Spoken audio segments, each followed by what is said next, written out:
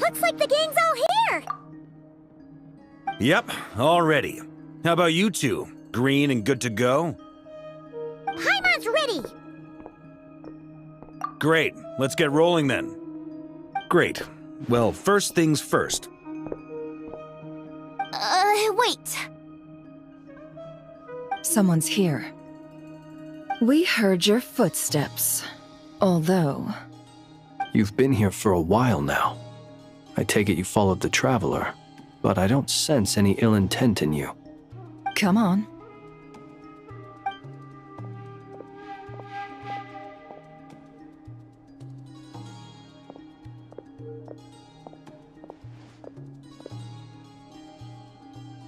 I figured it wouldn't take you long to notice me. I come bearing news from my lady, the Knave. Dottore went through the motions of returning to Snezhnaya, but it was obviously a facade. However, he has not returned to the Kuvaki Experimental Design Bureau, nor has he made an appearance in Nasha Town. Well, in that case, he'll be in his lab way up north. I always wondered why he applied for his own private pad. He was planning this all along.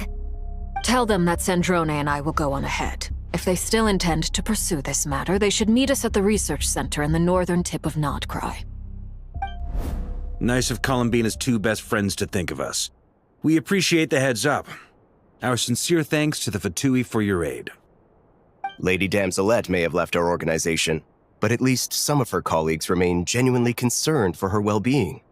Not to mention that the doctor's increasingly cryptic conduct gives us great cause for alarm. We have crossed swords many times before, but it's not personal. We're just on different sides. We don't lack humanity. And so, as fellow friends of Lady Damselette, it's only right that you should be in the know about this. Arlecchino's situational awareness has saved us a lot of trouble. I'll leave the map here with you. If you do decide to head to the research center, please proceed with caution. And remember, at least while you're in Nodcry, Lady Arlecchino's subordinates are your comrades if you want them to be. This is very accommodating of you. We can't thank you enough. Just doing my duty. I shall take my leave now. If you need us, you'll find us at the Experimental Design Bureau.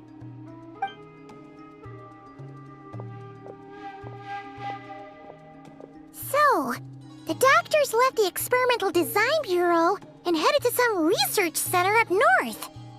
Marionette seems to think he's been planning this for a long time.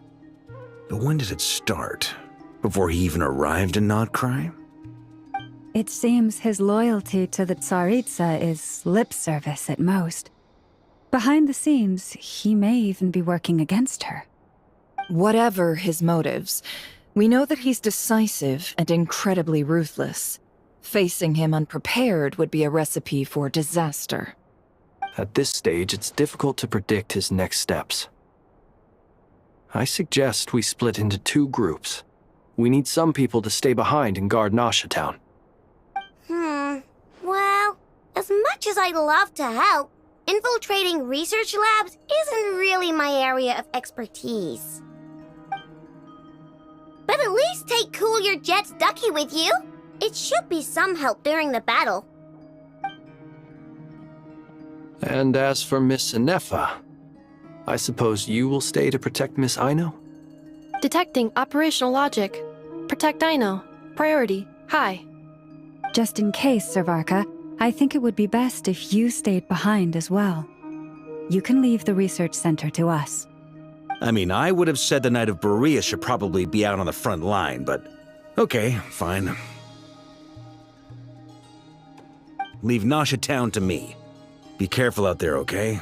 If things get out of hand, fall back right away. Yehoda will be on hand to assist you. In my absence, she can handle any intel gathering work. You got it, boss.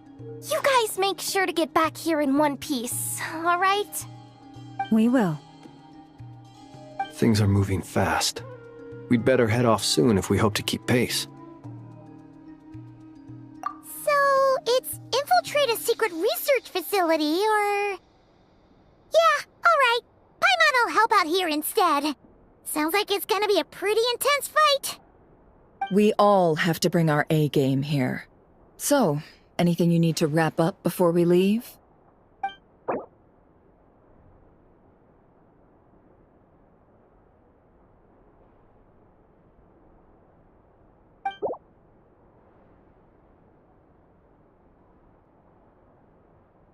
Then you'd better get going. Very well.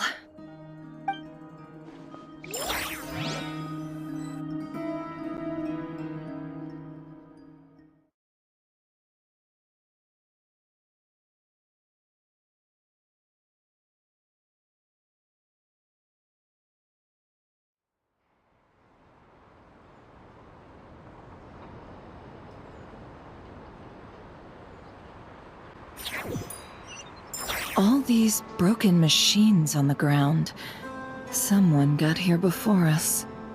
Could it be Arlecchino and Sandrone?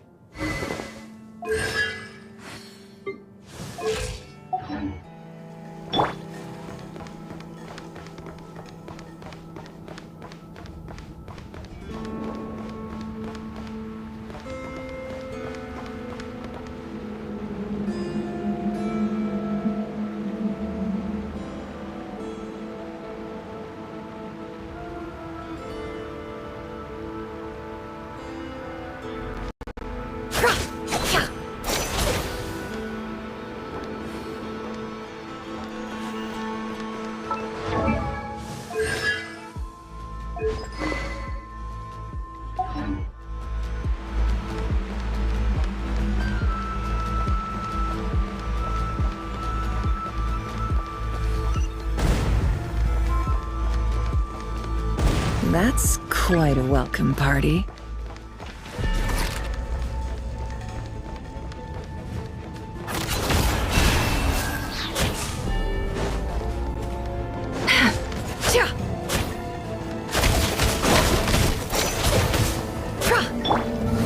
Water jet! The night cometh. Observe.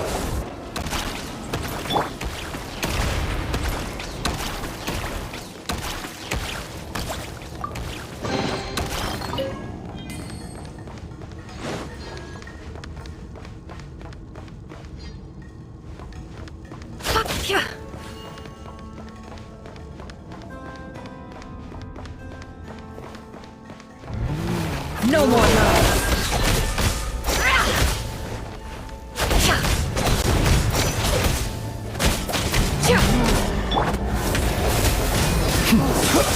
Close your eyes.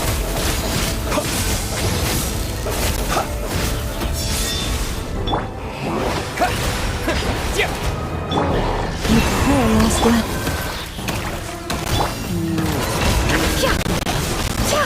Can't hide the truth.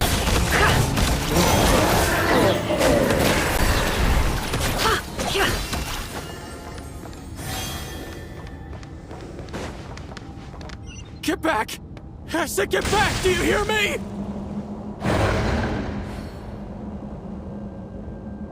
Why isn't it working? No! Don't come any closer! Don't! Ah!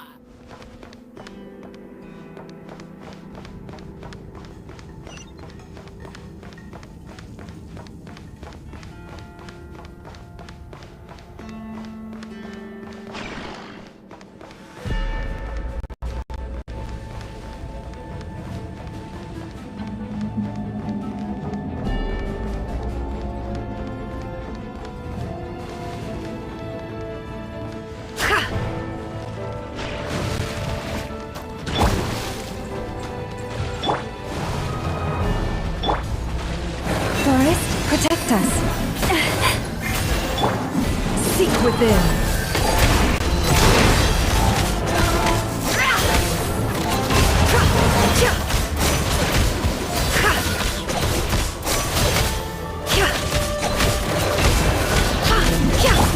Bombs away! Beware the creatures of the night. You poor souls. May your spirits find peace. Grab that key on the ground. We'll probably need it at some point.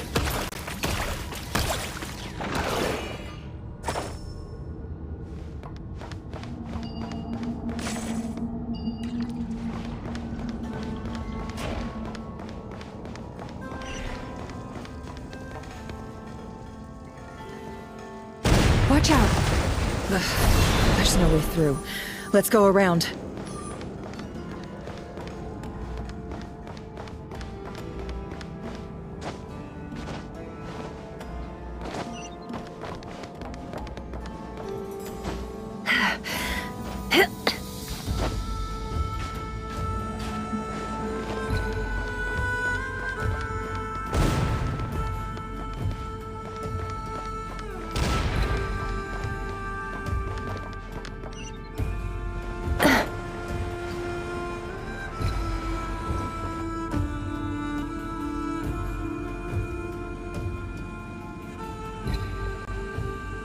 What the?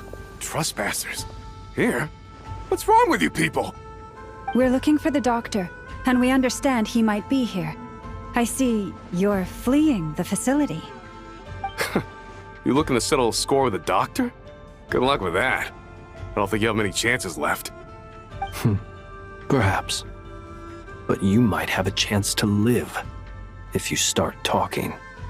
2 other Harbingers had the same idea as you. They're already inside. But what good is it gonna do? The doctor wouldn't do something like this unprepared. Seems to me that you're not too thrilled about being his subordinate. Also, is it just me, or do I sense monsters nearby? If you'd prefer their company to ours, that can easily be arranged. We need to know what the doctor is up to. Please, if you know anything at all, tell me.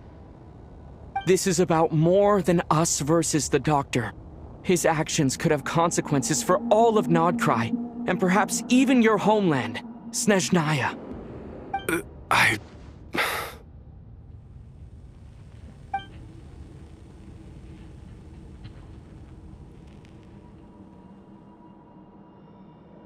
He's building something. Ambitious doesn't even begin to describe it. Feels like this could be the big one. God knows how long he's been planning it. A while back, he told us he'd be returning to Snezhnaya. We weren't expecting him back so soon. This time he brought some gemstones with him, or something. 2 of them. The moon marrow spheres. He stole them from their rightful owner, Columbina. Oh, Lady Damselet? Last I heard, she left the Fatui. Before she went, she told us she'd finished what Her Majesty asked of her, and wished to focus on some personal matters. I remember thinking that leaving us might not be the best choice. I mean, I always looked up to the captain the most, and... Back when this all started, the higher-ups dispatched 3 units to Nodcry to execute their plan. They were led by the Doctor, Marionette, and the Damselet, respectively. I was a part of the Damselet's unit to begin with. She never really interacted with us much. In fact, she seemed sort of detached from everything. Not because she was distracted, just felt like she was indifferent to the world around her. Like she had no stake in anything that happened. She always seemed like she was staring off into the distance. Almost as if she didn't see anything worth living for in the present, so she had to look further afield. That's right. She always used to stare up at the sky. The Doctor used to stand nearby and watch her. Apparently they got along well at first, but somewhere along the way, she grew wary of him. Started avoiding him as much as possible. After she left, everyone in our unit merged with the Doctor's. He's similarly indifferent to the world, except when it comes to the moons. He seems to have big plans for them. Right now, obtaining the 3 moons is his #1 priority. He even said, if he can only get his hands on 2 of them, he'll create a 3rd one himself. How would he create an artificial moon marrow? Maybe the knowledge he gained from the Hyperborean phantoms has something to do with it. Thank you for cooperating. We appreciate the level of detail. I get the sense that you'd serve under Columbina again if you had the chance. Would that be fair? No, she's no longer a Harbinger. As a member of the Fatui, my loyalty will always belong to the Tsaritsa. I'm only telling you all this because I don't completely trust the Doctor. His actions do not align with the goals that first brought us to Nodcry. I understand. We'll do everything within our power to stop him. The Knaves unit is based at the Kuvaki Experimental Design Bureau. Maybe you can seek refuge with them. Well, now we know what's going on here. Artificial moon marrow. He's likely well on the way to completing it. Dottore's technological capabilities are far more advanced than I thought. I fear this could get ugly. Everyone, prepare yourselves.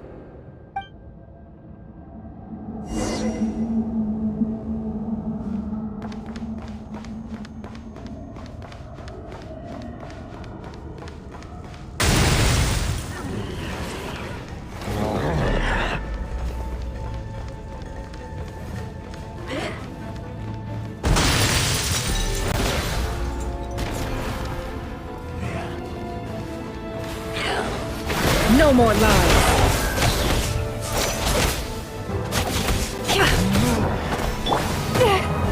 You poor lost lamb. Can't hide the truth. The mystery unravels. It all adds up.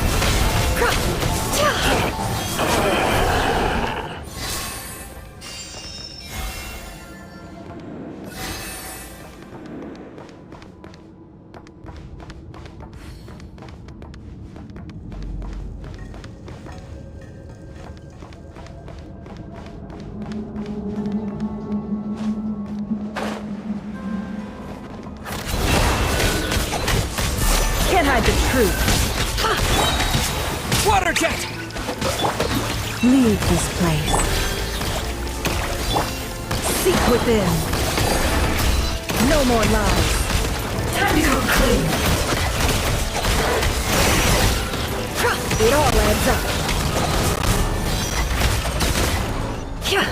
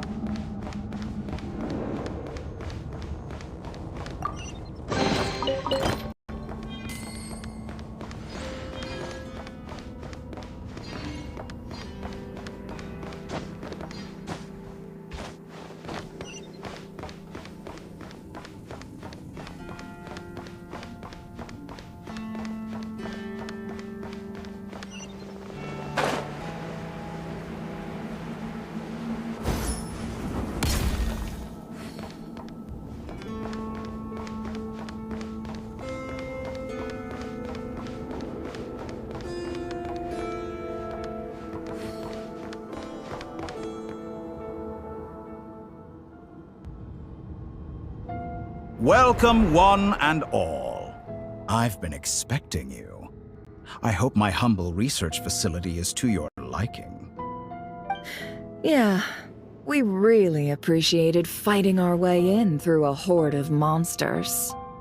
The gall! You expect us to believe you've just been patiently waiting for us? Of course I have. Should I be worried about something? Everything seems to be going quite smoothly so far, and you've shown up right on schedule. First Sandrone and Arlecchino, now you. Ah, quite a surfeit of guests I've had today.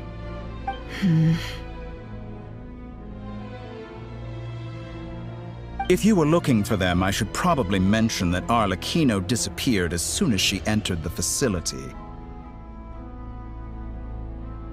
As for Sandrone, why, she stood right here only moments ago demanding answers from me at the top of her voice.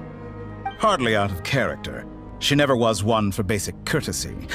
But I have to admit, I was a little surprised to see her showing concern for someone besides herself. Does everyone you associate with undergo such a change in temperament? Speaking as a researcher, I have to say, it is not a change for the better. It threatens one's ability to remain objective. Well, since you ask... So you've got your hands on the moon marrow, and now you're claiming godhood. Don't you think that's a bit of a stretch, Dottore? I must protest what you are insinuating with that phrase, claiming godhood. I am not claiming anything. I am stating a fact. You're a researcher. I'm sure you appreciate the distinction between the two. Huh? Wait, you really think you're all that? You'll excuse me if I'm not being a polite little lady for you.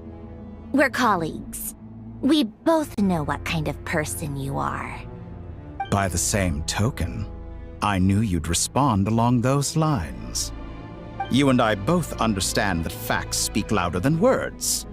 To that end, I've had my people send you a small gift.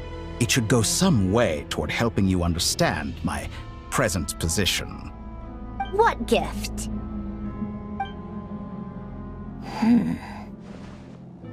Where have all your troops gone?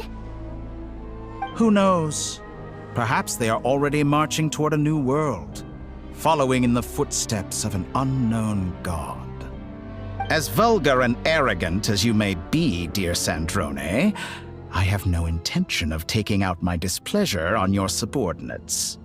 They will enjoy equal rights to my own. You sent your people to the Experimental Design Bureau? That's the Tsaritsa's property! Yes, and I am very mindful of Her Majesty's instructions. But you know full well that they do not conflict with my present goals. In which case, all I'm doing is conducting another one of my experiments. Is there a problem with that? Now then, you have a judgment call to make. Am I simply lying to stall you? Or is it possible that every word I am saying is the truth? In which case, your subordinates really are in danger. So now you've turned on fellow Fatui soldiers. You're completely insane. I have set a new rule for myself. Each person gets one chance. Naturally, that includes you, Sandrone. If you wish to leave, I won't stop you. We are colleagues, after all. Scumbag!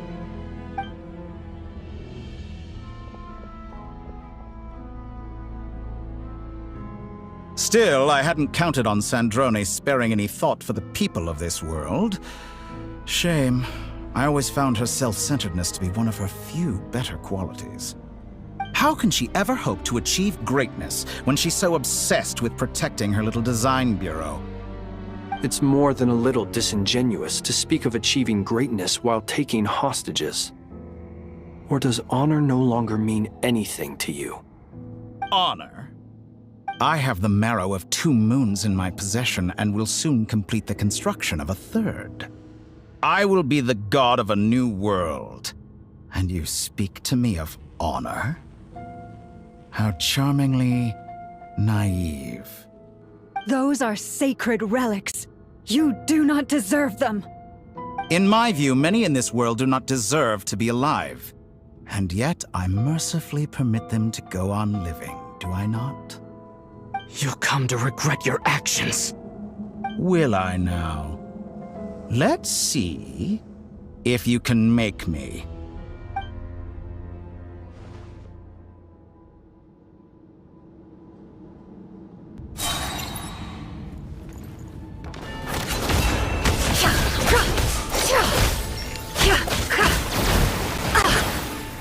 The deception ends here.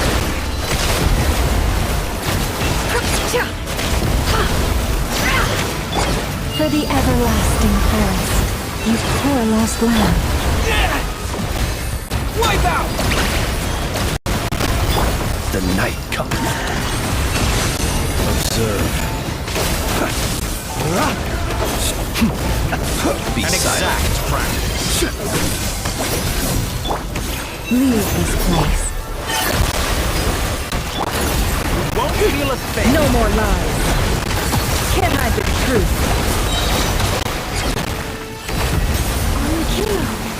Thanks for the assistance. Arlecchino. You as an hour. What a farce. You're clearly here to destroy my research, not me. I'd say your research is more valuable than your life. Am I wrong? Your actions betray your fear of me. Observe.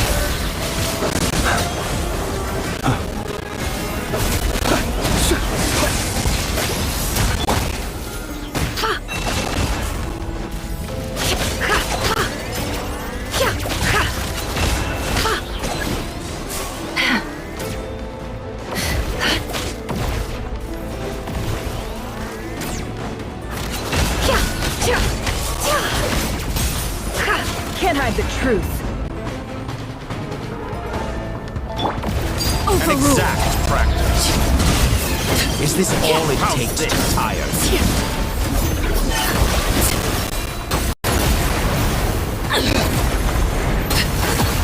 Everlasting as the moon! Transfixed! Leave this place. Beware the creatures of the night. Close your eyes. Your actions betray your fear of me. By the frost moon of old. The deception ends here. No more lies. It all falls into place. Get lost. Bombs away! Go! Dottore is too powerful with the artificial mirror marrow in his arsenal. Fighting him is futile. Quickly!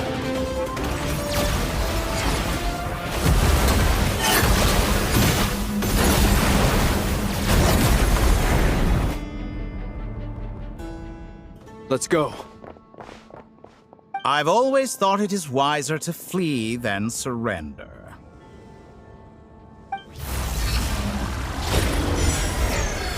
Watch out! What the? Forget about me! You should... Where's the Traveler?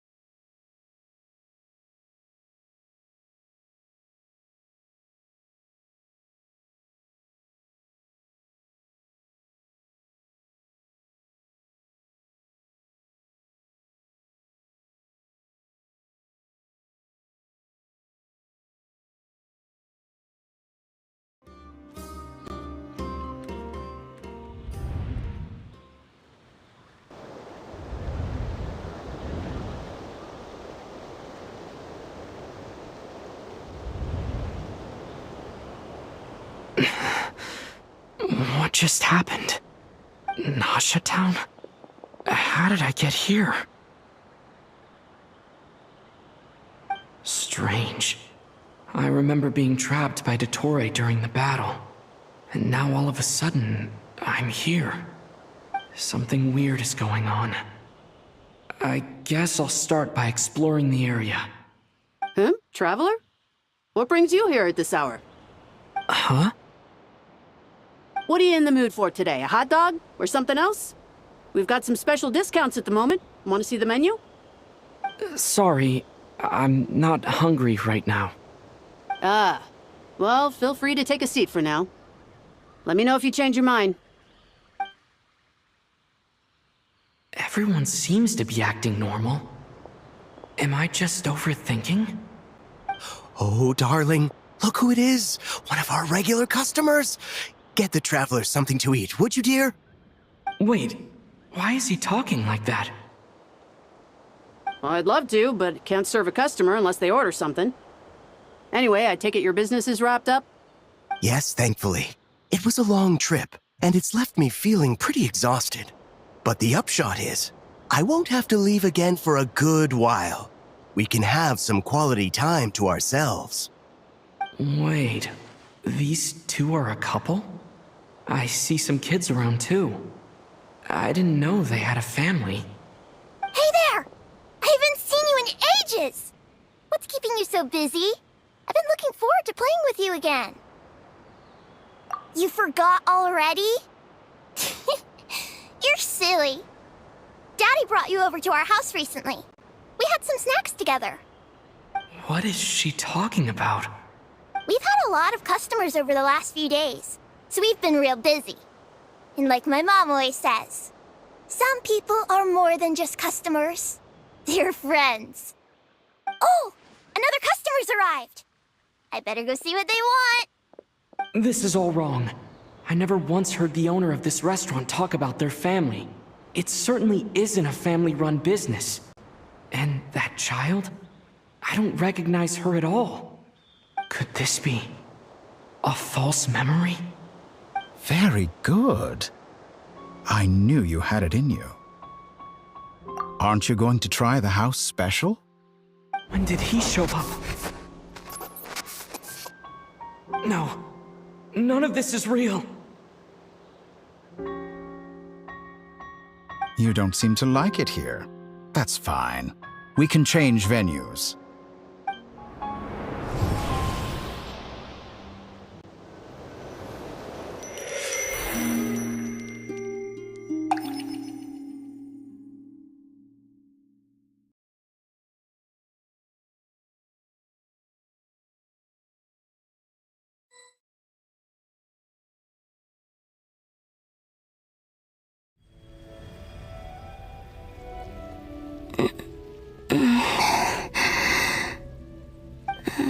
I'm still alive.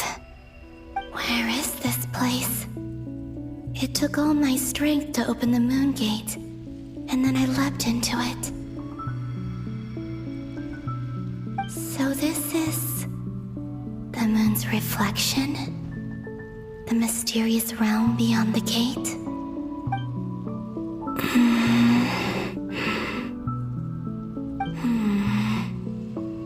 I can't sense anything. I guess I could try opening the gate once more.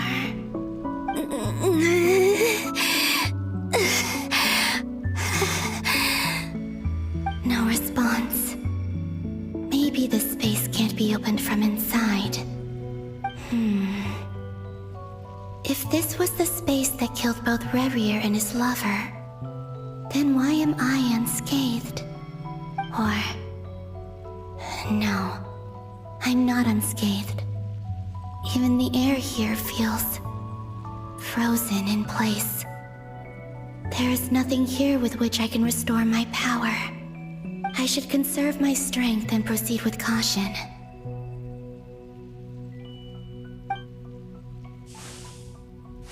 I don't believe Dottori's scheming will stop just because I escaped. If there is any chance that I can get back to the others, any chance at all, I must return.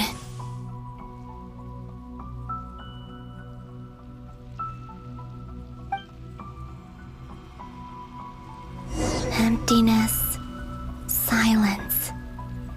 What is this place? Or maybe the real question is, what is it for? What's this? Looks like it responds to my power.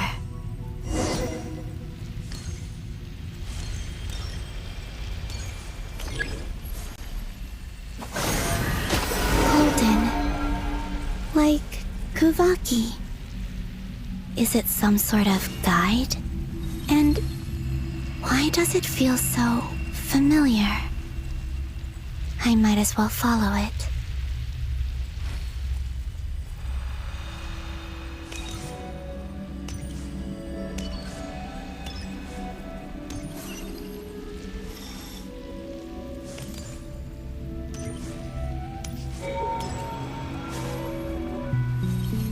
Where does this lead? Could it be the exit?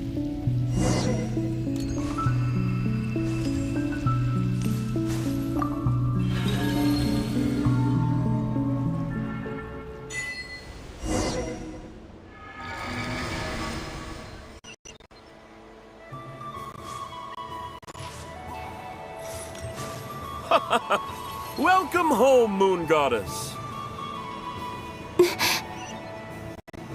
Is this Nasha Town? But isn't Moon Prayer Night over already?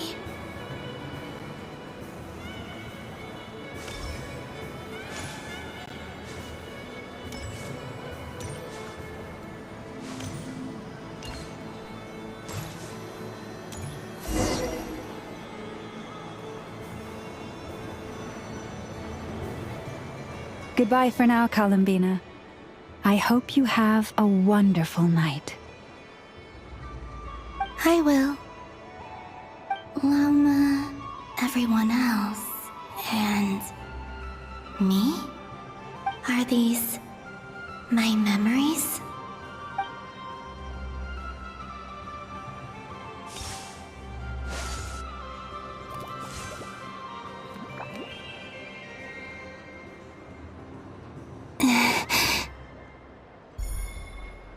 I can't touch them. It's as if we're separated by some impenetrable power.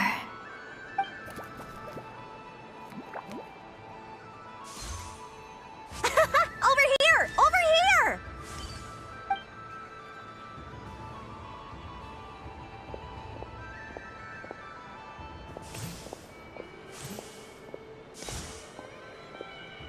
But the people in these memories pass right through me. Just like when I disappeared. If only I had known what would come to pass after that. Even so, I should still take a look around. Just being back here. It gives me the strength to keep going.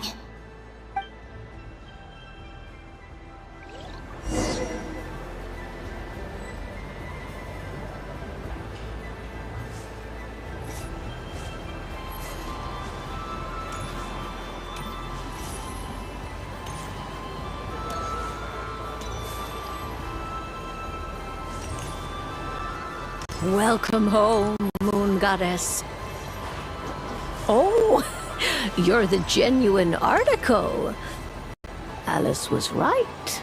This Moon Prayer Night was worth watching after all. Oh, yes. That was the fortune-telling stall run by Barbeloth from the Hexen Circle.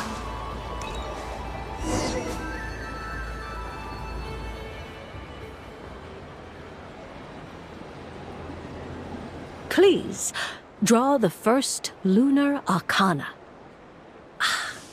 This represents destiny and is the foundation for the divination as a whole.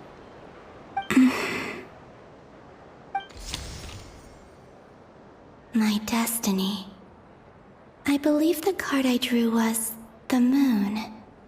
Now that I think about it, Barbeloth's divination was absolutely right. It's almost time to draw the last card. The one that represents the future.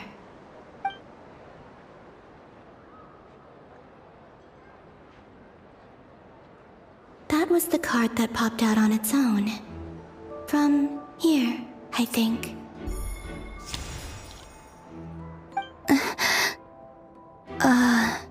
Kuvaki Pulse? What? Fascinating.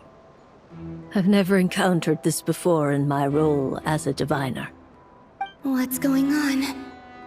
Did that card leave the deck? Because of my influence? All I did was try to touch it, and then... Maybe this memory space is not untouchable after all. Are there weak points in the barrier? Or is it possible that there's more to this space than my memories alone? This card is death. I need to get to the bottom of this. I'll try touching something else.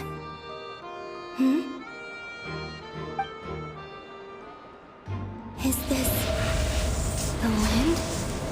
No, it's gravity. It's pulling me outwards. No, Traveler!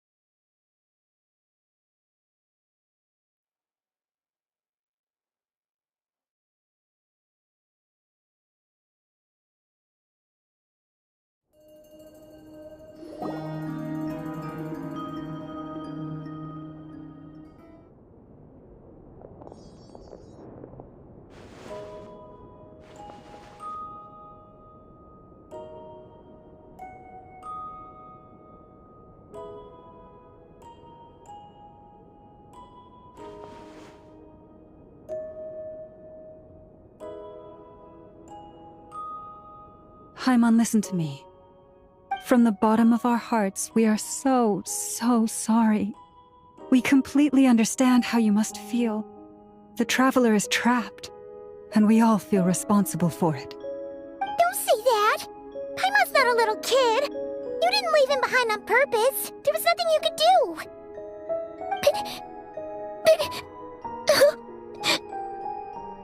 He's all alone in there! What if something happens to him? What are we gonna do then? We've barely spent any time apart since we met. Is he gonna die? We must find a way to rescue him. We were all involved in the operation where he was captured, and we do not abandon our comrades. That being said, it won't be easy. Through conversation with the others on our return, we've arrived at a basic idea of what we're up against. Dottore's lab has clearly been in operation for a lot longer than we realized. We found many monster samples stored there. In all likelihood, they were materials he used to research his latest technology. We also know that through his contact with the phantoms of Hyperborea, he gained knowledge about the moons and certain Hyperborean technologies. Using this knowledge, he then fashioned an artificial moon marrow to serve as a replacement for the frost moon beyond the sky. Unlike Columbina, Dottore is not being rejected by Teyvat. And even with 2 of the 3 moon marrows, his power far exceeds all of ours combined. Once his 3rd moon marrow is complete, Dottore will have completely seized the authority of the 3 moons. Teyvat's most primordial powers will then be in his grasp. Does that mean... I'm afraid so. No one could have predicted this level of insanity, not even from Dottore. And unfortunately, his insanity is coupled with an intellect and ambition that not even his peers in the VIII can match. This is dire. Sounds like the world is done for. The 3 moons' authority can influence the very fabric of time and space. I dare not imagine what a monster like him would do with that kind of power. The trouble's already begun, I'm afraid. On our way back, we discovered that part of Nodcry is being enveloped by an unknown energy. We cannot ascertain what is happening inside. I'm convinced this is Dottoro's doing. Not that there's any way to prove it. The issue is, we have no idea what his intentions are. The only thing more frustrating than facing down evil is knowing that it will surely come, but not knowing when. The Doctor is guilty of numerous crimes at Mondstadt as well. One of our knights, well, former knights, his father was murdered by Dottore. His ideology and methodology are a danger to everything in his path, from individuals to entire nations. He does not feel guilt, even when he acts against his own people. He doesn't see them as his own people, that's why. People like him see everyone else as beneath them. Right. He views other people only in terms of how they can benefit him. That's the basis of all his social connections. Granted, he's hardly the only harbinger to pursue their own interests. We all do. And Her Majesty is gracious enough to permit it. Still, her mercy has its limits. Dottore's actions have gone beyond even what the Fatui could have imagined. Usurping divine authority to become a god. For a servant of the Tsaritsa, that goes beyond being disloyal. It's treason of the highest order. We can't expect him to heed the Tsaritsa's will once he gains the Three Moons' authority. Even we Harbingers consider him the most self-interested among us. Poor Traveler. Of all the people to get caught by... We have to go save him right now! Please! We gotta find a way! Paimon, I promise you, we are with you all the way. I get how you feel. I do. But it's gonna take more than strong emotions to take down an enemy like Dottore. What we need now is more information. Right. We can't even guarantee he's still at his research center. Before we can think about mounting a rescue operation, we need to confirm the Traveler's location. I'll find a way. Paimon knows, but... She's so scared. If anything happens to the Traveler... He might be the strongest person Paimon knows, but he's still human. He feels pain and bleeds just like anyone else. Then think things through before you stick your neck out. Unless you want to lose your head. Sandrone. Miss Sandrone, you're okay? Put the stuff over there, and be gentle with it. Am I okay? As you can see, I've had to move my whole livelihood out of the Experimental Design Bureau. It's been swallowed up by Dottore's energy field. If I'd left it any longer, I probably would have gotten stuck there.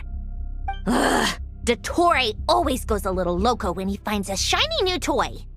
Not that he'd ever admit that. But this time, he's gone full psycho.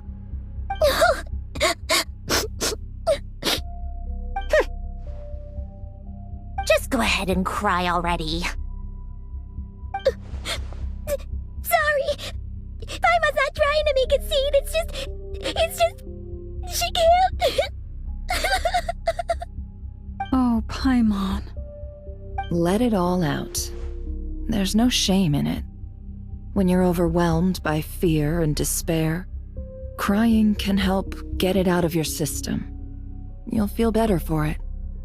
Okay then, while the baby of the group is having a moment, how about the grown-ups get to work? Give me your hand. You've made a discovery? Polonia, scan.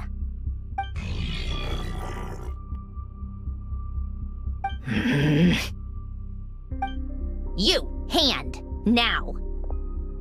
Oh, I thought you'd never ask, my lady.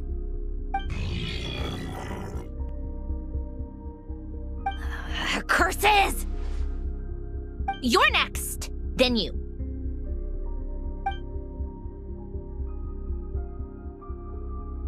Dottore, you son of a... He's done something to us! Everyone who entered his research center has been implanted with some sort of curse. I don't feel anything unusual at the moment. Does that mean it hasn't activated yet? Is there a way to figure out its purpose and what might trigger it? My best guess is Dottore created it using the Moon Goddess's powers. 1 second, analyzing. Ugh! That friggin' maniac! So, what twisted game is he playing this time? The moment I analyzed the energy composition, some encrypted text appeared in my mind's eye. And when I deciphered it according to the Fatui standard encryption protocol, I got the following message. Feel free to run, or you will perish in nod cry. He's mocking us. Yep, he loves to toy with people. Only in this case, there might be more to it. But I didn't detect any murderous intent or malice either in the message or the curse's energy. As if this is him at his least malicious. Or perhaps all people are cowards in his eyes. Maybe he thinks the threat alone will be effective. What a despicable person. And he has the Traveler in his grasp. If I may, as unhinged as Dottore may be, he has always exercised great patience with the objects of his interest. I remember a comment he made when we first arrived in Nodcry. He said, "This world is, on the whole, an exceedingly dull place. But at least there are a few intriguing features, such as the gods, or the Traveler. Presumably, they interest him because they're unknown quantities. He wants to understand as much as he can about them." Agreed. The Traveler is Tevat's fourth descender. All Harbingers are aware of this. Since Dottore took such pains to capture the Traveler, he is unlikely to kill him right away. Okay, but we still have to do that rescue operation. Of course. I also think we need to read between the lines with Dottore's message. If he's encouraging us to run, that means we mustn't leave Nodcry under any circumstances. My guess is, his curse will only trigger if we leave.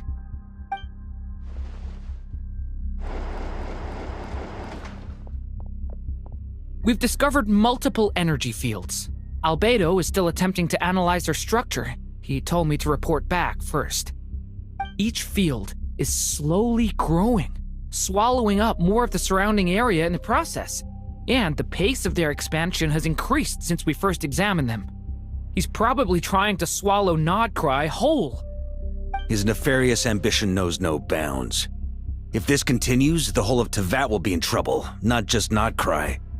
The loss of Columbina could not have come at a worse time. Do we think she's truly gone for good? She entered the space beyond the Moon Gate, knowing what became of Rerir and Thalindus.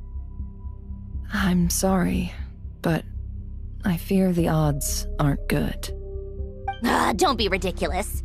If I know her, she's busy finding a way back as we speak just so she can annoy me. She isn't dead. Whatever has become of her, the fact remains that we are two comrades short on the eve of a decisive battle. We need to find out the Traveler's location. But there is also other work to be done. Agreed.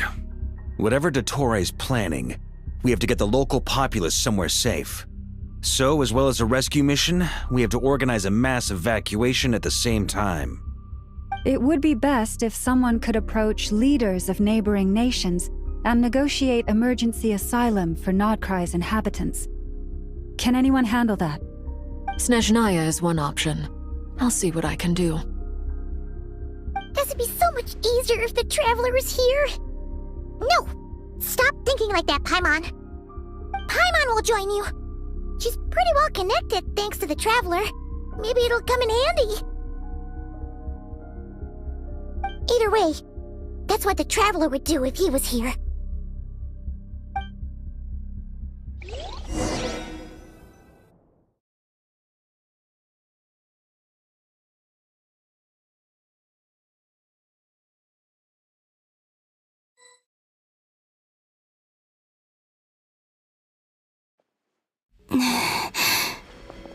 Back here again. that gravitational force that pulled me back. Is this where it came from?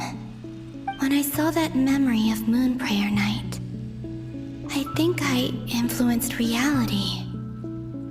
Was it just a coincidence? Or... if only I could have sent the others some kind of warning on Moon Prayer Night. Maybe we could have stopped Dottore.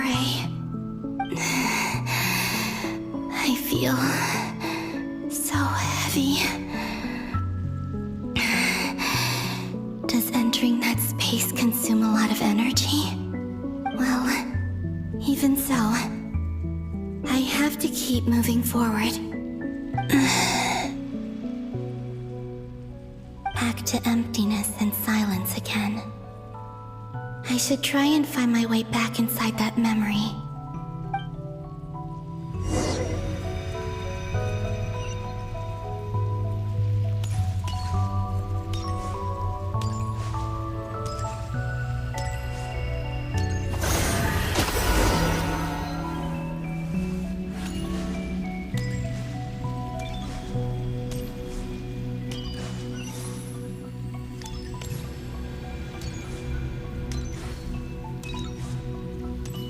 Entrance from last time isn't showing up. What am I missing?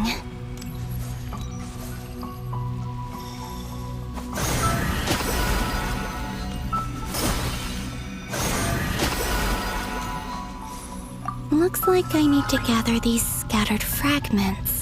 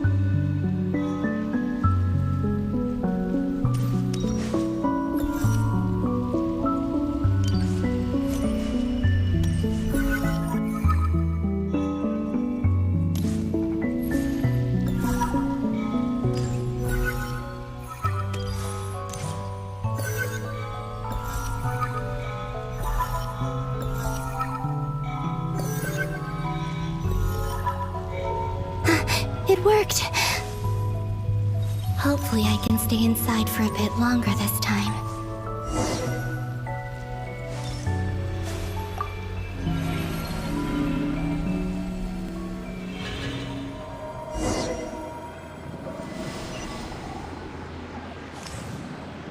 Ad Astra Abyssosk. Welcome to the Adventurers Guild. What? This doesn't look like Moon Prayer Night.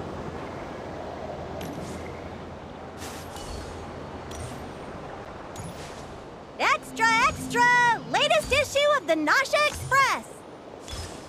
I don't think I've ever been here.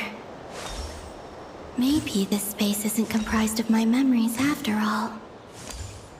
There aren't any festive decorations around. Is this Nasha Town after Moon Prayer Night ended? Did Dottore's plan not affect the town? Or is no one aware of what happened because he used the Three Moons' authority? Let me see if I can influence anyone else.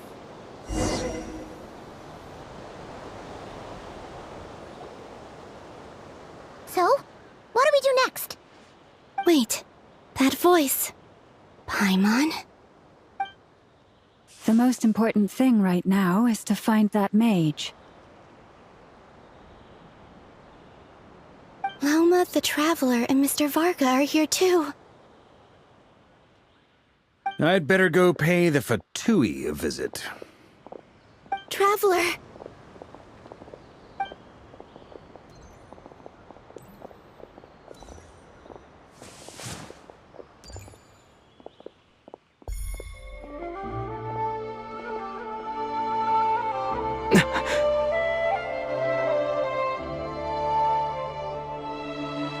Columbina? I made contact.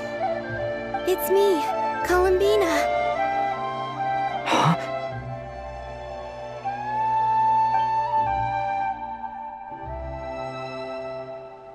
Traveler?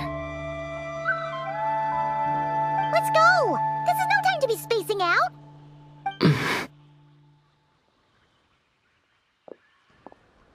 Huh? Wait a moment. This has happened before. Huh? This is what happened when I disappeared. I stood right over there, thinking that no one would ever find me again. It was only when he called my name that I decided to follow them. But did he turn around because he sensed my touch just now? Is it really possible that from in here, I can change the past? If I keep following them, maybe... Huh? It's that gravity again.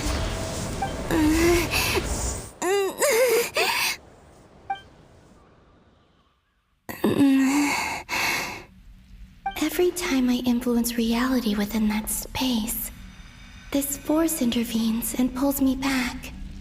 It's as if it's trying to stop me from leaving.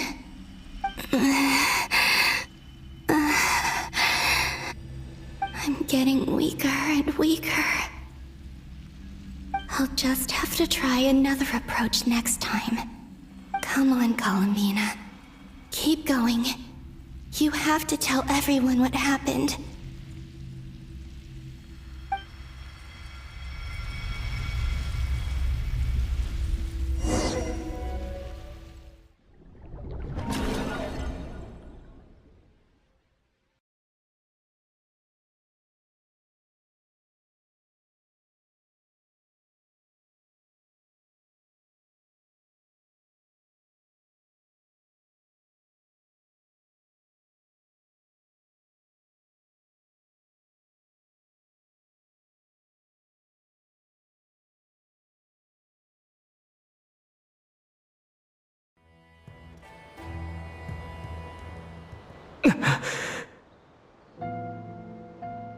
Suddenly, I've been plunged into darkness. Alone. It feels strange. As if something has grabbed hold of me. Is Torre now powerful enough to interfere with space itself? Look at you, standing so still in total silence. I almost didn't recognize you. Hello there, traveler. He seems to be in a good mood. Wait, what's that behind him? Ah, so you noticed. This is the completed trilune. 2 primordial moon marrows and 1 artificial specimen. You are wary of it. Good. Maintain that reverence. You performed well in that recent battle. Brave and reckless as always. Courage is the sign of a true hero, and impulsiveness is the hallmark of those who strive to advance. I say this not to belittle you. Most creatures are far more timid by comparison. 3 moon marrows? Does that mean the artificial one is now complete too? Well spotted. What do you think? For a replica I built myself, I dare say it looks the part. Dottore, are you planting illusions in my mind? I have no interest in fooling your eyes. On the contrary, I hope to show you the true essence of all that you see before you. Is this not a beautiful city? People live in peace and find joy in their work. The streets are safe. People can even leave their doors unlocked at night. You might say it is the Elysium everyone dreams of. All available data indicates your values and worldview conform with the mainstream. This kind of society should be quite to your taste. False beauty is deceitful. Lies are to no one's taste. I wonder, is it your moral standards that are too high? Or your expectations of reality? Answer me this. If someone existed in a sweet dream from the moment they were born, a dream in which they never once felt pain, which do you think they would consider superior? The dream or the reality? That's pure sophistry. It has nothing to do with your actions. As I suspected. You have yet to understand all of this for what it really is. What do you want from me? You sound impatient. Do you think the only reason I'm keeping you is because I want something from you? If it's not, then why haven't you killed me yet? No one can stop you if you're as powerful as a god. I'm delighted you recognize that fact. I believe we last squared off in Sumeru. Ah, the memories. How time flies. You and I have both grown. I'm not surprised that Arlecchino and Sandrone worked with you. You've always a way of slowly but surely ingratiating yourself with all levels of society. People laud you as a hero, but I suspect there's more to it than that. Oh, but to be clear, I don't say that to flatter you. Do you always give your opponent an appraisal before you deal the final blow? Call it a long-time habit. I'm a researcher, and one of my duties is to give an objective assessment of my subjects. But you misunderstand. We are not opponents. Not at this moment. I just want to talk. Think back to Tartaglia, Arlecchino, Capitano, Colombina, and now even Sandrone.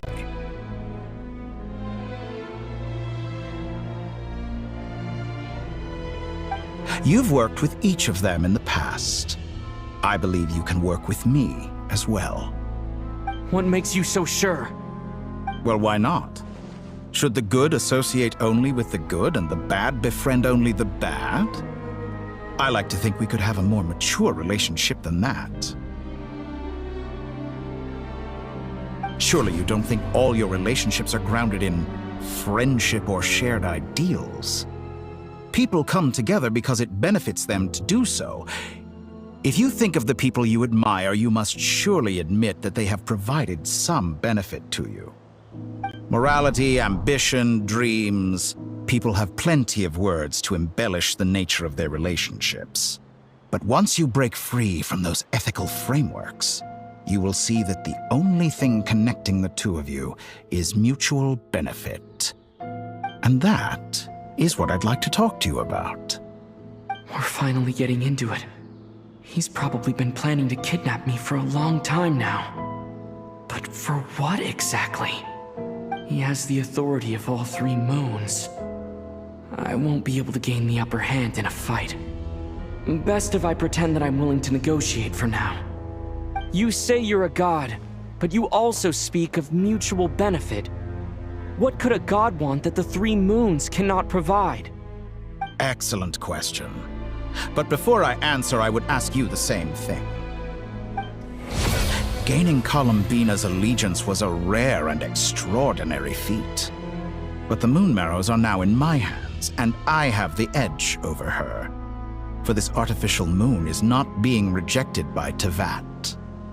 Her identity and lineage may have been a thing of glory in the old world, but they were also shackles that prevented her from ever integrating into Tevat.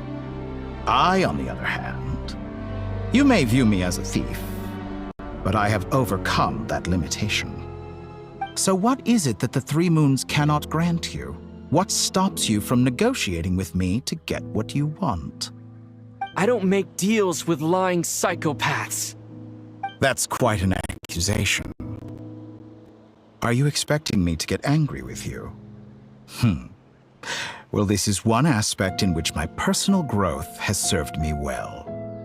In the past, my less mature self might have been disappointed, perhaps even angry, over a small setback like this. Like when you and Lesser Lord Kusanali joined forces to oppose me, for example. But things are different now. Just as the rich do not quibble with the poor, I no longer find myself perturbed by these trivial affairs. Human relationships end with conflicts of emotions and interests. But relations between humans and gods are different. And ours is even more unique. I have ascended to the highest heights and laid claim to unprecedented horizons. And you are no ordinary person to begin with.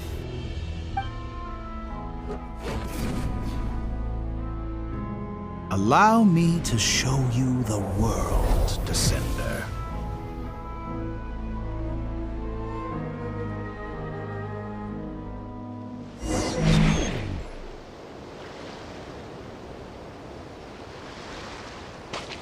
To stand, walk, jump, sit, and lie down. These are the most common of behaviors.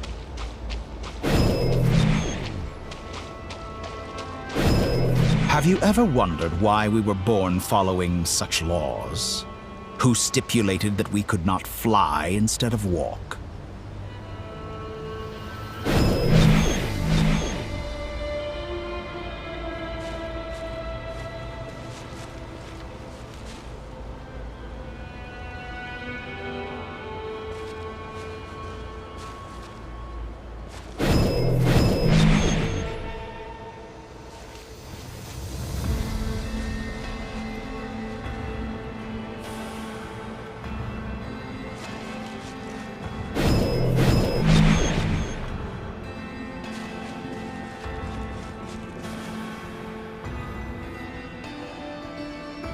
Someone of your talent and experience must surely know of the 4 great rulers who serve the heavenly principles.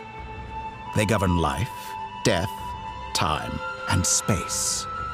One wounded by a blade will die from blood loss or infection, and one who falls into a lake will drown in agony. The elderly wallow in solitude, and the solitary age faster. Eventually, new life is born, only to embark on the same path of suffering. These 4 divisions anchor the world and shackle those who live in it. But they themselves transcend its boundaries, squandering the power bestowed by the heavens.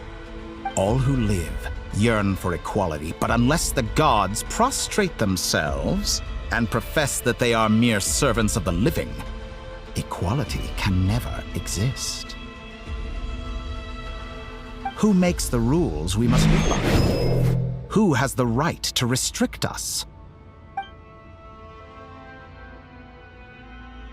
The limits of the body can be rejected.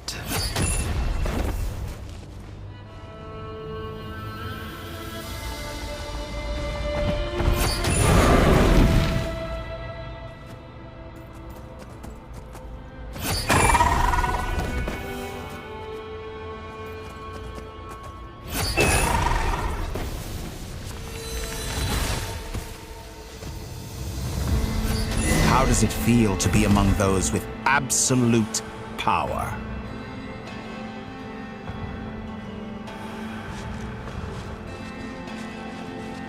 You cannot conceive the extent to which your flesh hinders your mind and spirit.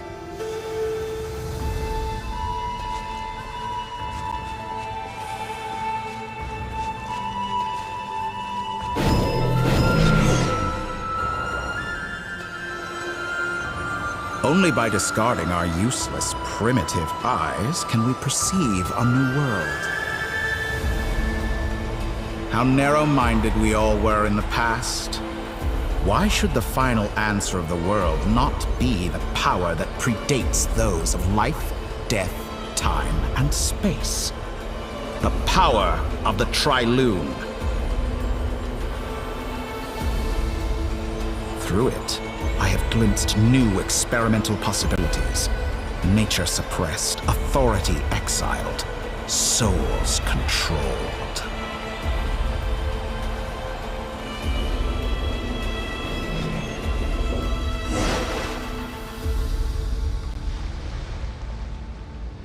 You know, I heard recently that a group of critics reviewed countless stories and drew an interesting conclusion. They found that it is more often than not the villains who strive tirelessly to push the boundaries of progress. In fact, long before this, someone voiced a similar idea in an academia editorial. I felt a great affinity with this perspective. I have never been afraid to step up and play the role of the villain. Fanatics are trampled down for their transgressions, and those who transcend are rebuked for their audacity. And so, the majority of creatures are too timid to follow my lead. But all sacrifices made during my experiments have been worthwhile, as you can now see. I can offer you something new, something unique, precisely because I am a villain. Think about it. We are eternally bound through mutual interest. Can you truly say you would never turn to malice if it could give you the life you dream of? After all, what value do perfection and purity really have? They are fragile and feeble things, utterly tedious. I say, better to be governed by a flawed humanity than a gnosis. The true seeker of knowledge is the villain who undergoes countless tribulations in pursuit of their goal. I'm sure many people have told you that you're different. Because I'm a descender? Exactly. Very clever. But what has that got to do with you? I do not conceal my wicked deeds, my selfish desires, or my greed. A true researcher must act as I do if they are to understand and speak of the truth. And yet, a knowledge seeker like myself will inevitably grow tired of studying Tevat beyond a point. You have traveled to all corners of the world and met many people. Along the way, there have been moments when you were misunderstood or even became a wanted criminal. And all the while, you have spent your days doing some of the most mundane jobs in the world. You fight and toil, claim minuscule rewards from my friend Pantalone, then you fight some more, winning some battles and losing others as your search goes on. And this cycle continues, with no end in sight. Surely you must sometimes grow weary of being stuck in this same loop day after day. We're completely different. I embrace everything that life throws at me. I am engaged in every step of my journey. How does that make us different? I too embrace what life brings, researching everything that interests me. Think of all the novel things I've managed to create, like the artificial moon marrow. Don't you see? As unique a specimen as she was, even Columbina is not irreplaceable. Take that back! She's gone because of your actions! I didn't say that to anger you. Though admittedly, I don't see what there is to be angry about. Anything Columbina could do for you, I can do better. I know what your ultimate goal is. You wish to walk the path your sister walked, and seek answers from her at the end of that journey, don't you? Someone like you could never understand what it feels like to care about another person the way I care about her. Perhaps not. But that doesn't mean I can't help. I could find your sister right now, bring her before you, and make her give you the answers you seek. Don't be so presumptuous. You'll never begin to understand the situation between us. Oh, no. This is no presumption. I'm only offering what I know is possible with the power of the Trilune. But it seems like you would sooner continue with your journey through this world. Why? Do you truly desire this journey? Or is it simply a necessary process from which you cannot escape? Think of all the time and energy you have spent, everything you've had to endure just to make it this far. Is this really what you want? Or has your hand been forced by the promise of that final answer? Yes, you have made many friends. But do they ever spare a thought for the void in your heart and what it yearns for? What you want is not friends. It is family. But do they know this? I, on the other hand, am far more considerate. Join my experiment, and in return, I will bring your meaningless journey and all its struggles to an end. This is a malicious attempt to manipulate me.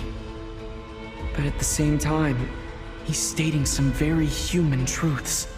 Of course he's right about my predicament. How can I deny it? I have faced ungrateful strangers, never-ending troubles, an endless quest for answers. I want to see her. After everything I've been through, words can't describe how much I miss her. How much I want to be reunited with her. Wherever you are right now. Do you miss me too?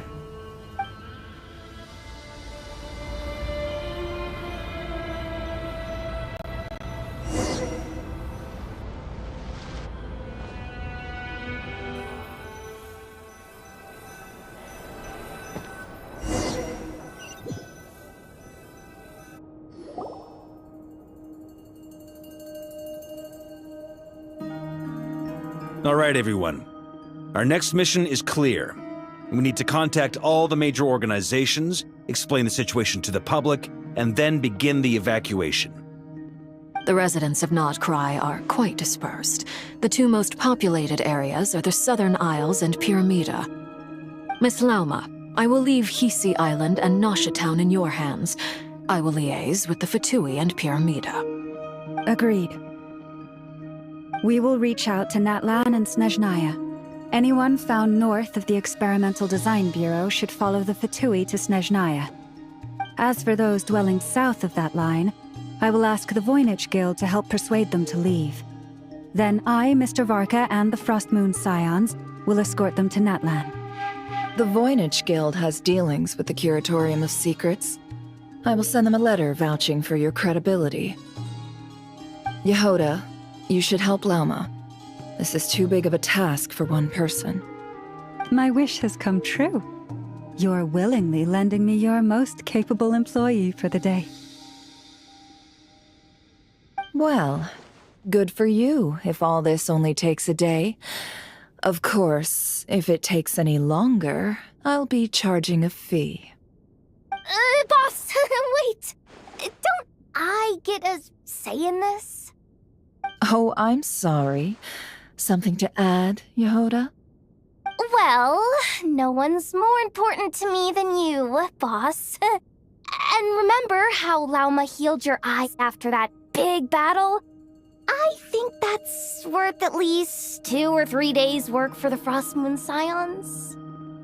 Are you completely incapable of acting in your own self-interest? Or do you simply devalue your own labor?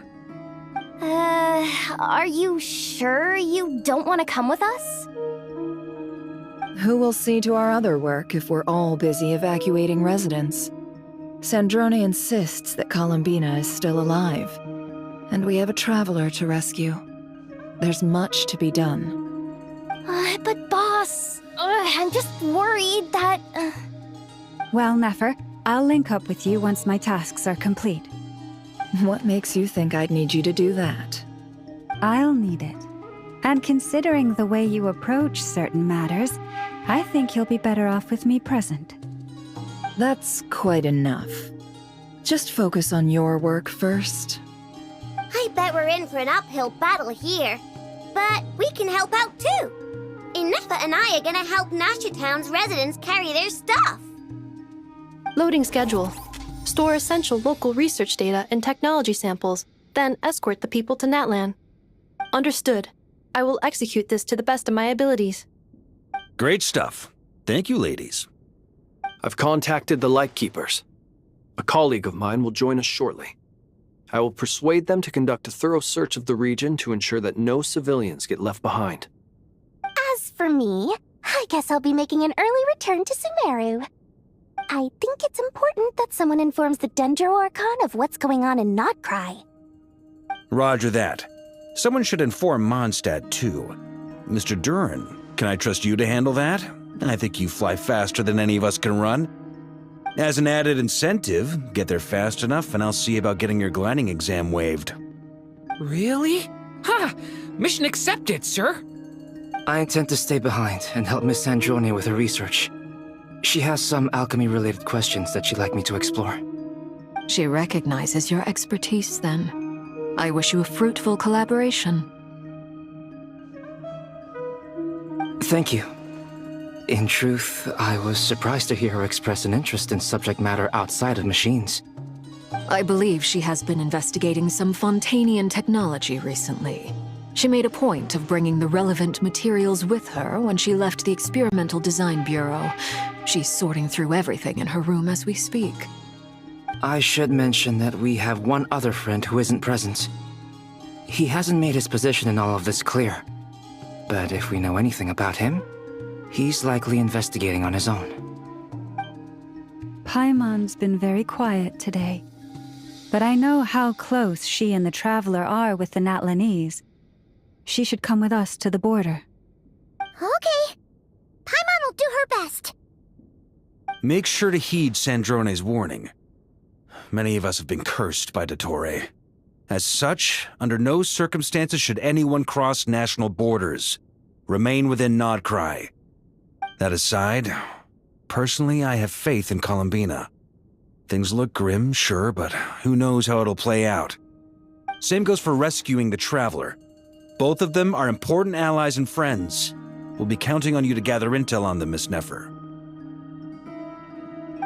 Ah, wonderful. You're all here.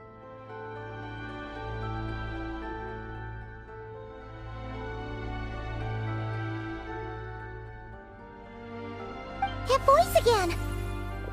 Nicole? Whoa, that was loud! And it came out of nowhere. So mysterious. Sorry, this is the only way I can speak to you all right now. Please accept my apology. Anyway, time is short. I'll cut to the chase. We're still facing quite a catastrophe here at the world's borders. Alice has roped in every Hexen Circle member she can get a hold of. Except for me. She told me I had to come and help you all out as a matter of urgency. I quote, "You love talking, don't you? Well, now it's finally your time to shine. Take these. Make sure the whole party gets one each. You'll be in charge of making sure everyone stays connected." Huh? Is this a Dodo communication device? Scanning. Unknown device. Analyzing. Unknown device. Conclusion. Cute. Affirmative. It is cute and good. I believe that I quite like it.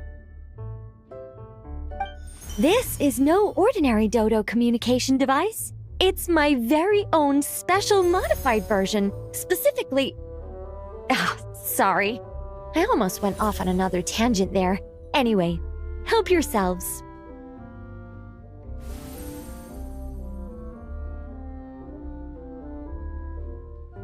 It will allow us to communicate over long distances within Nodcry.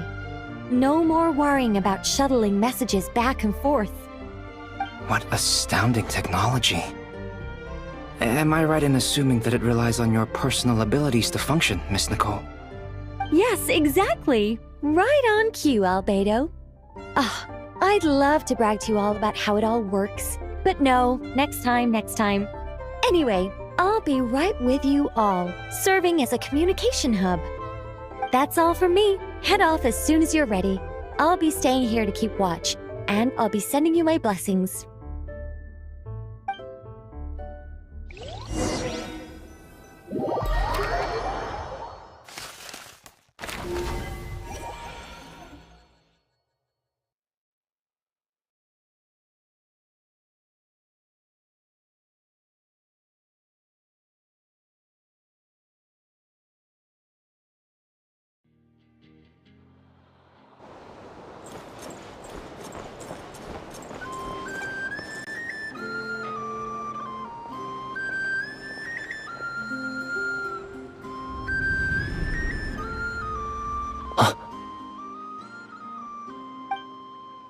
Ah, Sir Flint. Perfect timing. I just arrived myself. You are most considerate, Master Ilua. But in fact, I know you have been sitting here for quite some time. If you saw me, why didn't you say something? I was curious to see how long you could sit still for.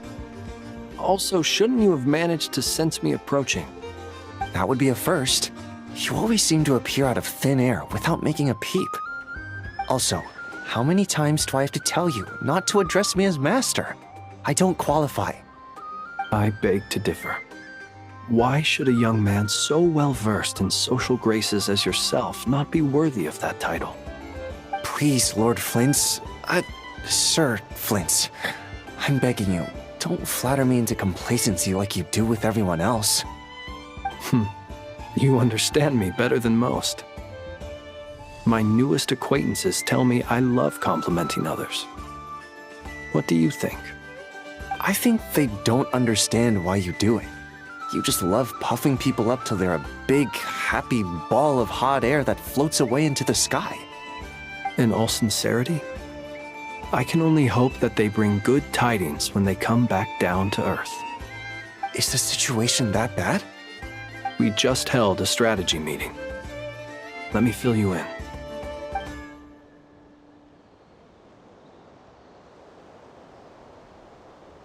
In short, we need everyone gone from Pyramida. We also need a team of Lightkeepers to scour the more remote regions of Nodcry for civilians to evacuate. I only hope we have enough personnel. We do. Old Man Nikita will definitely help, and we can recall anyone out on patrol to focus on this instead. Good. I'm sure you and the others will make short work of this. Now, don't forget, once you've completed this task, make sure you and the rest of the team evacuate to either Snezhnaya or Natlan as well. Flint? If you've got something to say, Master Ilua, why not guess what I'm thinking right now? You mentioned that you have something else to deal with later.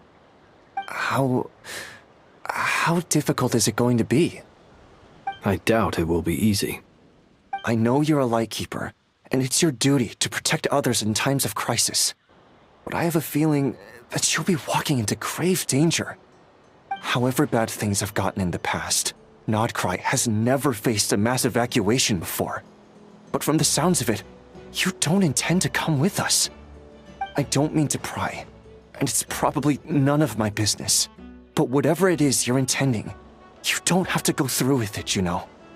I've been afflicted with some sort of curse, and I'm told it may well trigger if I set foot outside of Nodcry. As such, I cannot leave. I have to act, if for no other reason than to fight this curse. What? No. Why? Why would anyone want to curse you? There are plenty of people out there willing to trample over others in pursuit of their own goals. Frankly, Sir Flint, I am furious. You're making light of what is an incredibly serious situation. Indeed I am. And? And what? I told you, I'm furious about this. Nothing I can do about it, I'm afraid. Things happen, and we just have to deal with them. If you find yourself feeling angry, perhaps start by drinking a big glass of water. Hey, you mean you're completely unmoved by my anger? I'm devastated. Then allow me to express my sincerest regret. Come by the lighthouse sometime. We'll catch ourselves a few fish, have a little barbecue, play some cards, and bask in the sun. Maybe I need to spell this out. Lean in a little, Flint. Oh my, this doesn't bode well. Word is that you were caught up in a real horror show recently. People were amazed that you returned safe and sound. They've been debating whether you're even human. I've returned safe and sound from plenty of crises. When you say people, do you mean other people? Or do you just mean you? Fine. I'll be frank. You're not human, are you? Heavens. Now that's a horrifying thought. You know what? Forget it. We'll revisit this once it's all over. A sound plan. Albeit a little ominous sounding. Just promise me you'll come back in one piece, all right? For you, Master Ilua. How could I refuse? Also, please pass my regards on to our colleagues. Tell them, thank you all for your assistance. Please put safety first as you proceed with the operation.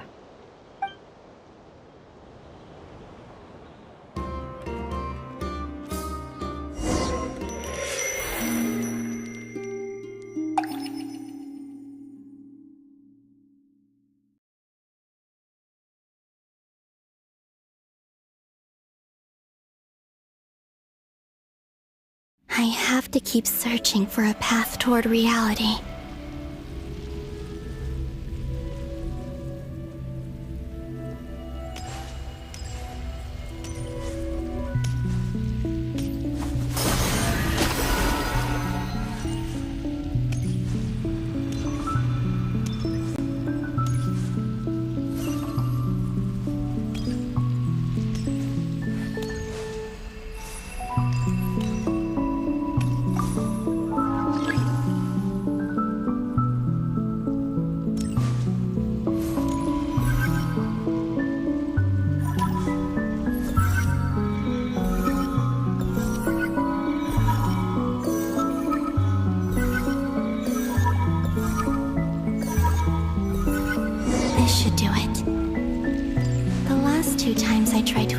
Reality in this space. It consumed a lot of Kuvaki. I'll try and be more careful this time. I need to leave key clues behind using less power. I hope everyone still remembers what I said on Moon Prayer Night.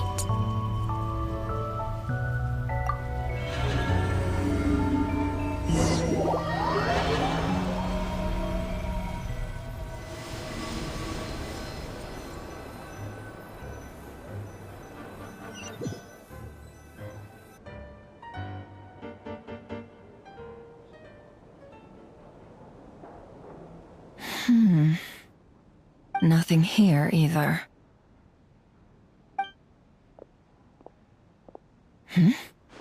Flints? Ah, Miss Nefer. What are you doing here? Unless... I just spoke with Itlua about arrangements for the search and came for a walk nearby. As for you, why would... It appears we think along similar lines. And neither of us likes to accept things at face value. As well as figuring out how to gather intel on the Traveler, I wanted to confirm some of my own suspicions.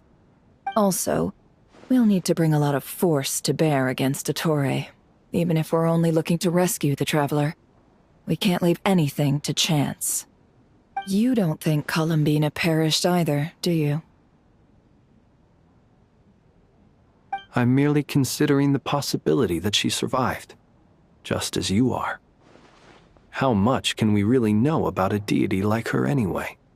Do you remember what she said on Moon Prayer Night? About using moonlight to send messages to us? Of course. I think that's why we're both here. Where have you checked so far? I've been focusing on the outdoors. Anywhere the moonlight shines. I checked most of Nasha Town, but didn't find anything.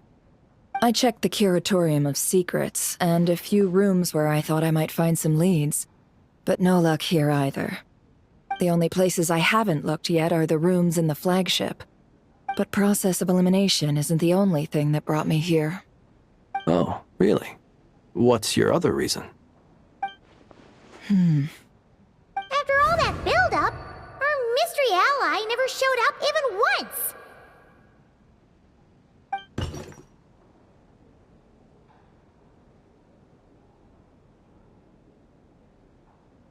Huh? Am I imagining things?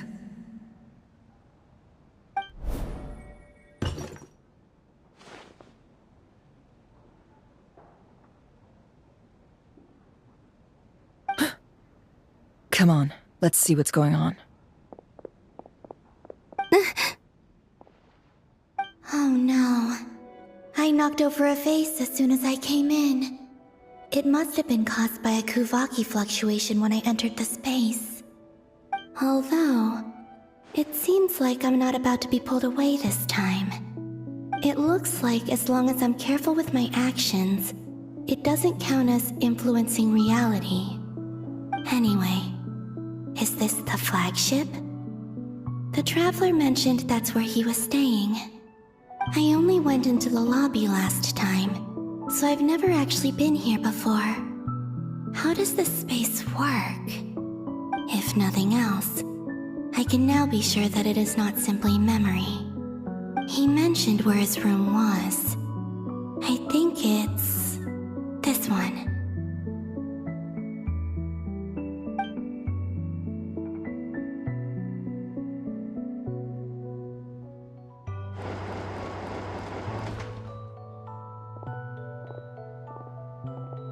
The door is closed. But if this is anything like when I disappeared, then maybe...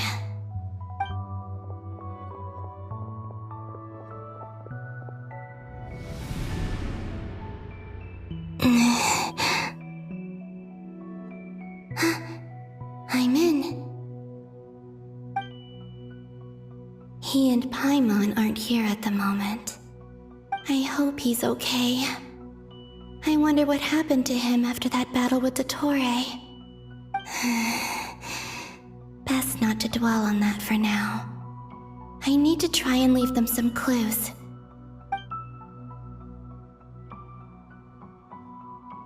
Please, Traveler. I really hope you find this.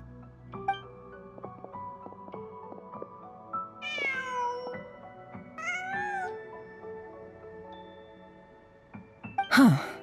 Just a cat. Nothing else here strikes me as noteworthy. Didn't you stay here for a couple of nights once? Before Rerir showed himself, yes. It's also where the Traveler and I first met. Did you notice anything unusual during your stay? I remember thinking how much noisier the flagship is at night compared to the graveyard. Other than that, no. The Traveler and Paimon were most congenial neighbors. This is where they've been staying, yes? Over here? That's right. I wouldn't usually condone breaking and entering, but we can make it up to them later. Focus now. I have to write a message on the wall using Kuvaki, just like I said on Moon Prayer Night. Simply open your windows on nights when the moon shines bright, and the moonlight will naturally flow towards the words I have written. Here goes. I'll need to carefully control my strength.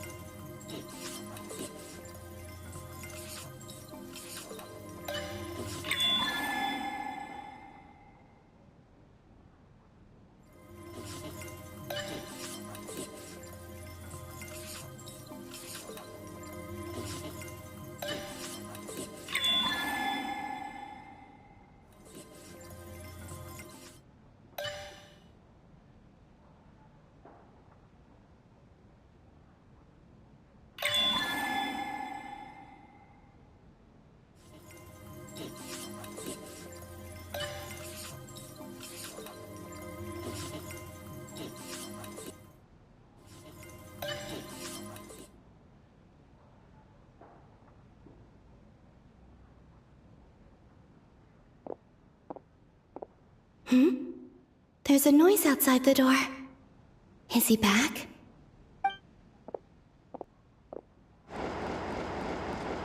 Please, you have to see these words.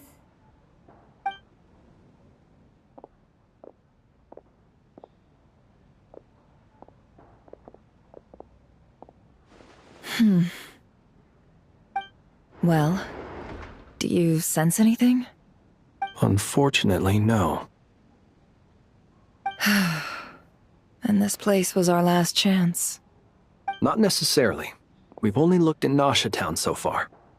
Miss Columbina said she would leave messages at her friends' dwellings. It's still worth checking where Miss Lauma lives and where I live. Let's try and make some time to look into those then. Wait. What are you waiting for? Oh, Paimon might have overeaten slightly. What's that look for? This is a victory feast. It's normal to eat a little more than usual. The Traveler in Paimon. It's really you. But why are they talking about a victory feast? Huh. You worried Paimon sick while you were out there fighting Rare, so this is your chance to make it up to her, alright? Wait. So this is the night after the battle against Rare. How did I end up here? That's quite a long time ago now. Wait. Time. That's it. Every time I've entered reality within this space, it's been at an earlier point in time. Every one of those points has been before I fell into the moon's reflection. And everything I've done to affect reality really did happen in the past.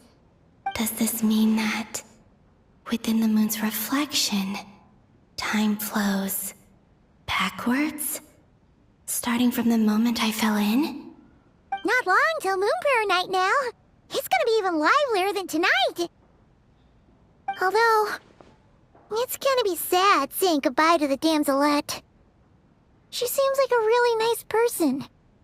Paimon. No, I can't. Even if I make contact, they probably won't understand what's going on. And in any case, I'll likely get pulled away again if I do. Instead, I have to find a way to get them to notice what I've written using the moonlight. Wait, even I hadn't thought of doing that before Moon Prayer Night. They'd never conceive of that possibility. Is there truly no other way? Don't lose heart. We'll find a way somehow. Huh? Oh, you say that, but the Frost Moon is beyond the fall sky. If we wanted to go visit her, how would we make it through to the other side? We might not have all the answers now, but I'm sure we'll find a way one day. Huh. Guess someone's gotta be the optimist. The present. The future. That's right. There are still things I can do. What's your plan? Flint's, when you were staying next door, did you ever open the window? No. The rooms here are dark and damp, and there's such a buildup of dust on the windows that the moonlight can't even get in. I didn't think it was worth the trouble. The moonlight? I think I see where you're going. One moment. I'll see if the owner is available. Don't bother. Time is of the essence.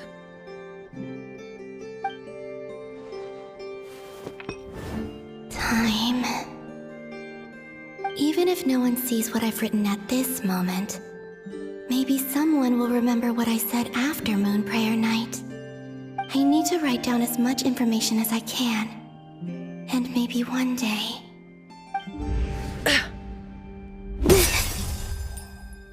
Huh? What's up with you? You can't even hold your cup steady. Are you getting tired? A little.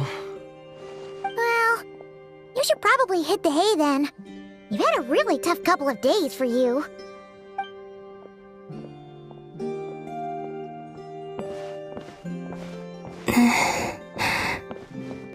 You truly have. You helped defeat Rerir, helped me reclaim my name, and you helped the others organize Moon Prayer Night. Wherever you are right now, I'm sure you're still fighting against the injustices of fate. This is all I can leave for them. How I wish I could stay here. But it's time for me to go. I hope to see you again in the next time, and if the opportunity presents itself. I will surely return to your side. Huh. Columbina. She's alive. Not only that, but she's left us an entire wall's worth of clues. She even wrote down what would happen on Moon Prayer Night. It's just a shame we found it too late. I am here. Time in this place flows backwards. I am constantly moving forward. It sounds like she's found a way to influence the past using Kuvaki. But her future is our past. So, these words have been here ever since we defeated the Reikir of Solnari. We just never discovered them. Which came first, the chicken or the egg? Do you ever mull over questions like that? Only when I'm in a good mood, and at leisure. Well, I never do. Everything that has happened already belongs to the realm of fact. As a business person, and especially an intel broker, what I do is extrapolate from those facts to try and read the future. An admirable philosophy. It's a means of survival. Let's go. We have a wall's worth of clues to share with the others.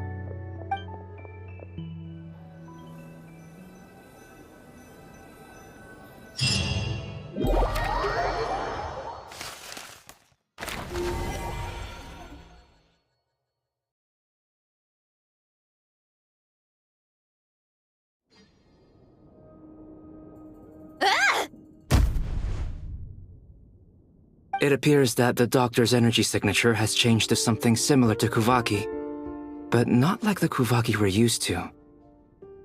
Nodcry's Kuvaki devices will only have a limited effect on it.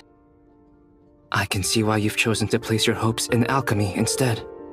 Also, I must say these books are rather profound. My subordinates just shipped them in from Fontaine. Some of them are from the Narcissenkreuz Ordo. Some are incident reports from Petrichor, and then there's a few test reports for these junk machines. Additionally, after some further scanning, I've discovered something extremely annoying. What's that? Teyvat's skies contain multiple moons. A long time ago, when I did my first scan, I detected 3, just as the legends say. But when I checked again just now, I detected 4 moons. So there's one extra? Yeah. Originally, I thought that if I could still find 3 moons, that would at least mean Columbina's still alive. But then it occurred to me that apart from the frost moon, Teyvat's moons are just husks. And husks surely shouldn't show up in the scan, since they're not alive. It's weird, isn't it? If we can't even distinguish between a dead and a living moon, how are we supposed to know whether a moon goddess is still alive? Or does this mean that the moon marrows are equivalent to the moons themselves? It's certainly possible. In which case, the 4th moon you detected may be Dottore artificial creation. So he wasn't bluffing. He really built his own moon marrow. Ugh! I'm so mad right now! It's easy to get overwhelmed when you have too much on your plate. Maybe you need to relax. Perhaps try going for a walk, or simply take a few deep breaths. Nothing can calm me down at a time like this. I need more time, and I need progress.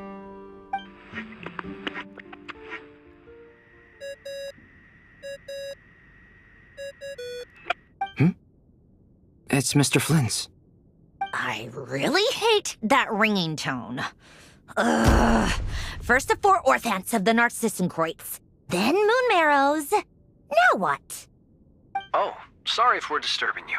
Might I ask what's troubling you? What do you want? We're busy.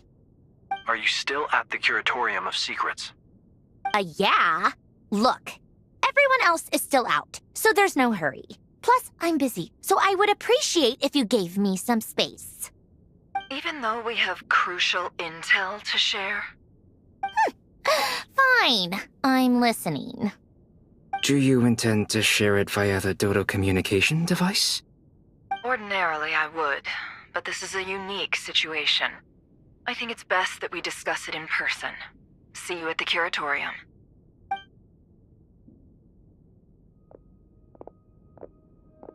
All right then. So, what's the situation? The rest of the team is still out working on their missions and evacuations, but we've decided to fill you in on the most crucial information first. Sandrone, you were right. Columbina is most likely still alive.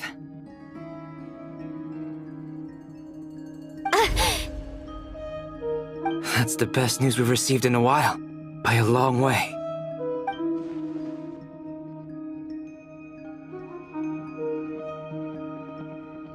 Random locations.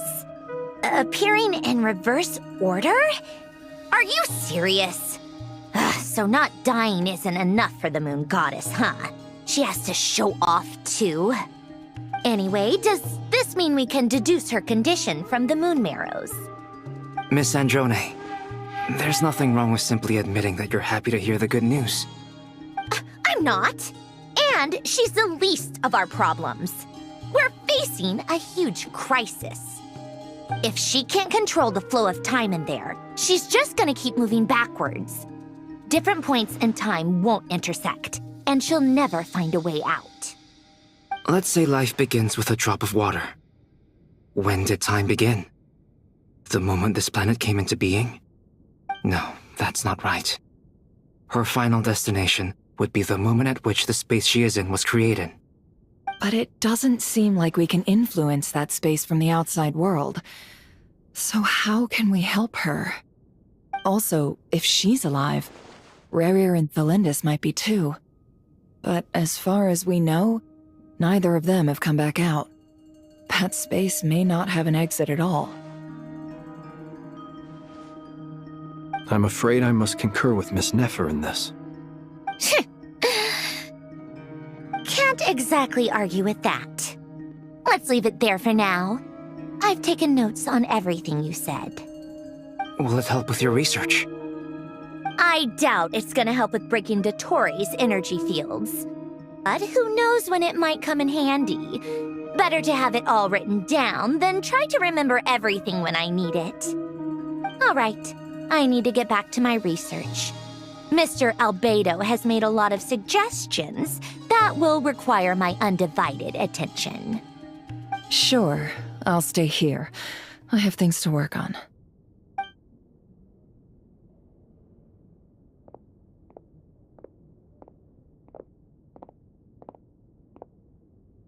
Paimon, are you there? Oh, right. She went with Varka to Natlan, didn't she? Good thing we've moved her and the Traveler's luggage in here.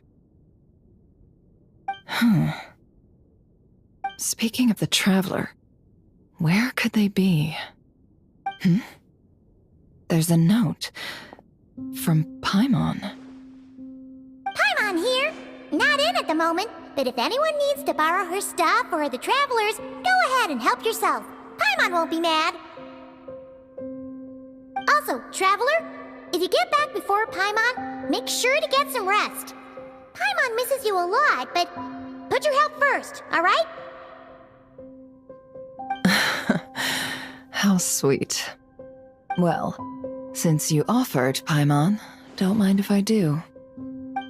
This is the Traveler and Paimon's luggage. All the items they use day to day are here. It's well organized. I wonder which of them is responsible for that.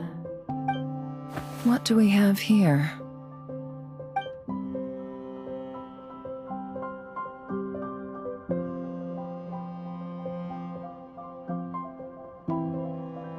The camera captured a special moment that can only occur between people who are close to one another. You can really sense how the photographer feels about their subject. I wonder why this picture was placed outside. Is it because Paimon recently looked at it?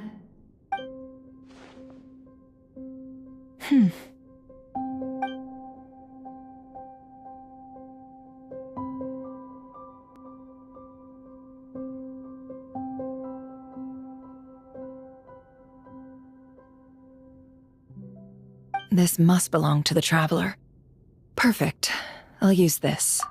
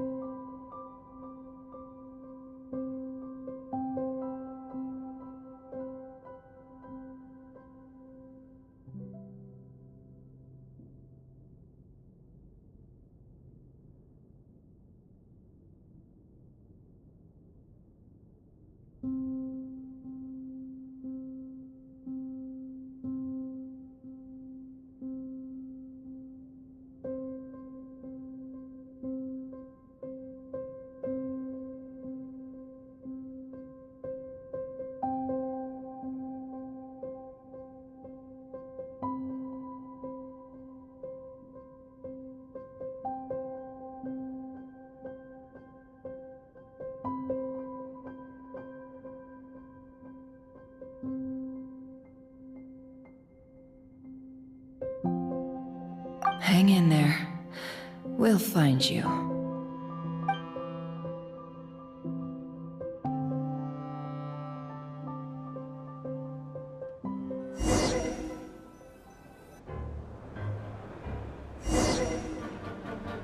Polonia.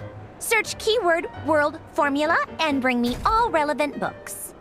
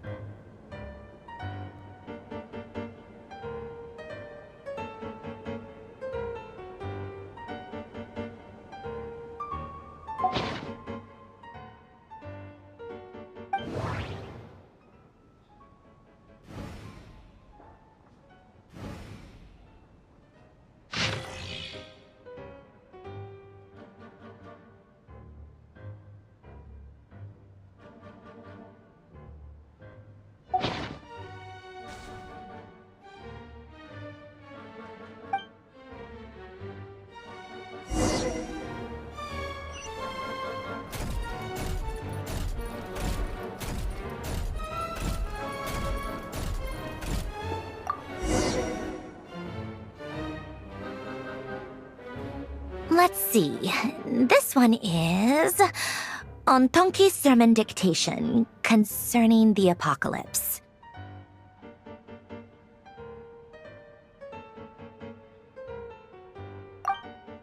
I believe that the correct term for this is Fortuna.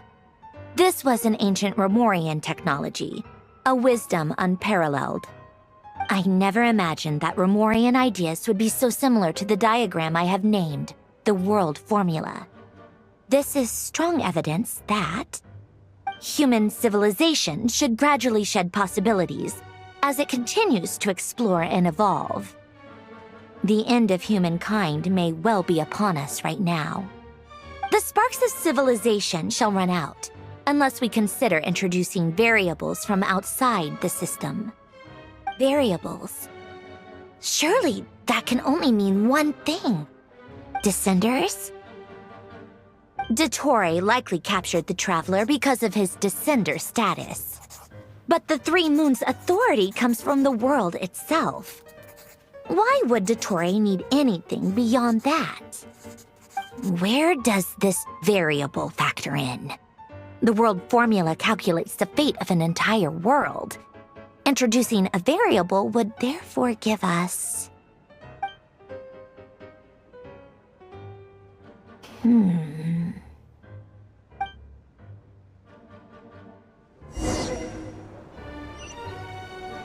Polonia, search keyword pathway and bring me all relevant books.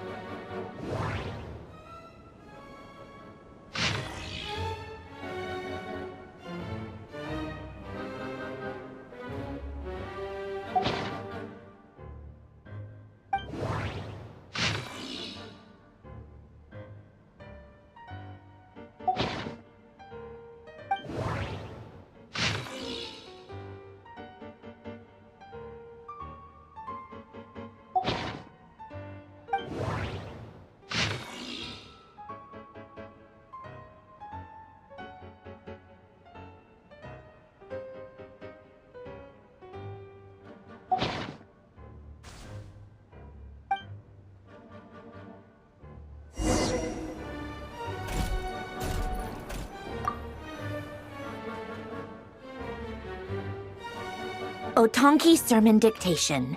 Explications on the chemical marriage. These titles are pretty esoteric. Observe and compute the pathway displayed in the guidance diagram.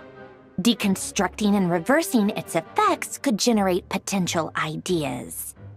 So, it's one of Renee's draft lectures. Deconstructing the pathway. I suppose that could lead to a breakthrough.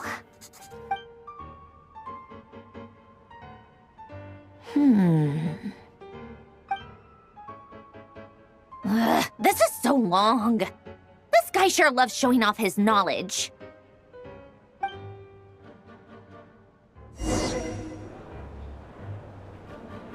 Polonia. Search keyword tree model and bring me all relevant books.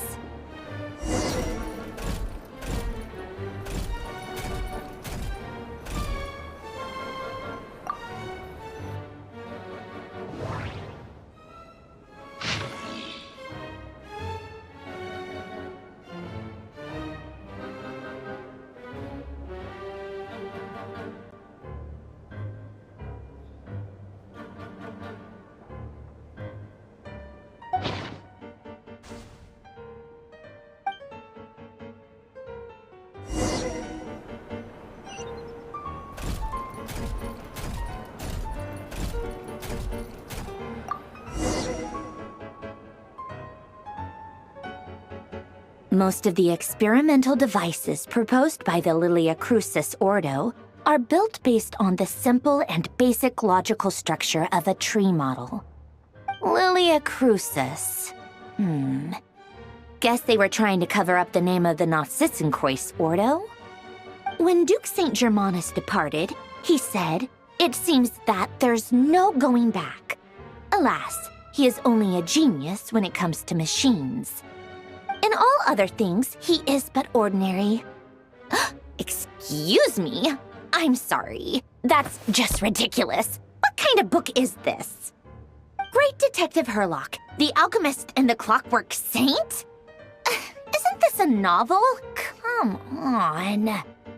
Still, the author swears that they knew Renee well. Whatever. I guess it's not beyond the realms of possibility that Renee would say nonsense like that on occasion. Memory, wishes, souls, and persona. Frankly, this sounds more like occultism, but if Albedo vouches for it, I suppose there must be some alchemical basis to these techniques. The way Alain Guillotin saw it, the world was comprised of machines. The universe needed machines, and thus his technologies were created. That's why I was born. René, his full name was René de Petrichor, if I recall correctly. Sounds like he and the town must be intricately connected. That place was also the source of most of our information regarding Remurian civilization. Seems like some of his projects were based on their technology. The cutting of souls and storing them in vessels. These seemingly unrelated techniques underpinned René's research, assuming that the 4 orthants correspond to alchemical categories. The chemical marriage model? Alain would have scoffed at that. He never would have let those theories or parameters anywhere near his mathematical formulas.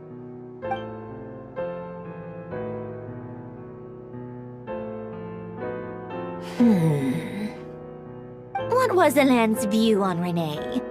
I know he mentioned the name, albeit very rarely. Oh, now I remember. Alain's old notes are here too. They mentioned Renee once. Renee seemed most out of sorts when he spoke to me. A lack of sweet foods has dulled his mind, I should think.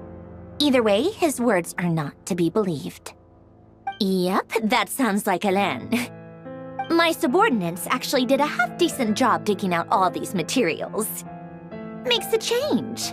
Good for them. Some of Alain's old files are completely consistent with these records. He must have gotten them from the Tower of Gestalt. I never knew he got his hands on Renee's records that early. He may have kept them, but he never even attempted to use them. Didn't believe a word they said. Come to think of it, Renee's world formula was filled with calculations of constants. That shows he believed that the fate of the world to be predetermined. As for Elan, it's been too long. I forget what he said. What would he have said? A guy like him, fervent believer in machines, but not headstrong enough. The world can be changed. It is worth persevering. Yes, that's how he used to think at least. He created that procedure to save this world. Yet the scale of the world's fate proved too enormous. The result was beyond his ability to calculate. He died having never seen the outcome. And there I was, left behind in the ashes of his dreams. Did you really never take a close look at Renee's research? Or did you read it but deem his philosophy incompatible with your model? The very thought of trying to incorporate his ideas probably made you feel sick to the stomach. Well, don't worry, because there's a whole new category of lunatic in town. Next to Dottore, every other madman looks sane. You once asked me what I wished for. Should have asked him instead. He's the one pining for things you'd sooner die than witness.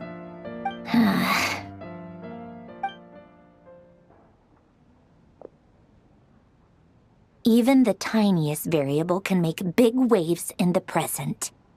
Now then, allow me to put these incompatible fragments together in your stead. First, establish and verify the existence of the Great Circle.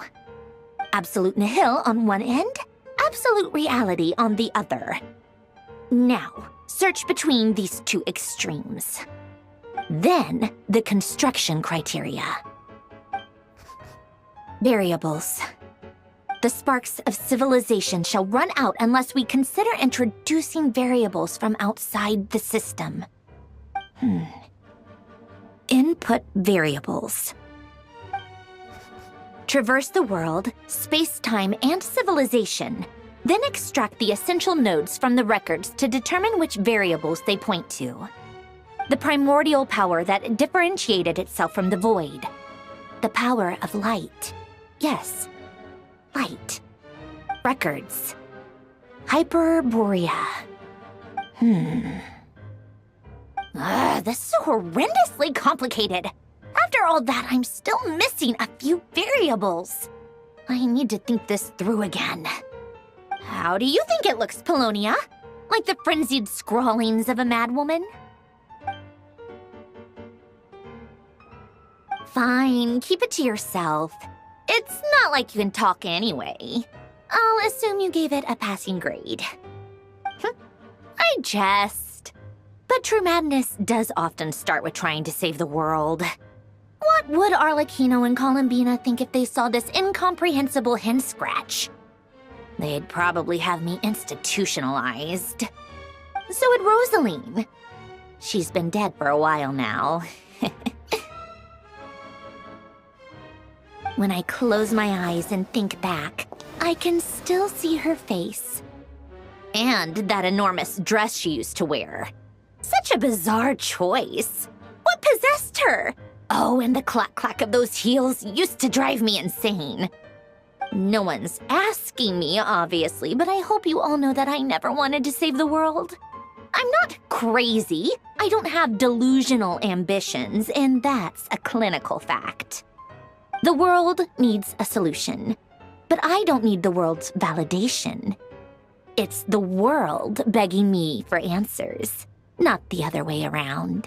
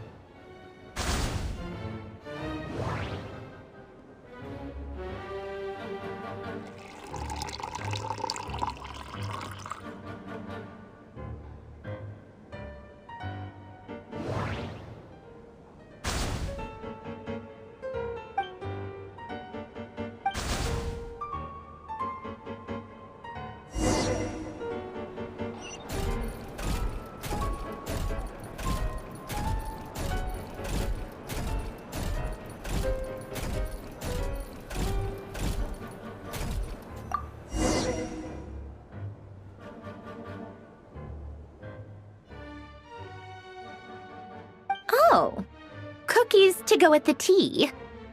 Let's see. They must be from that person who brought those documents.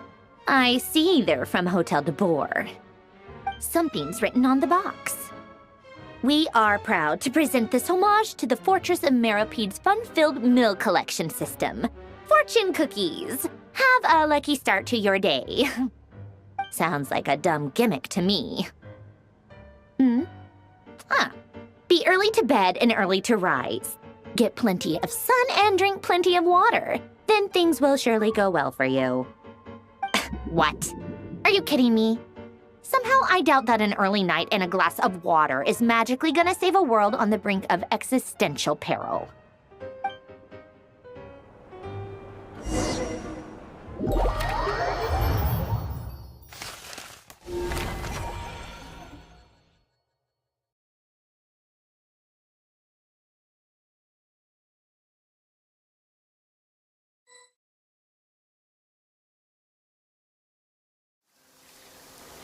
Lady Arlecchino, word has reached us that Lady Marionette's troops are all in position. They are ready to act as soon as the order is given.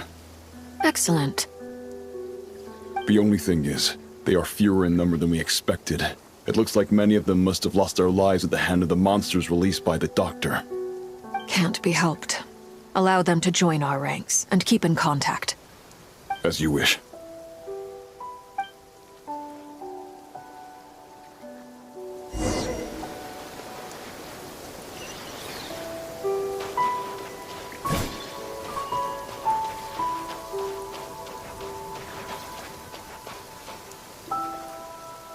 It's been a while, Arlecchino. You look well. Did Dottore really have to build his lab right on the sole path between Snezhnaya and Nodcry? Had to go on a huge detour to stay out of its line of sight. Sounds like an arduous journey. I assume you've brought word from Her Majesty? Of course, all part of the job. Firstly, the Tsaritsa has authorized VIII Internal Affairs to review Dottore's case. They will reach a formal verdict on whether he has turned traitor and whether he poses a threat to Snezhnaya. While they're working on that, I've been ordered to come and receive the refugees from Nodcry. They are nearby. My team will escort you to them shortly. Great. Aside from that, Her Majesty has a message for you and Sandrone personally. Huh? Where is Sandrone?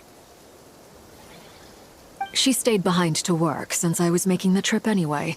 It seemed sensible to have one person on standby at base while the other came out to meet you.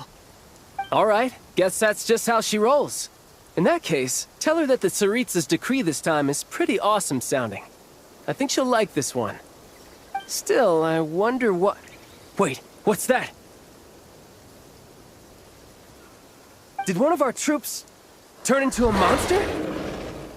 Take him out.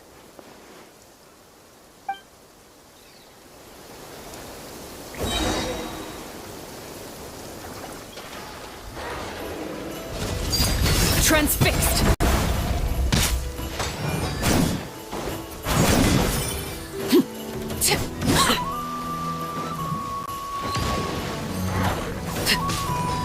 Witness my rise!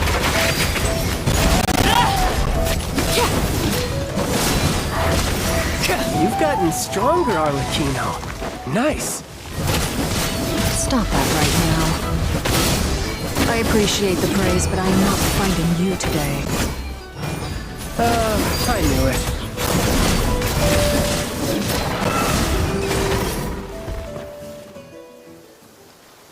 I can't believe it. He was a living, breathing human one moment, and the next... Another fine piece of work by our dear colleague, I'm afraid. What in the world has been going on in Nodcry? A lot. But long story short, Dottore stole 2 moon marrows that should have belonged to Columbina, then built a 3rd moon marrow of his own to concentrate the Trilunar Authority in his hands. What? What do you mean he built a moon marrow? People build roads and houses, not moon marrows. What's his next DIY project? He's gonna build a god?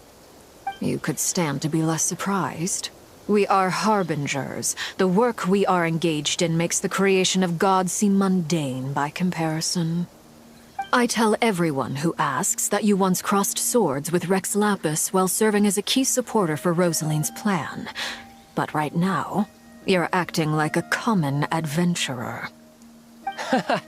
Thanks for speaking up for me. Those two really took me for a ride back then. Then again, surely no common adventurer would manage to get tangled up with them the way I did. That's gotta count in my favor, right? It almost sounds like you wish to repeat the experience. I might have to lower my opinion of you. No. I'll stop talking.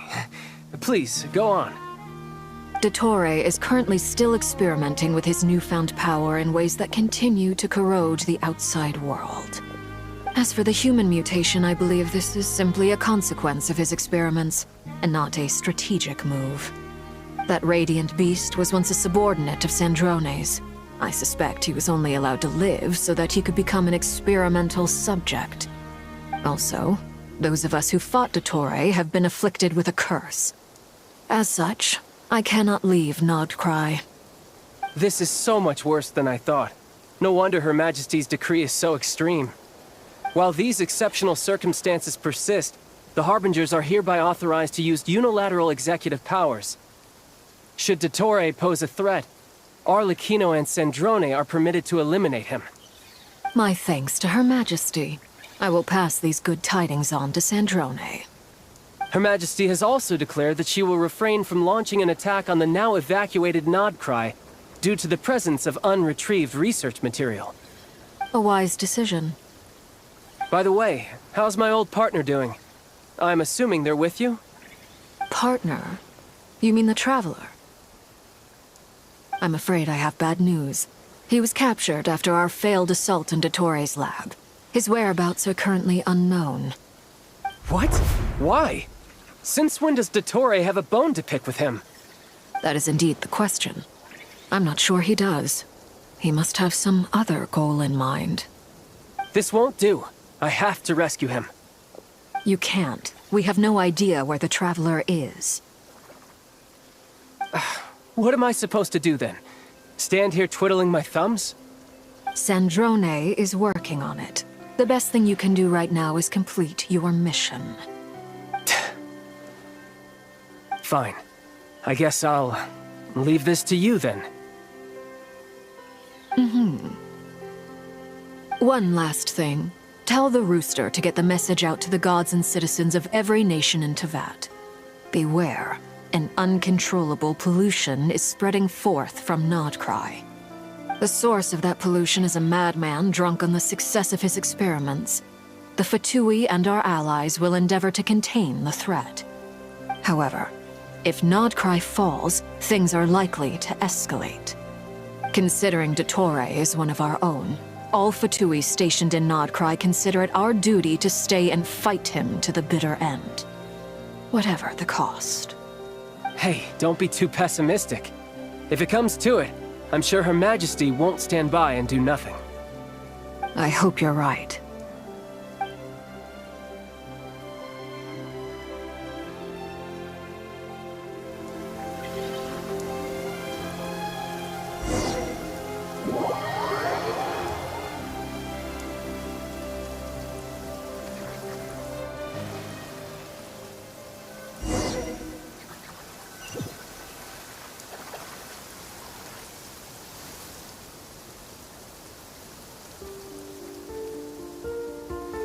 You're right on time. Thanks. Hey, do you think I'll get that gliding exam exemption? I made sure I was on my best behavior in Mondstadt. I landed well outside the city and walked in through the gates. I'll help you apply, don't worry. For now, let's see what we have here. What are the doctor's energy fields even made from? The usual attract and repel principles that govern Kuvaki don't seem to apply to them. They are very mysterious. But ultimately, they appear to be comprised of energies from the three realms. Thanks to research by Master in the Hexen Circle, we know that Teyvat's 7 elements are derived from the more primordial power of the Light Realm, which is antagonistic with the power of the Void Realm. Since you have the power of the Dragon Durin within you, I'm sure you can already tell that this energy field contains no abyssal energy. That's true. It's not abyssal energy, it's something pure, wild, and untamed. I've been thinking about something. Do you still remember the device that Dory supplied from the Academia when you and Miss Columbina fought Rarier? That was one of the most marvelous feats of ingenuity I've ever seen. The design, the craftsmanship, the material selection. I couldn't fault any of it. Not to mention the operating principles. Surely the most ingenious feature of all. Dory didn't go into detail on how it functions, but I have a working theory. The clue was that Miss Columbina was somehow able to use the pyro energy that you provided, despite the fact that, as a moon goddess, she should only be able to use light realm energy in principle. Now, all elemental energy is, of course, derived from light realm energy to begin with. Hence, I suspect that the device works by restoring elemental energy to its original state. This presumes a theoretical model of the 7 elements akin to that of light refracted through a prism. Perhaps it is no mere analogy. Maybe there is indeed a prism in this model.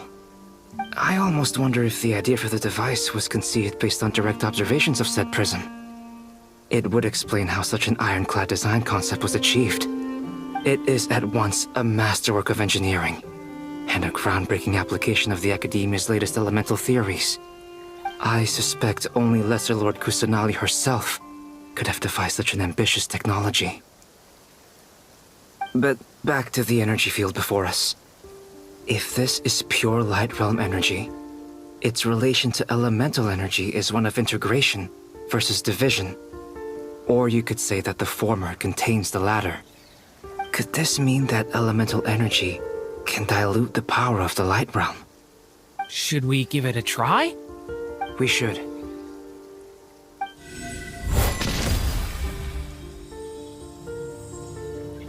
Ha! It works! Clear signs of disruption were detected at the periphery of the energy field. This indicates that elemental energy can disturb or even negate the field. Now you try. All right, here goes. It's working! Switch to abyssal energy and attack again.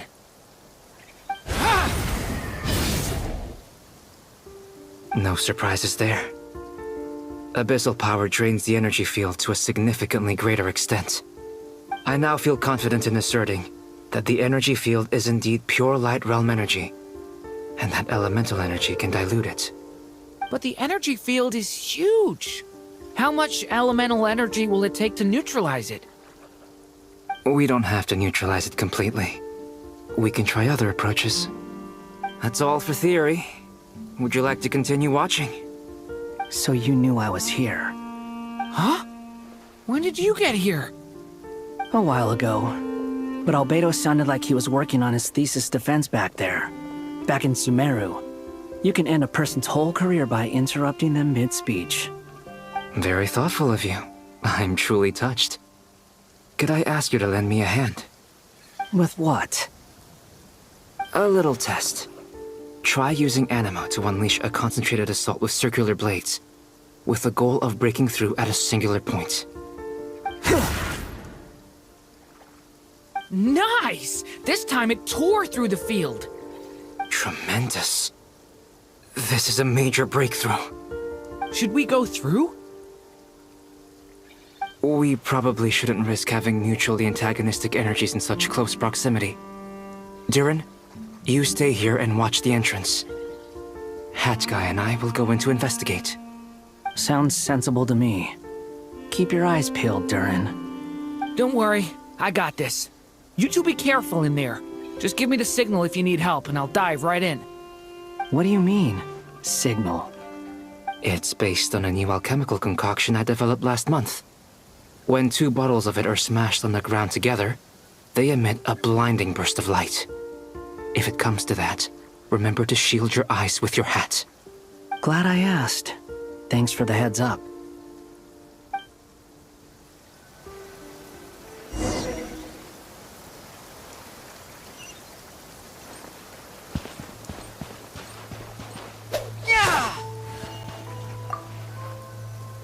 like I thought.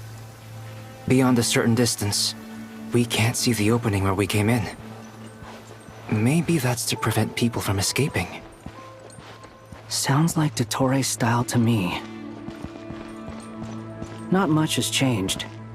Things are basically the same here as they were before the energy field appeared.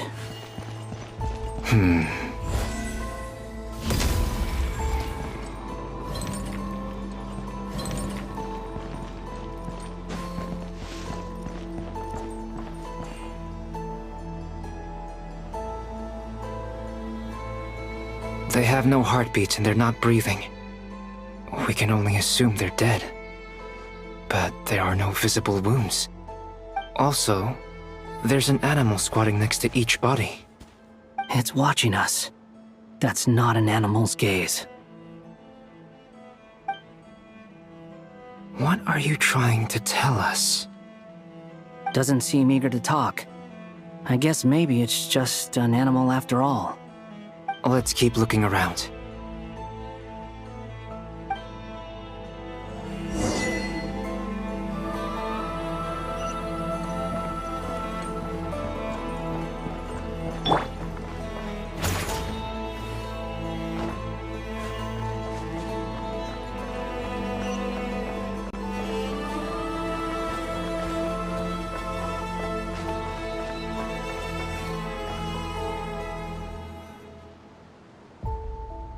Same situation everywhere. Not a living soul in sight. Just countless bodies with animals standing watch over them. Well, I think we can safely rule out the possibility that they're all pets. Is skirting around the topic your way of showing consideration for other people's feelings? Just being cautious. I don't doubt that you can handle the truth.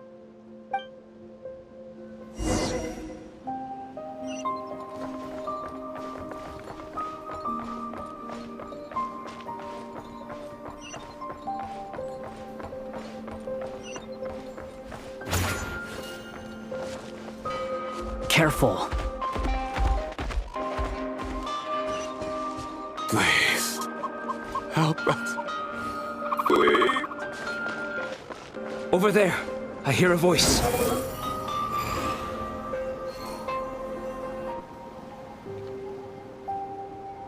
Please, help us. Please. What happened here? I don't know. Suddenly, everyone collapsed. Then my line of sight got lower. I still have some of my senses left. I gotta get out of here.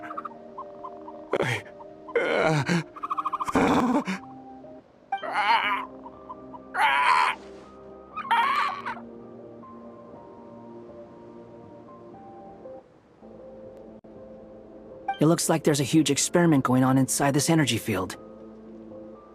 Maybe each energy field is its own giant experiment. Vile. He's swapping human minds with those of animals. Even without the other circumstances, this would be an extremely radical experiment. Those people may have lost their sense of selves, but they are not fully animals either. If they were, they would have left. But instead, their instincts are driving them to remain by their dead bodies.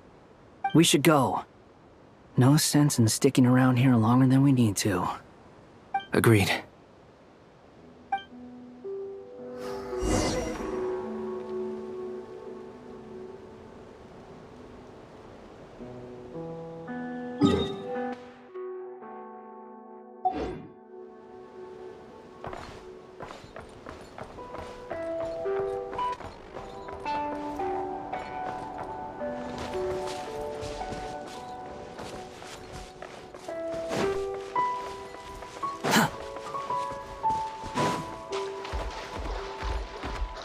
The wind rises.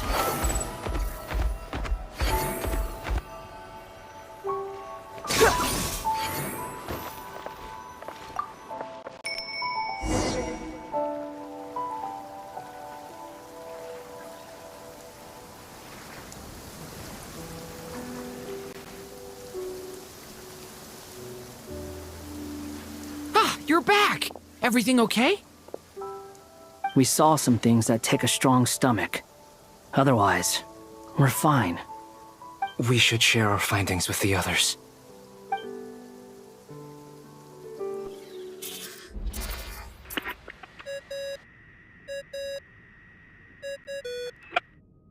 Yes? Who is it? Miss Nefer, it's me, Albedo. We found a way to break through the energy fields. With enough control, it's possible to tear them open using elemental energy. Also, we managed to take a look inside. Dottore is carrying out his cruel experiments on an immense scale.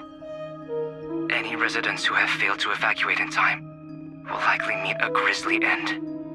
Sounds like he's living down to our expectations. Might I ask how things are proceeding on your end? I'm just about to get started. I'll be in touch once I have a result. Understood. Stay safe. I will.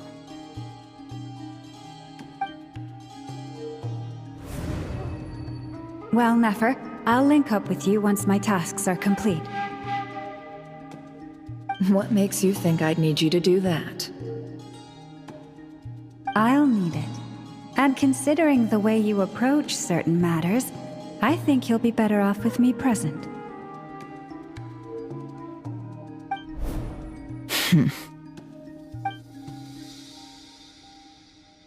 Let's begin. Entering simulation mode. A vast wasteland. Is this the Traveler's inner world? I was expecting something more vibrant, to be honest. Wait, someone's there. What are you looking at? In that case, I'll look at it with you. I want to know all about everything you've seen and experienced. Is there somewhere I should return to? Or should I stay here and be the hero everyone says I am? I don't dislike my current life. Roaming the land, fighting battles, accomplishing missions, earning a living, looking after Paimon. It's not so bad. I guess the only thing that's missing is that you're not here with me. This is the conscious layer, which contains a person's true feelings. It is filled with both longing and kindness. I suppose anyone who lives long enough ends up wishing for someone who can't be there. Maybe it's the only way we can feel truly alive. Time to delve a little deeper.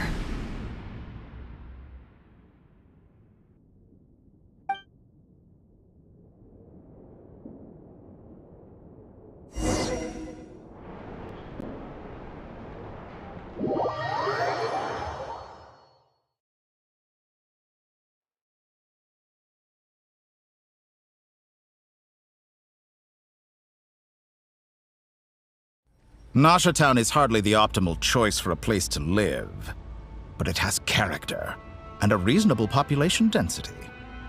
What are you trying to say? Oh, don't be nervous. I was just thinking where might make a good starting point for your journey. Perhaps I should send you further afield. Conria, perhaps. Conria ceased to exist long ago. Once again, you fail to understand the possibilities that the Tri-Lune creates. Anything that has existed in the past, I can now recreate. You simply do not wish to see that happen. That might be because you miss your sibling and fear getting answers that you are not ready to learn. But this is not for me to judge. If we are to collaborate, we need to maintain an amicable relationship. In a moment, you will be able to... Oh no. What are you...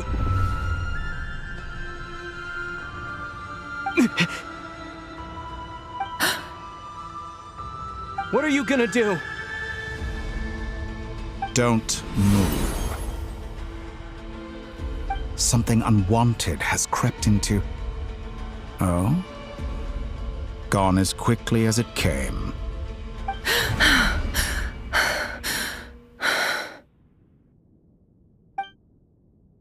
Did you save me? If I hadn't cut the connection, Dottore might have caught you from the other side and destroyed you. This was a good idea, but once is plenty. You were exceptionally brave. Excellent work. Thanks, but now's not the time for that.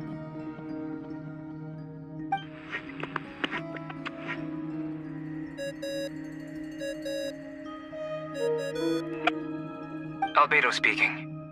I think I know where he is. What is this endless darkness? I can't see anything, even though my eyes are wide open. But why? What happened? Ah, sorry about that. I take it you didn't notice. Just now, a friend of yours took a little peek into your mind. Could it be Nefer? How did she do it? Did she use something as a medium to connect to me? Do you think she's aware of your current circumstances?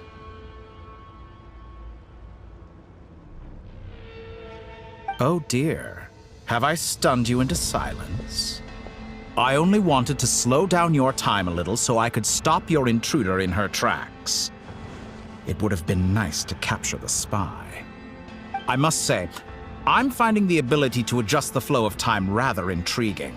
The moment you closed your eyes, time seemed to grow impossibly viscous, didn't it? A whole month passed before you opened your eyes again, but only for you. No one else was affected. I dare say this is something only a god can achieve. Point taken. You've proven once again that you have god-tier powers. Oh, you misunderstand. This wasn't about proving a point. I was testing things out. I find I learn best by doing, and I have to admit, time is not the easiest dimension to control. I only wanted to make you sleep for a short while, but it ended up lasting a whole month. Clearly some finesse is required to wield the authority over time as I wish. I hope you're not angry with me. It was only a month's discrepancy, nothing too serious. Had I been off by a year, a decade, or even a century, that would have been quite a different story. You could have frozen me for millions of years. So much for collaboration. You aren't showing much sincerity. Millions of years? To what end? I wonder if you don't understand humans all that well. They are very pragmatic creatures who understand only that which they can perceive with their senses. If I had you sit here for a week, I imagine people might sympathize. But if I left you here for 100, 1,000, or 10,000 years, the sheer size of that number would cause it to lose all meaning to them. They would not have the capacity to comprehend your suffering, and thus they could not empathize. Unfortunately, while gods do exist in Teyvat, it is ordinary humans that account for most of the population. Their lifespans are so limited, their bodies so fragile. Did you ever really hope that they could begin to understand someone like you? Your long life and unique origins make you fundamentally different from them. How long will it be before they start to treat you like the alien you are? Before you are ostracized, outcast? Alien? Even I feel bad for you sometimes. This world has made you into a slave. So many times you have served its will, and not once have the powers that be ever thought to grant you the one simple thing you wish for. You have been treated most unfairly. I can change that. I will grant you special privileges and give you back the status you rightly deserve as a descender.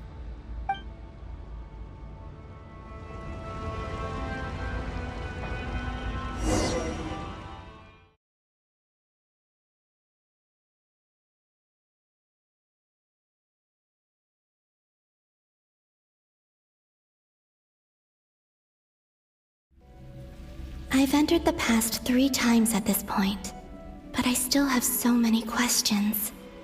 For instance, Beyond each point being further back in time than the last, what determines the specific locations at which I can make entry? So far, the common thread linking all three scenarios is that the Traveler has been present. But it's more than that. I know I sensed something familiar around him. What was it? I'll keep this question in mind as I carry on.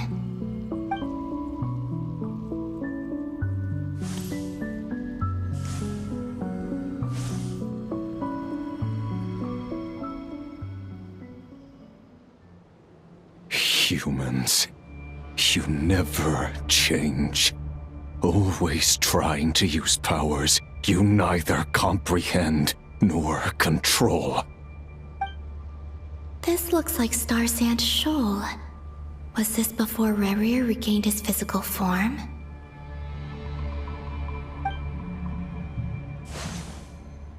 You've messed with the cannon again, huh? Sorry, but this round's not gonna go your way. The cannon. That's right.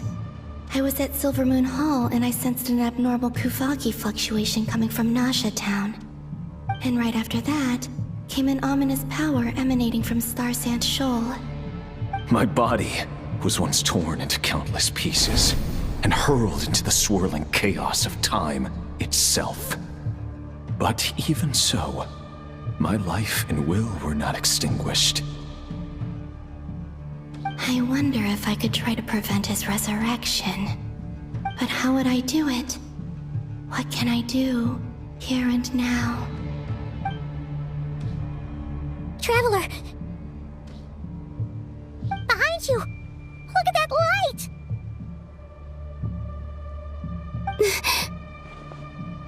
No, I won't make it in time. He's using the Kuvaki shield, like I taught him.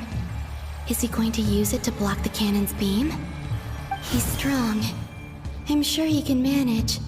But the force released when the beam impacts the shield might lead to collateral damage. Easy Island. The Frost Moon Scions will be exposed to lethal levels of Kuvaki. A question, if I may, kind Miss Columbina. When the cannon's Kuvaki beam was deflected earlier, I saw several bolts of energy streak toward Hisi Island, only to be blocked. Did you also have a hand in that?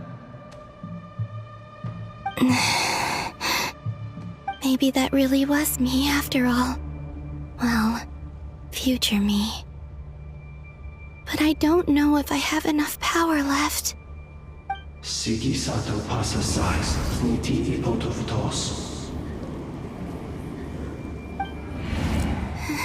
There's no time.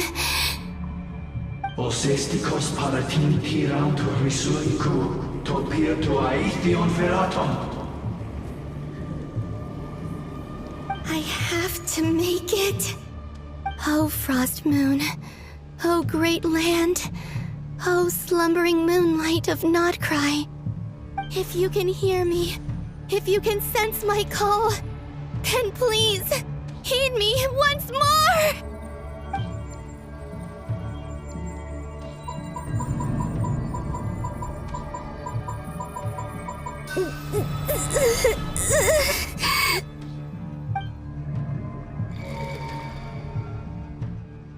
Did it work?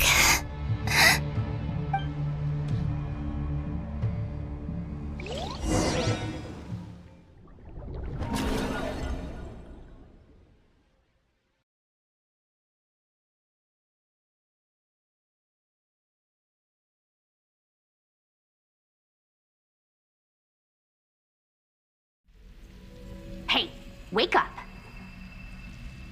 Hey, did you hear me? Columbina, I said wake up now!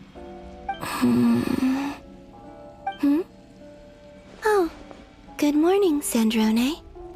It's 3 in the afternoon, actually. And could you kindly not use my quarters as your personal nap room next time? But I feel so safe here. And you're Coffee, right? It's so bitter, but it smells lovely. It's like you were raised by wolves in a forest or something. What did you drink growing up? Grass tea? The Frost Moon Scions certainly led a more frugal existence than the Fatui. Then I'll bet you've never eaten one of these before. It smells delicious. That's because it's a Fontanian recipe. I had a little free time today, so I made a batch.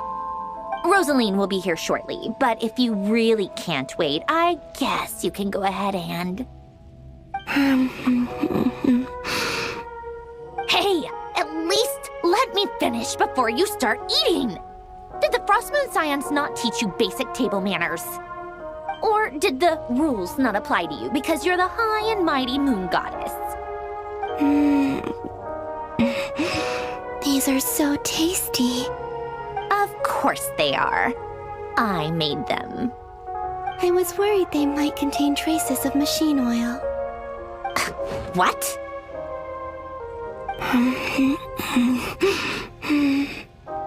You know, there's something I've always wanted to ask you. Why did you leave your old home and join the Fatui? I mean, I'm sure their food was awful. But there's gotta be more to it than that. Well, life there didn't go quite how I imagined. What were you expecting? You're a god. Your followers are gonna make some demands of you, right? Surely you can just answer a few prayers here and there in return for the free food and drink. How bad can it be? Well, would you help other people just for free food and drink? The doctor told me that you were created by a great mechanic, Lord something Fisher. The Lord Artificer. Ugh, some people can't keep their mouths shut. Oh, Lord Artificer. And didn't he have something to do with the, narcissist? Narcissenkreuz Ordo. Yes, that was it. Narcissenkreuz Ordo. So, would you try to fulfill their wishes? You must be joking. I wouldn't go even if they paid me. I don't even know them. Exactly. Well, I felt the same way. I did not know the people who made demands of me. What do you know? We're on the same page for once. In his later years, Alain did ask me if there was anything I wanted to do. If I had any wishes of my own. Well, I don't. And I'm not in any mood to fulfill someone else's either. Who's Alain? He was the... You know what? Never mind. You're not gonna remember. Anyway, the point I'm trying to make is, neither of us is the self-sacrificing type. Let me ask you this. What sort of place would you like to live in, if you could choose? A place where people don't ask me for things I cannot give them. Where they don't worship me, or fear me, but just want to chat with me like a normal person. I'd also like the freedom to come and go as I please. And ideally, it would be somewhere with the smell of coffee and snacks. Not to burst your bubble, but no such place exists in the world. Now, take your snacks and scram.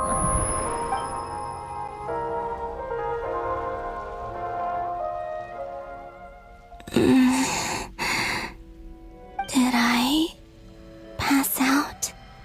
Of course. I'm back here again. I dreamed of events from my past. Sandrone. Traveler. I miss you all so much. Back there, I guess I managed to harness all the Kuvaki energy on Hisi Island. But how did I do it? Time is flowing backwards here, and I can use that familiar power to enter the world of the past. That mystery ally everyone talked about. It was me all along. can sense that there isn't much more power remaining up ahead. What lies at the end of all of this? Will time keep flowing into the past? And will I ever find my way back?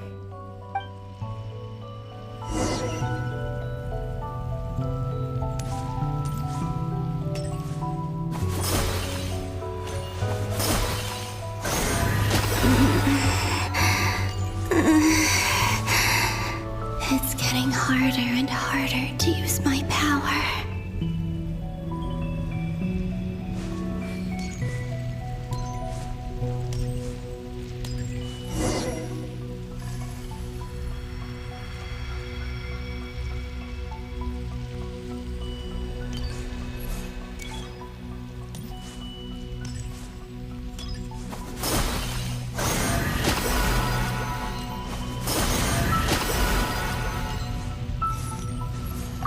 I'm no match for the Abyss in this state. I need to avoid the contaminated fragments.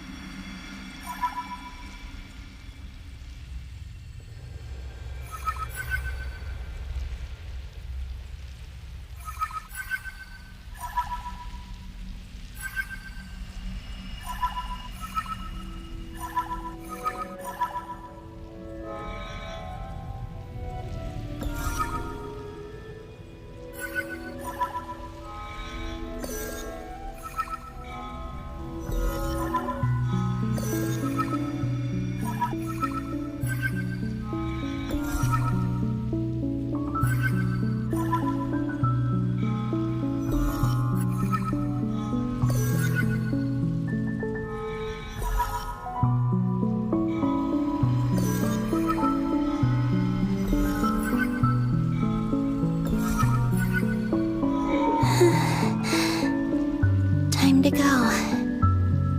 I wonder where I'll find myself this time.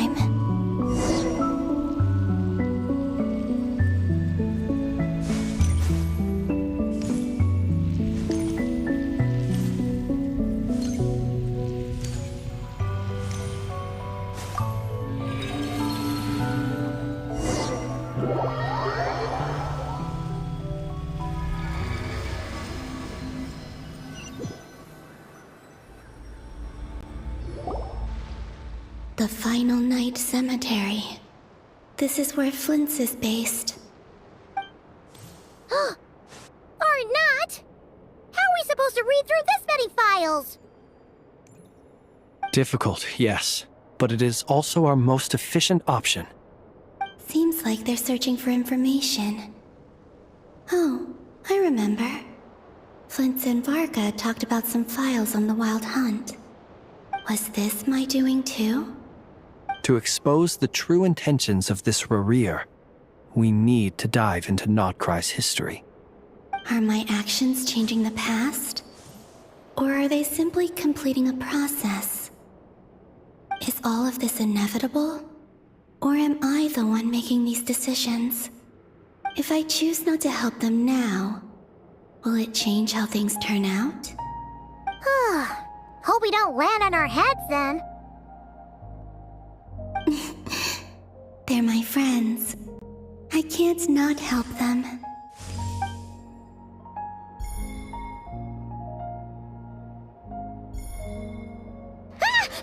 Ghost! And the other one was... here. Hey! Another file's moving!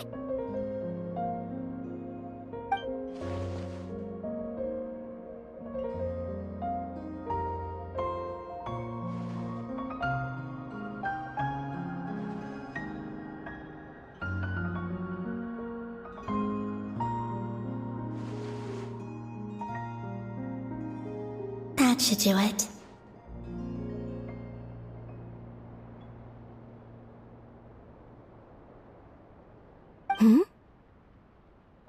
Luanatar? You can sense my presence? Wait!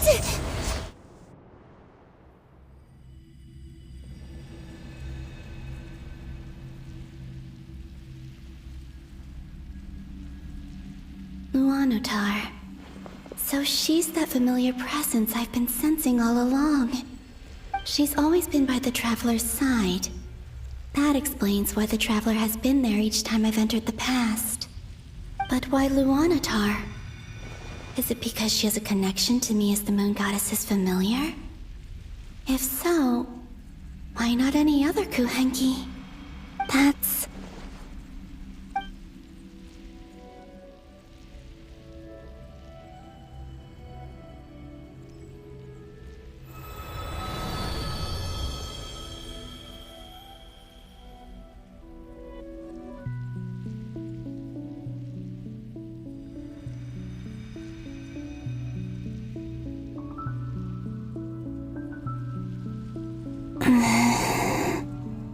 I cannot sense any power up ahead. Just a void, stretching out into infinity. This is likely my final chance to enter the past. It's now or never. I have to find a way back.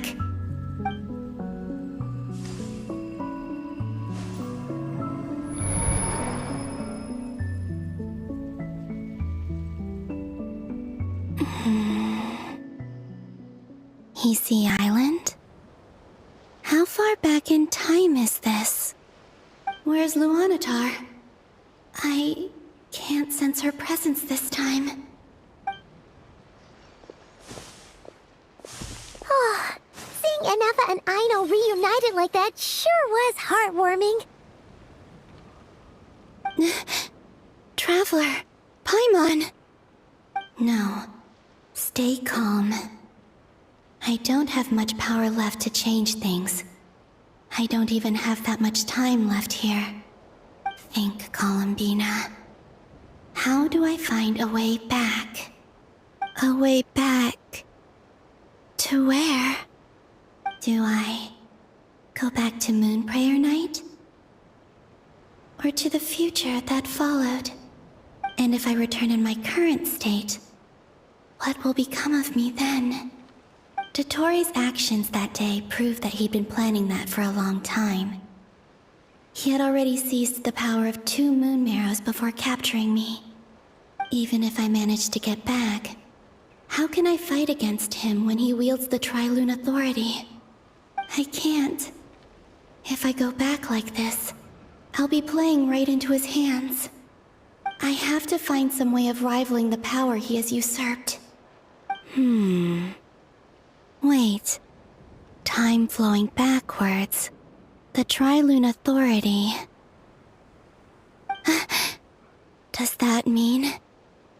I think I know what the final destination of this lunar reflection might be.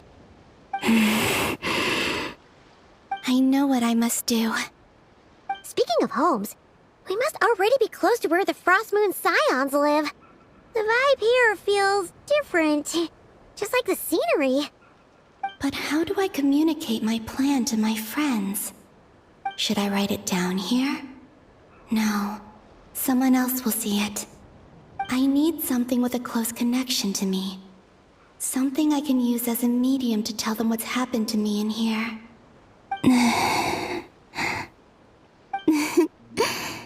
Now it makes sense.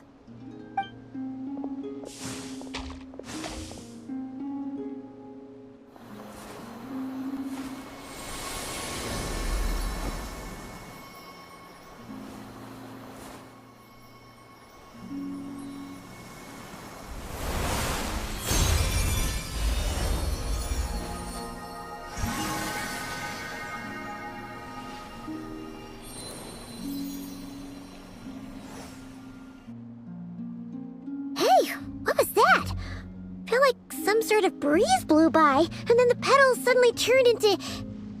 Huh? It was I who brought Luanatar into being. I gave up a piece of my own soul to create her. That's That's why I could sense a familiar power from the moment I entered this space. It also explains why she's been present in every past location that I've entered. Because we have a deep connection. Hey there! What's your name? And the reason why there are no more gates to the past after this point is that Luanatar hadn't been born then. No wonder I sensed the trace of a blessing when we first met. But I still didn't recognize the soul hidden within you. Back then, I was just a little lost dove. I had yet to become Columbina Hyposelenia. Go on now. We've got stuff to do. Best you find someone else to hang out with. Hey, you scared it off.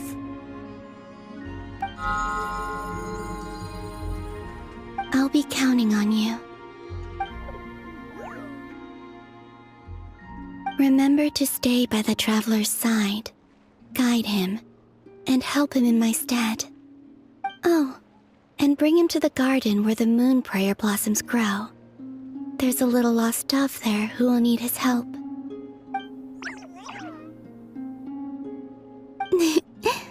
Go on.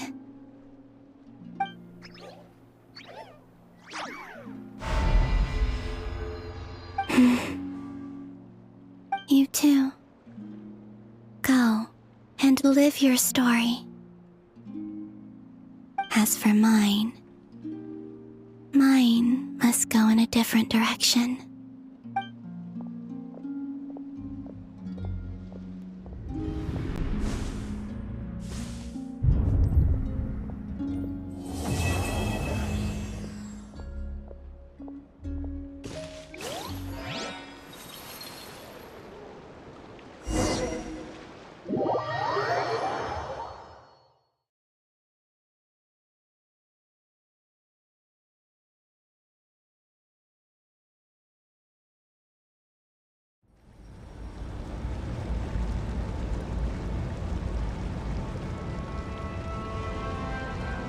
How would you like to experience the thrill of never being held accountable for your actions?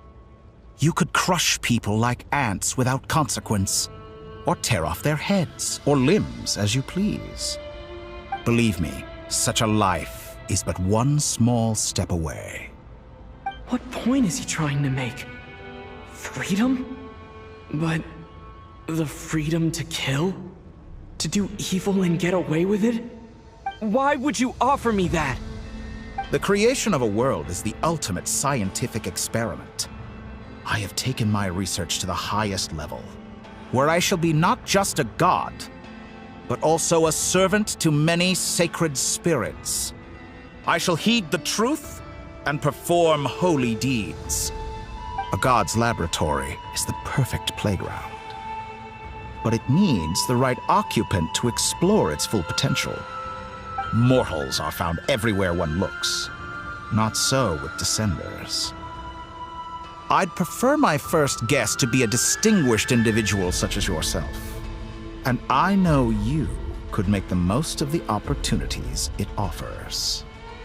So the condition for entering the new world is to take innocent lives. In the same dilemma that Rerir once faced.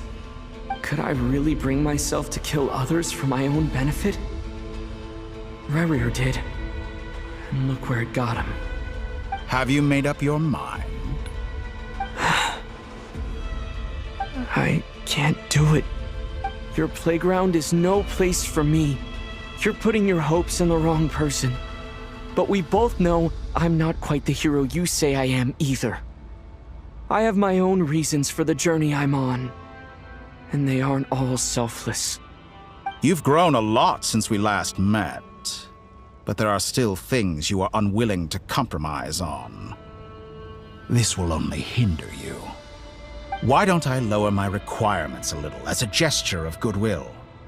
I'll give you a little time to learn to be a less noble soul. That'll make things much easier for you. I really doubt I could live that sort of life. And yet you already sound less defiant than a moment ago. The benefits appeal to you because you can read the signs of the times.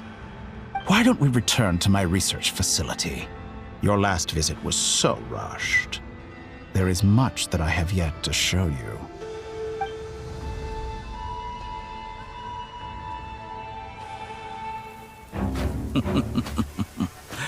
Now to that question, Heroes don't attack from behind. Guess I'm no hero. This is most disappointing.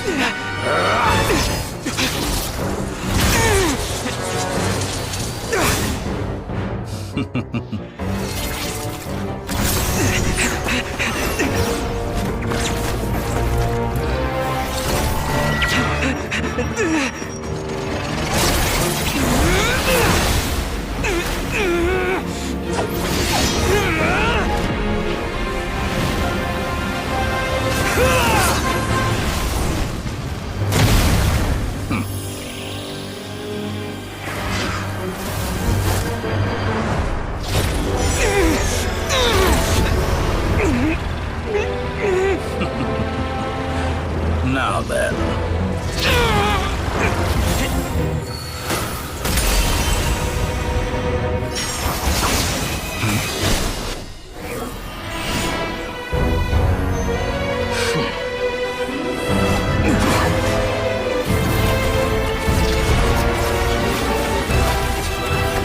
A new face.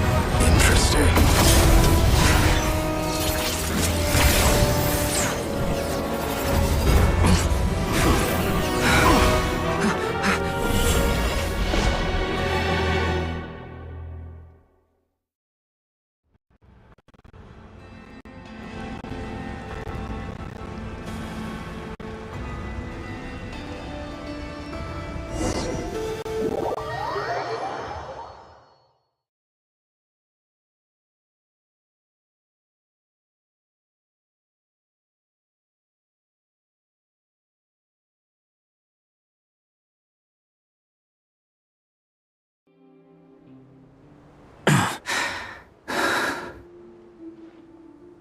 You're still gonna call me Hat Guy after that, huh?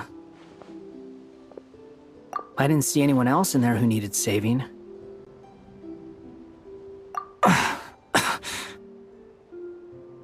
It's nothing. I'll be fine.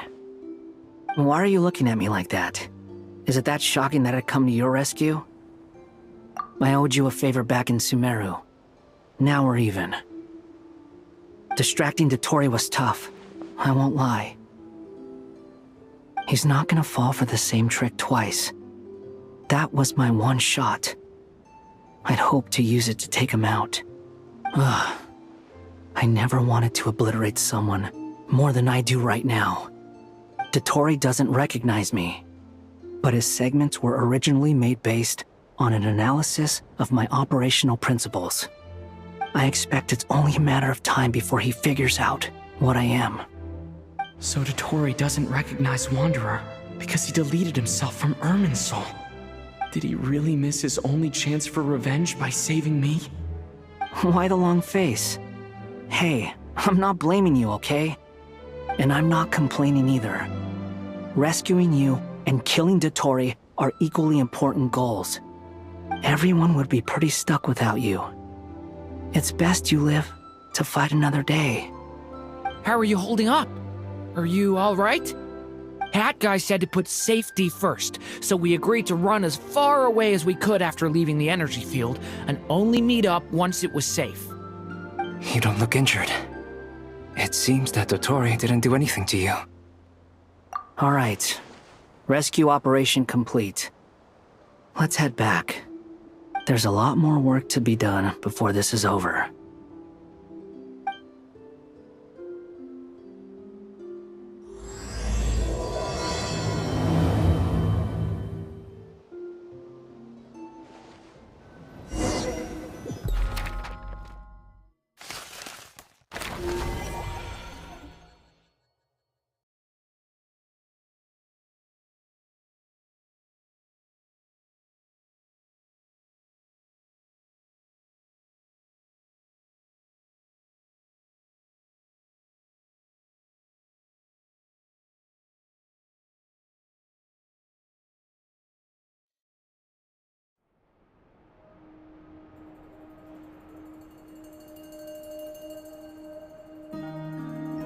Understood.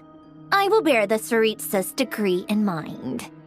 I don't see what's so awesome about it, though.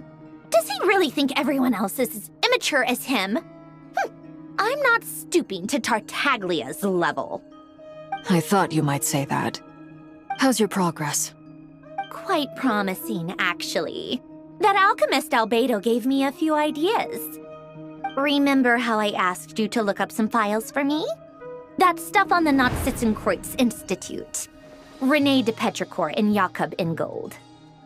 Alain Guillotin despised René's theories and methods, but he never managed to come up with better alternatives either. So I adopted some of René's ideas. I thought Alain was like a father to you. He and René were mortal enemies, were they not? And what would you say if Linny and his friends one day learned something useful from someone you utterly detested? I would applaud them for it. That would mean that they have surpassed me. For all we know, Alain Guillotin might have thought the same thing. Not that it matters, though. He's dead, and I'm alive. So it's my call to make. Once you die, it doesn't matter how great you were in life. Only the living get to decide what happens next. Hey, come on out. They're back. Huh?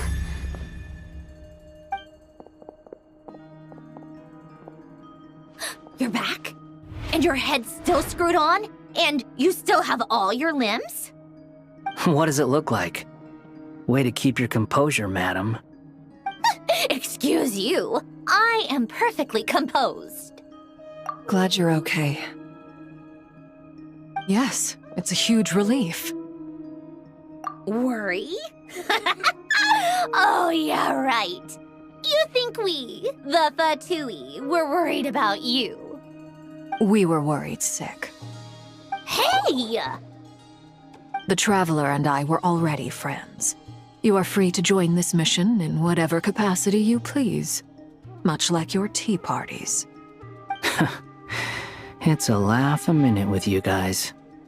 I must say, I was quite surprised when Mr. Albedo told me he would need no additional aid. We discussed this on our way back as well. I am rarely so unequivocal, but in this case, we had full confidence in Hat Guy. He said he knew what he was doing. Albedo and I pretty much had to just wait outside on standby. Meanwhile, Hat Guy broke into the energy field and rescued the Traveler solo. You didn't have to mention that. Well, I'm thoroughly impressed. You are a force to be reckoned with, Hat Guy. Is he back? Is he really back? Traveler! It's really you! Oh, thank goodness! Paimon missed you so much! You can finally breathe easy, Paimon. It's great to have you back in one piece! Oh, Paimon's been having nightmares the whole time you were gone! Look at them. You know, once you reach my age, there's nothing better than watching a misty-eyed reunion between friends. It's nothing. Same goes when you get to my age, too. I bet Aino and Anefa would be tearing up as well if they were here.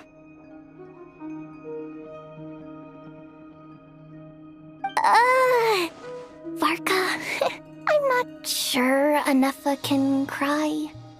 Oh, yeah, good point. Hey, your eyes are looking a little red and puffy. Come here, let's hug it out. What? Ew, no! No, thank you. You're not my dad, okay? Knock it off! Everyone, I'm sorry for all the trouble I caused you. But the silver lining is, I didn't come away from this ordeal empty-handed. While I was being held captive, I learned a lot about Dottoro's current capabilities, and what he plans to do with them. Allow me to explain.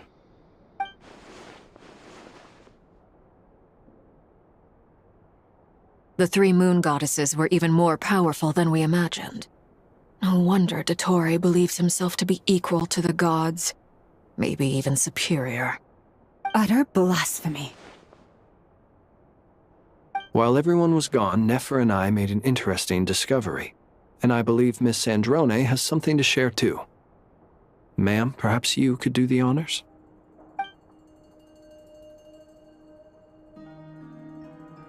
Called it. Getting rid of a pesky troublemaker like her is like trying to clean up after a crumbly cake.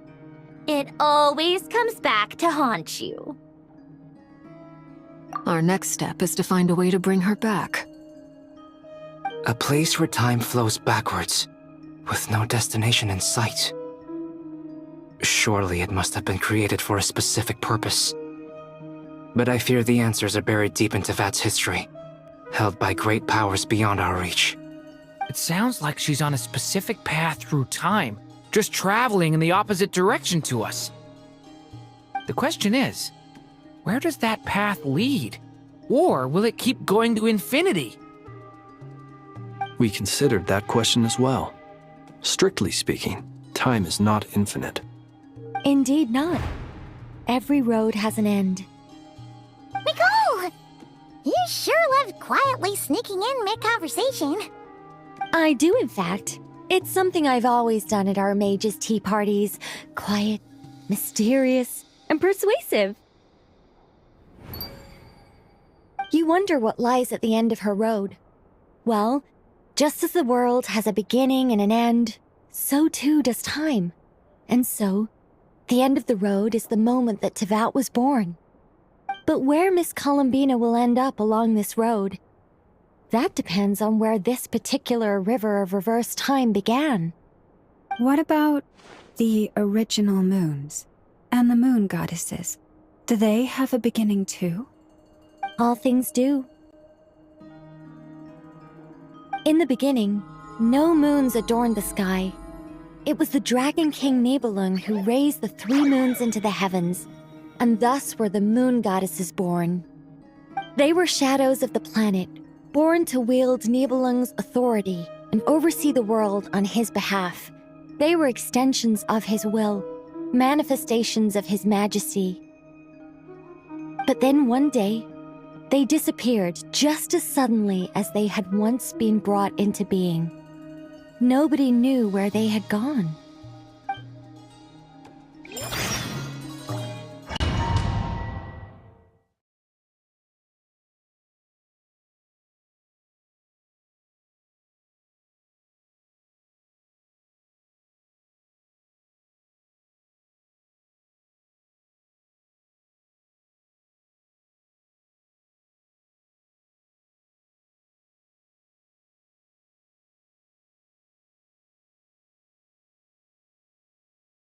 Like I thought, no more paths back to reality have emerged since. But how can I be sure that I'm going the right way without scenes from reality to keep me on track? I can't even be sure of how long I've been walking for. The further I travel, the less stable this space becomes. There are even moments where I can sense something that feels like abyssal energy. They can just materialize out of thin air. I have to keep my wits about me.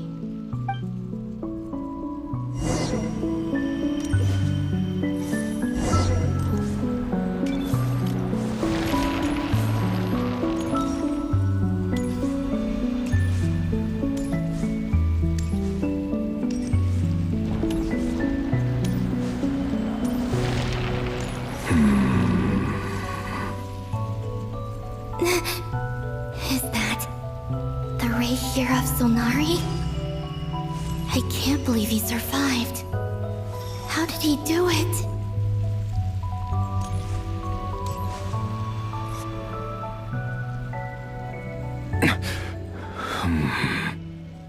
You are the moon goddess.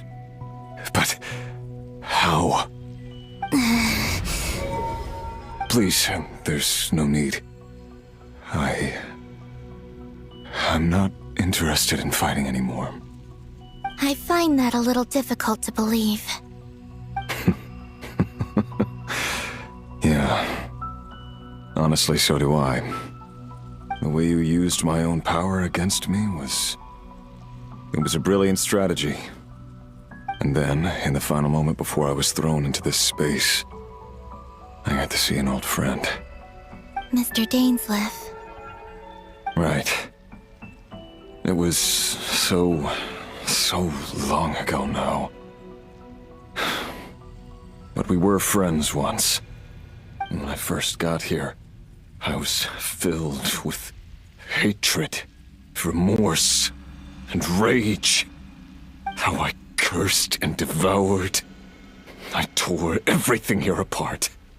I was consumed by the desire to leave this place and have my vengeance. But to no avail. This is a place with no exit. This is the second time I've entered this space. Though I have no memory of the first. I was torn to shreds the moment I entered. But this time I survived. It must be partly because of this new body. And partly because of all the Kuvaki I absorbed in Nodcry. Are you the source of the abyssal power in here? Not all of it. Some is from when I first arrived here and tried to destroy everything. But there was already a degree of abyssal power here before I entered. And like a venomous snake baking in the merciless sun, it tried to slither into my shadow. Tried to? So, you rejected it? Yes. Because after that, the world suddenly became silent for a moment. What do you mean? The voices in my head, they were gone. And then I saw her. Her? Thelindis. My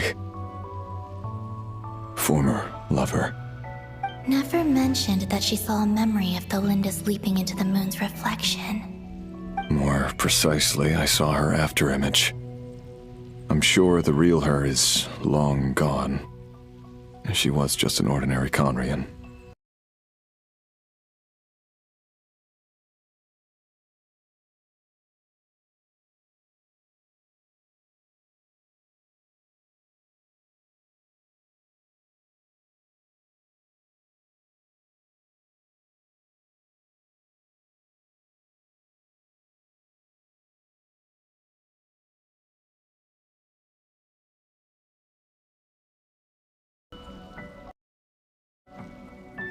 If I hadn't escaped through the moon gate, my friends would have been in far greater danger. Oh, I see. Because of your power. The power of a moon goddess. What? You'd like to know how I know, wouldn't you? The one who resurrected me said so. I could hear a deep lust for power in his voice. Do you mean... Dottore? Dottore. So that's what he's called.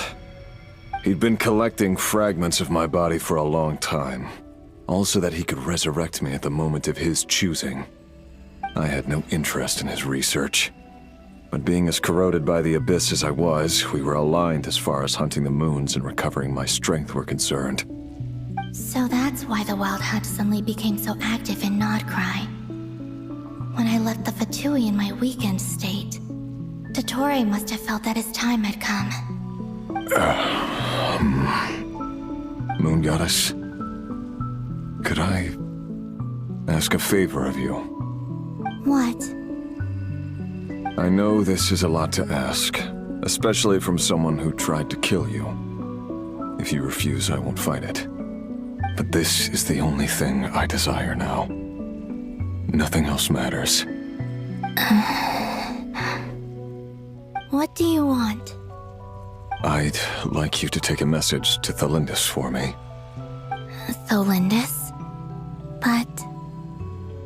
Yes, she's dead. But like I said, I saw her afterimage. I can sense that some part of her soul remains here. Far, far ahead. Why don't you go and speak to her yourself? I can't. I don't know why, but I can't move freely in this space as you can. All I can see is a glimpse of her, walking away. Just like the moment when I last saw her in life. In return, I will clear these abyssal obstacles for you. No, not in return. I'll clear them for you, whether you want to help me or not. It feels like something I ought to do. Why? Yeah. Why, indeed. I've been asking myself that question a lot recently. Why did I do the things I did? I'm tired of it all. Tired of the person I became. People used me. And then I turned around and started using others. I hurt a lot of people. I think I grew tired of it long ago. But I wouldn't admit it to myself. And ultimately, that's how I ended up here. What do you wish to tell her? All of it. My past. My mistakes. Everything that happened after we were separated. Is it okay if I give her the abridged version? Yeah, I'm sure there's plenty you can skip over. Just tell her the important parts. Whatever you think that means. Like the part where you relentlessly tried to kill us? It's up to you. Love demands honesty. But my relationship with Thelindis was built on lies. We hid too much from each other.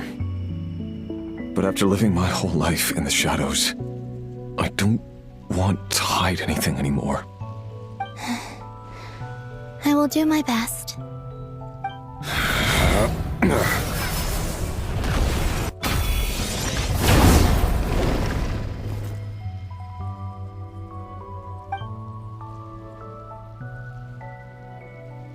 There. The abyss will no longer stand in your way. Even though Mr. Dainsliff felt he had to fight you, I think he still regarded you as a friend. Dane?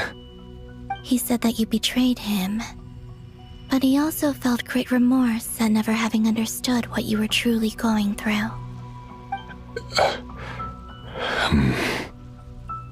Why tell me this? Because if he'd known that someone could take a message to you, I believe that's what he would have said. Thank you. It means a lot. I know this will sound strange coming from me, but don't die, Moon Goddess. I can tell that you're determined to get out of here.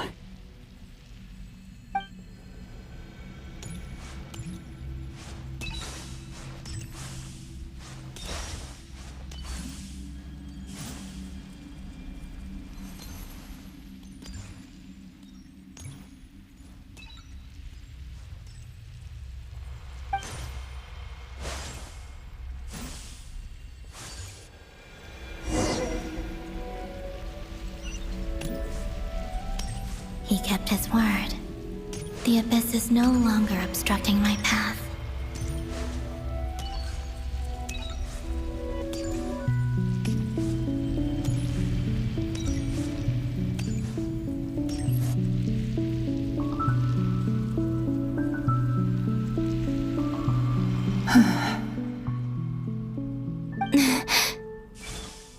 Is that the Lindis? She wasn't far off at all. And yet, they can never meet. Hello, Miss Thelindis. Who are you? How do you know my name? I've never seen anyone else here before. You can call me Columbina. I promised Rerir that I'd bring a message to you. Rerir? My Rerir? Is he well? He's doing better than he was. Better than he was, huh? Sounds like he's had a pretty rough time. Others have had a rough time on his account too. In many cases, their time ran out because of him. And I'm not just talking about the children of the Crimson Moon. So, things got worse before they got better. Could you tell me what happened, Miss Columbina? Are you sure you wish to know? Yes. This is my opportunity to learn the truth. No matter how hard it is to hear, I have to know. I admire your courage. However, time is short. I cannot stay here for long.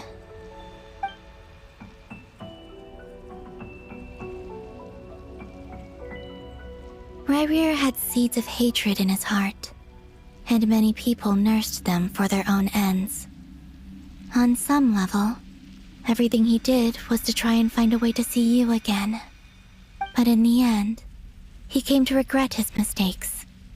He wanted to apologize for hiding his past from you. Beyond that, he did not say specifically what it was he wished to convey to you. But I'm sure that you've always been on his mind. You are what has kept him going over all these years.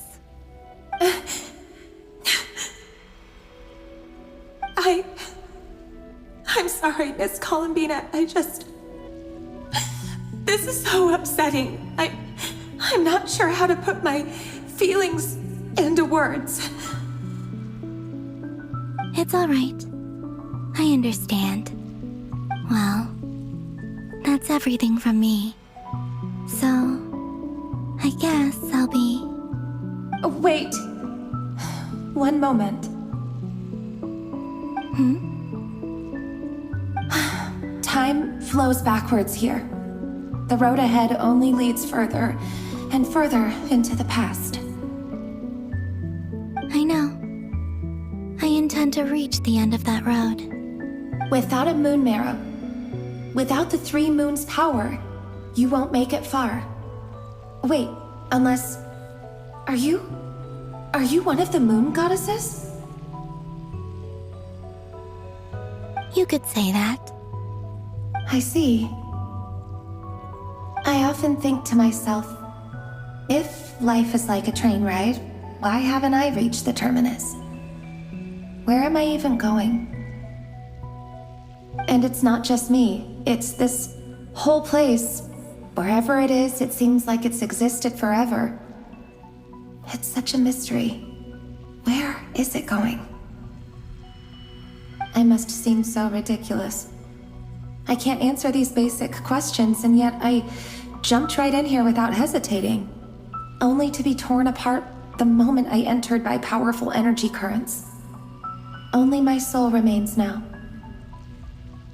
Thinking back, I was suddenly overcome with fear and terror in that moment. Perhaps I too became bewitched by the abyss. I may have been the leverage it needed to control Rayrir. I used to be a researcher at the Universitas Magistrorum in Conria, researching the iridescent moon's marrow. Eventually, I came to the conclusion that time in here flows in reverse. Rayrir was one of the Finster King's retainers. With me, he was in an impossible position. It plagued him constantly. I wanted to help him escape his lot in life. I wanted him to be happy, so I thought I'd use this place to return to the past. At the time, I thought I could just go back to the day that the Finster King first found the princess.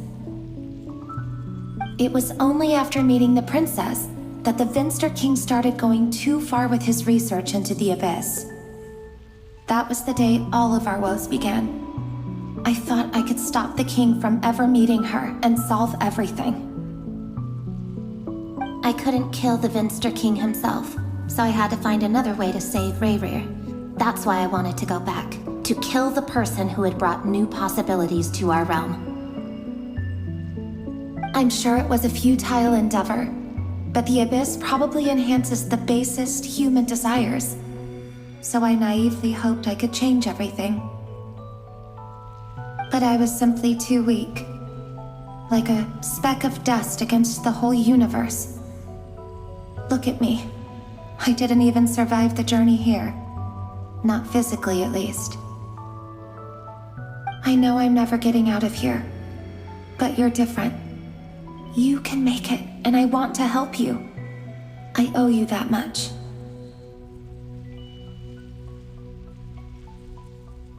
How do you plan to help me? Have you noticed the golden energy that exists here? Based on my past research and my observations since coming here, I believe they carry you forward faster. I can share what I've learned and help you understand the pattern in which this energy appears.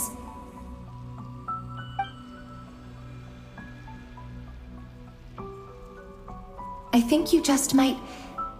Now, I know you will be able to change the past. Also, I've been speculating about where this space ends. The documentation was scanned, but from what I know of the legends about the moons, the oldest ones seem to begin with Nibelung, king of dragonkind. I have no way of verifying any of it by this point, but if it's true, you might be able to reach that era if you keep walking. Understood. Thank you, Miss Delindis. I'm the one who should be thanking you. If you hadn't entered this realm of everlasting death, what use would my deductions be? Thanks to you, they have some meaning. About Rerir, I'm so sorry. For everything. It wasn't your fault. That's not true. Because we both feared bringing trouble upon each other, neither of us ever told the truth. And that dishonesty sealed our fates. But enough about that. I wish you a safe journey, Miss Columbina.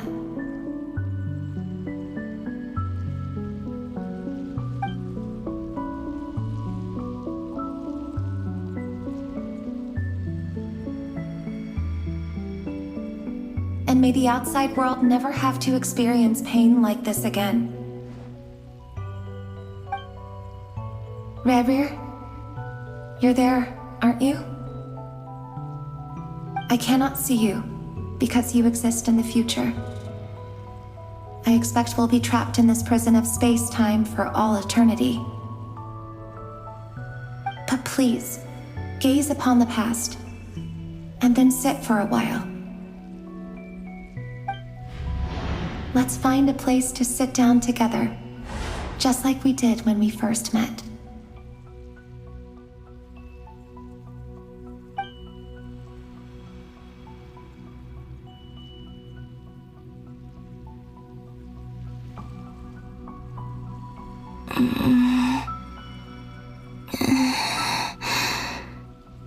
How long have I been walking? How much further till I reach the end? Is there even an end to be found? Everything's getting blurry.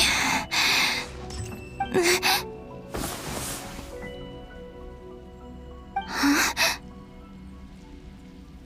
Are you all right, little sister? Have you come from the distant future?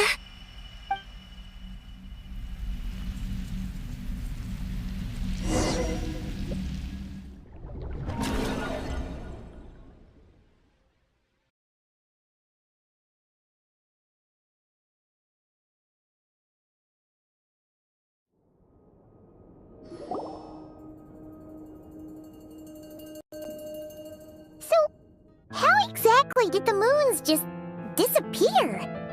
Shouldn't it be a little harder to get rid of major creations like moons? The world is a vast and ancient place. On a certain scale, all life lasts for but a fleeting moment. Miss Nicole explained that the moon goddesses likely perished in the War of Funerary Flame. The moons themselves were also destroyed at that time, save for the Frost Moon, from which a new moon goddess was later born. Am I missing something then?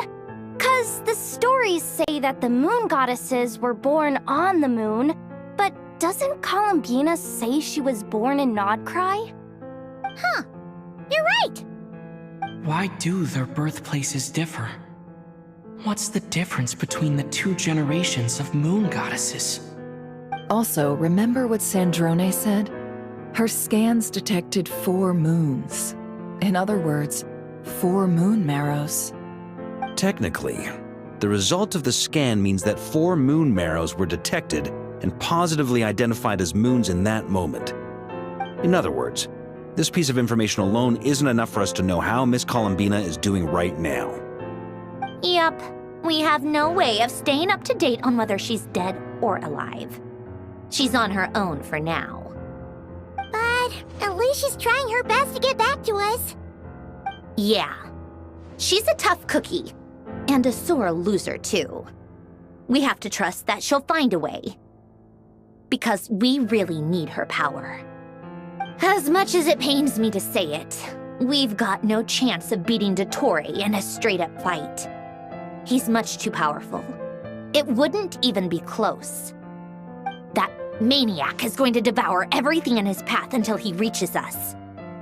We need to find someone or something that can stop him before he does anything worse. I'll be frank. Our only hope of defeating this false god is with a real moon goddess on our side. I'm not just saying this because Columbina's a friend and I want her back safe and sound.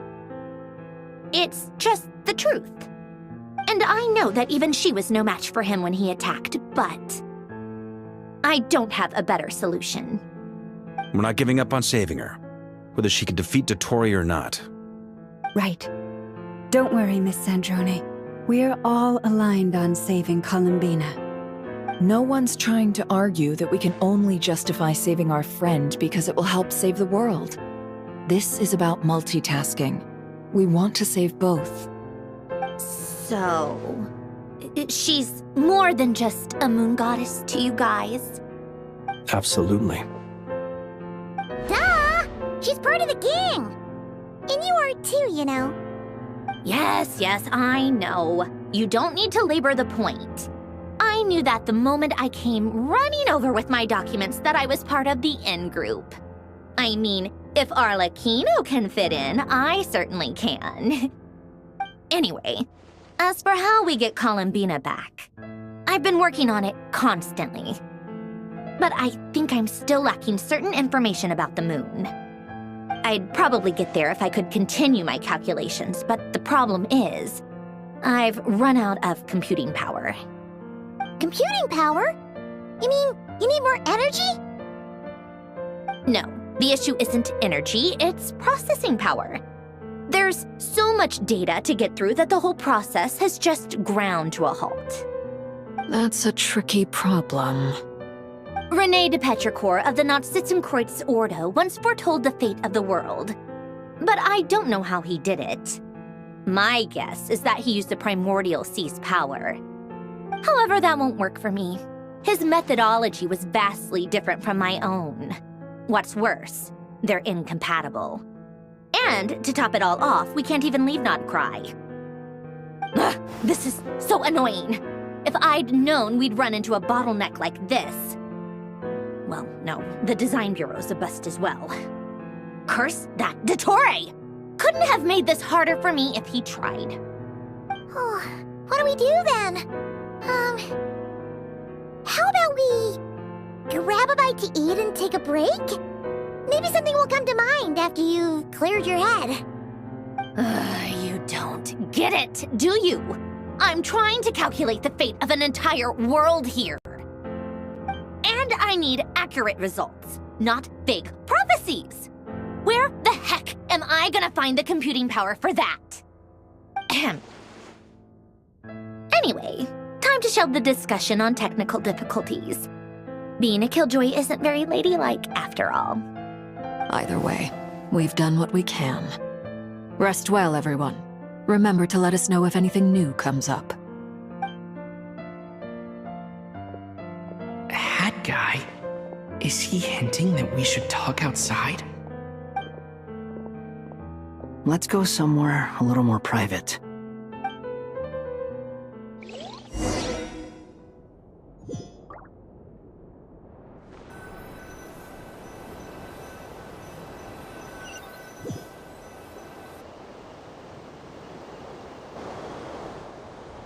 You know that Dory went back to Sumeru, right? Yeah, she mentioned she was planning to head back. Things aren't looking good for Nodcry. She's gone to spread the word so that Sumeru has a chance to prepare for the worst. From what I know of Dottore, there are two possible reasons why he hasn't made a move yet. One is that he's still working through some kinks in his new powers. The other is, he wants to see how we're going to react.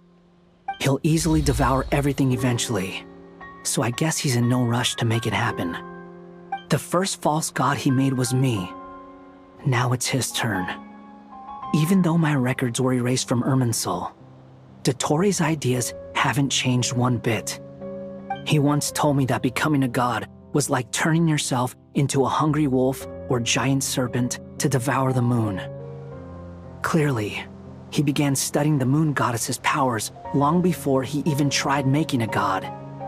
He's always wanted to get his greedy hands on divine authority one way or another. And in the end, he devoured the moon where I failed. In the desert of Sumeru, there is a chessboard built by King Deshret, also known as Al-Ahmar. I don't know if it was a real game, or if he was just trying to challenge his servants and citizens in some way. But creating games and setting rules, gods do that as a matter of course. That's the kind of power Dottore craves. Now he has the Trilunar Authority. His power is leagues beyond the common people. I don't think there's any point in other nations rushing to the front line. They're better off focusing on defense and hoping they can fend off any threats that spill out from Nodcry. Either way, Dory will inform Lesser Lord Kusanali, and she will contact the other gods in turn. The Seven will have some recourse available. If nothing else, their protection should keep the rest of the world from descending into chaos as quickly as Nodcry has. So on the bright side, even if Nodcry is doomed, your friends in other nations won't be in any immediate peril. That's good to know. But I'm not ready to give up on Nodcry yet. There's a word for people who refuse to let anything go. It's called being greedy. Maybe it sounds greedy to you, and probably naive too. But whatever you call it, that's what gives me the determination to keep fighting. Battles are fleeting, but the will to fight is a long-term commitment. Give up for even a moment, and your resolve will shatter. Why do you always feel the need to do the right thing? No one is born to be a savior. I mean, who's gonna criticize you if you fail, or give up? Don't take this the wrong way, but Dottore said something similar to me. I guess the VIII attracts people who don't believe in saviors. Not necessarily. It's less about belief for me. I just want to know how determined you really are. After all, I don't owe anything to anyone else here. Only you. You look kinda worried. If your arch-nemesis was about to achieve their ultimate goal, I think you might feel a little worried too. That's true. Dottore is about to become an omniscient, omnipotent deity. That's gotta be a bitter pill to swallow. Still, you're calmer than I expected. Obviously. I have to admit that my past self was a reckless fool who misunderstood not only the point of revenge, but how to achieve it. And as much as I want my vengeance, I know I'm not gonna get it by acting alone. If the world's taught me anything, it's to think before I act. Too bad it never taught me any other virtues, though. So, I am going to destroy Dottore, no matter what it takes. So, what's your plan? I'll get to that. First, tell me, what do you think of Sandrone? Just like Paimon said, she's a friend, part of the gang. How much do you trust her? This is a serious question. Think carefully before you answer. Although she's with the Fatui, she has her own values, and she's helped us a lot. If nothing else, she's clearly going the extra mile for Columbina. I see no reason not to trust her. If you say so. In that case, the three of us need to talk. I have some thoughts about her computing problem. It can be solved, but it will come with a cost. How much? If I can afford it, I'll cover it. Sometimes your heroism really backs me into a corner. You know that? Come on, let's go talk to her.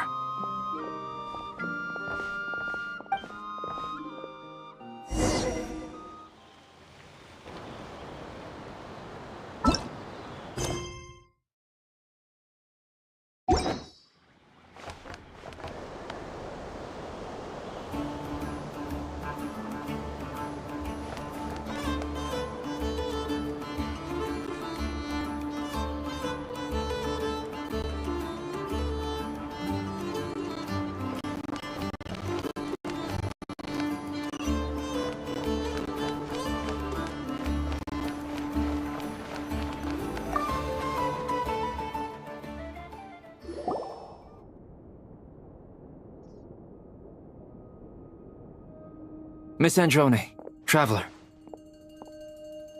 Hey there. Paimon's here too! She was just helping them sort through their things. How did your chat go? That was fast. The call only just ended. Well, you said it was urgent, so we got here as quickly as we could. Albedo, I have some alchemy questions for you. I see. Looks like my knowledge proved useful after all.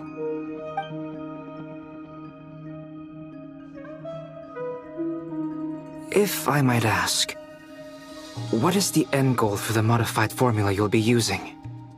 I needed to predict the future of the entire world. But I've run into some teething issues since trying to implement Renee's theory of the 4 Orthants. I see. I'll have a look at it. Still, computing power is the real issue here. How do you plan to solve it? About that, it's been sorted. Oh, with the Traveler's help? Actually, you're not wrong. He found the person with the solution. Was it Hat Guy? Yeah, it was him. Wow! Go Hat Guy! Seems like all that time studying at the Academia is paying off big time. But where is he? Wasn't he the one who asked Albedo and I to come here? Come with me.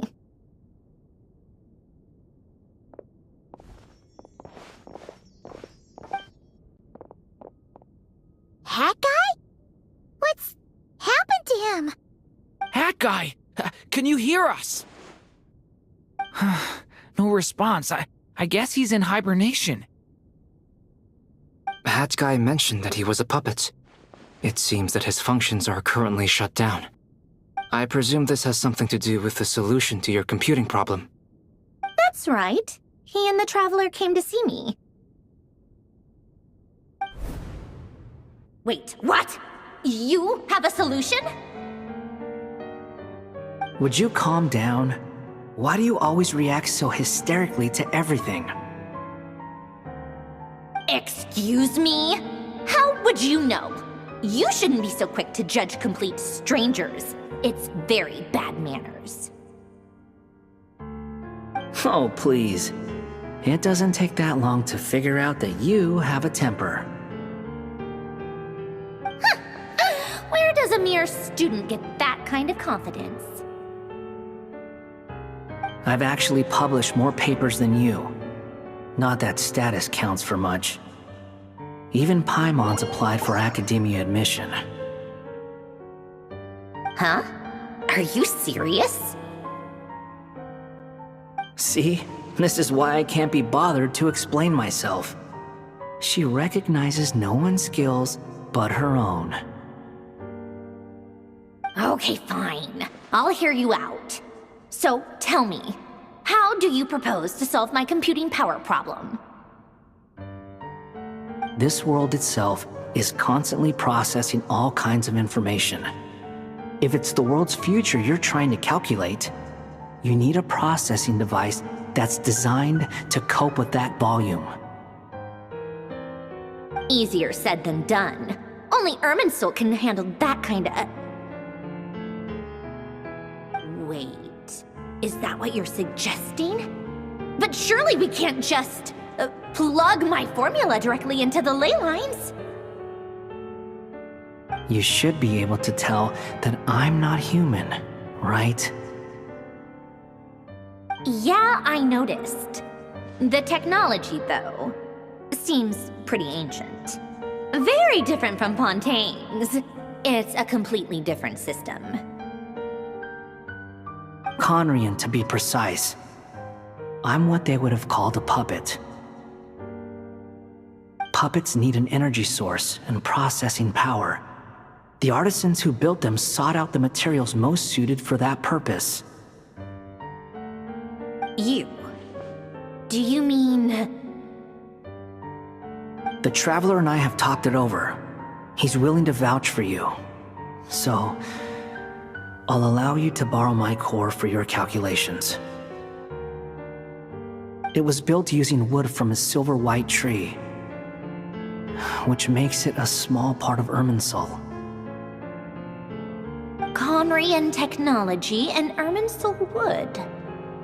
Who in the world could have built you?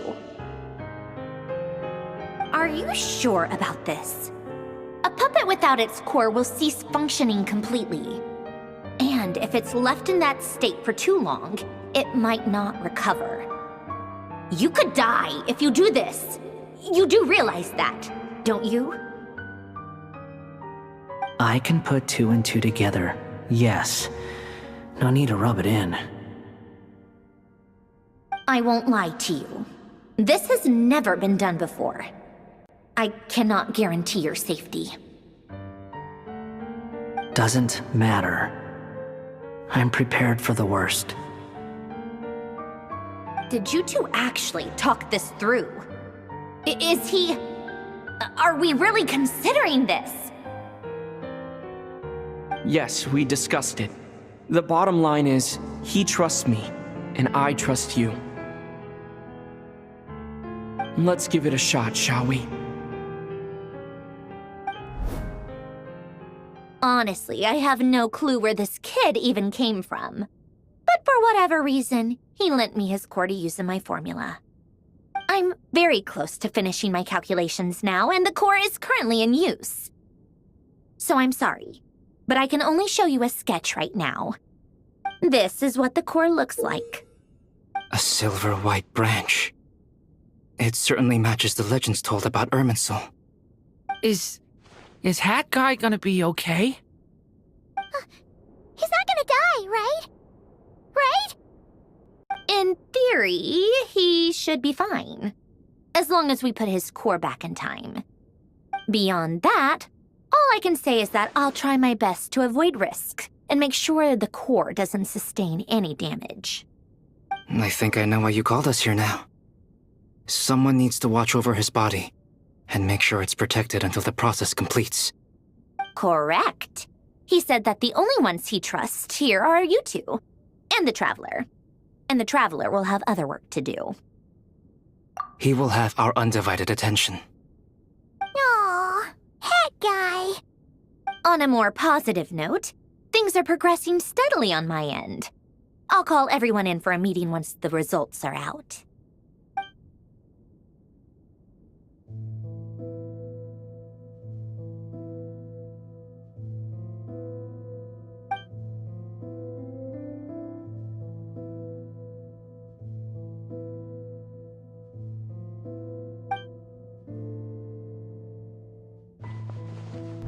the worst case scenario with the core removal is either a system reset or a total loss of function. But I'm not afraid. A quiet death should have been my fate long ago. A core is completely different from a heart. It's like another vital organ entirely. I never believed it could be a true replacement for what I sought. But in the end, it turns out the core was more useful to me. Pretty funny when you think about it. It's like the punchline of my entire life. Do you think there's any difference between a puppet and a human? If not, then this would just be another samsara. I have already experienced both a past life and a next life. Part of me wonders whether I'm only capable of making this decision because I've become a real human. What's with that expression? Isn't this a good thing? Sandrone will succeed, won't she? She has to. She will. We all have to persevere until this is over. That's right. And I'll protect you all until a moment of victory arrives.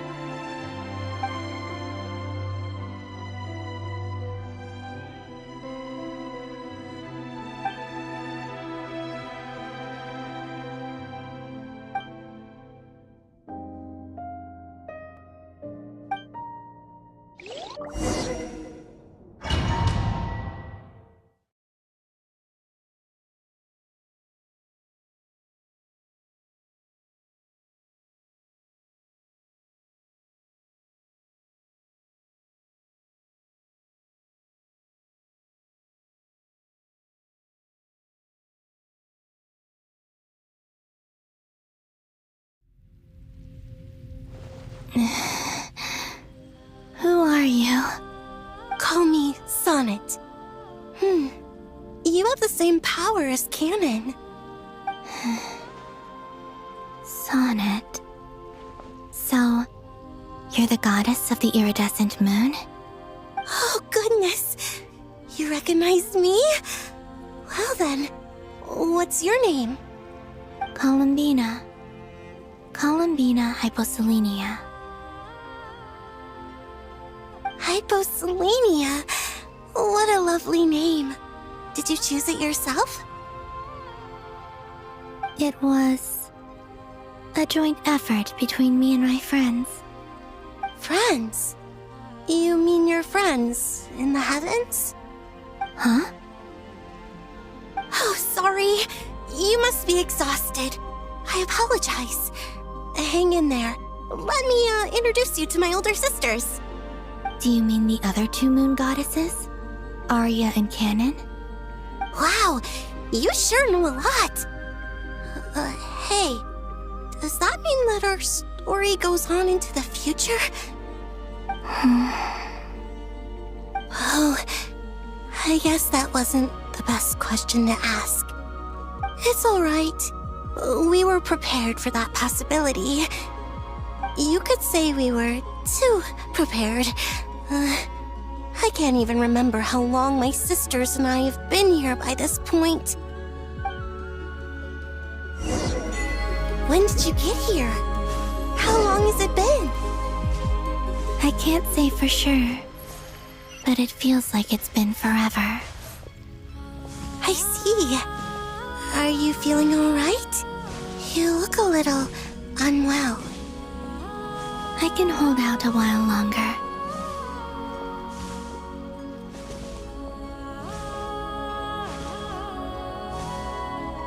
We don't have far to go. The place where my sisters and I are based is just up ahead. Don't worry, they're both really nice. I'll introduce you.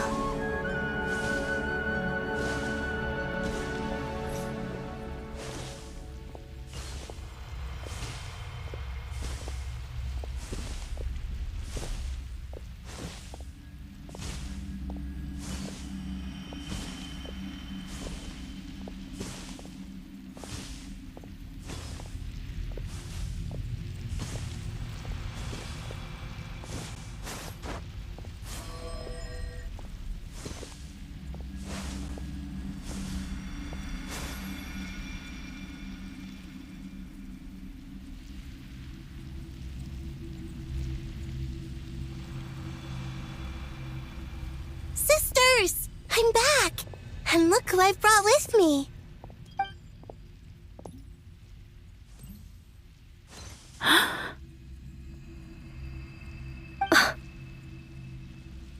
It's our lovely little sister, born in the far future. The pleasure is all mine.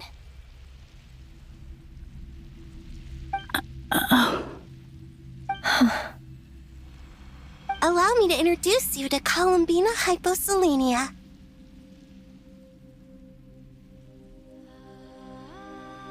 This is Arya, the goddess of the eternal moon. And this is Canon, goddess of the frost moon. Canon, don't you think Hyposelenia's power is similar to yours? Hello, Columbina. I apologize for our startled reaction just now. And please, forgive our little sister if she's been annoying you. She tends to talk a lot. It's fine. You seem shy. Don't worry, Columbina Hyposelenia. No one can hurt you here. Could you tell me where here is? Please.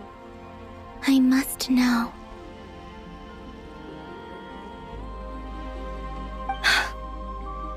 My dear sister, this is where Tevat's original ruler, the Dragon King Nibelung, imprisoned the moon goddesses. What? You're scaring her, Canon. No, I'm fine. Please, continue. Nibelung, our original master, created us in the distant past to maintain Tevat. But he left this world and traveled into the dark universe beyond, to explore worlds vaster still. Day and night, we fulfilled our duty in the heavens, until the day that the first descender arrived. The great ruler of the firmament. The heavenly principles. Is that what later generations call them? I see. But we did not reject them at first, nor did they seem to harbor ill intent towards this world. We coexisted in peace. They were like a guest in our home. Slowly, however, we came to realize that our guest had a growing desire to change and dominate the world. And you didn't stop it? No. There was an order to the rules they set up that Nibelung never taught us. We wanted to know if this order would bode good or ill for Tevat.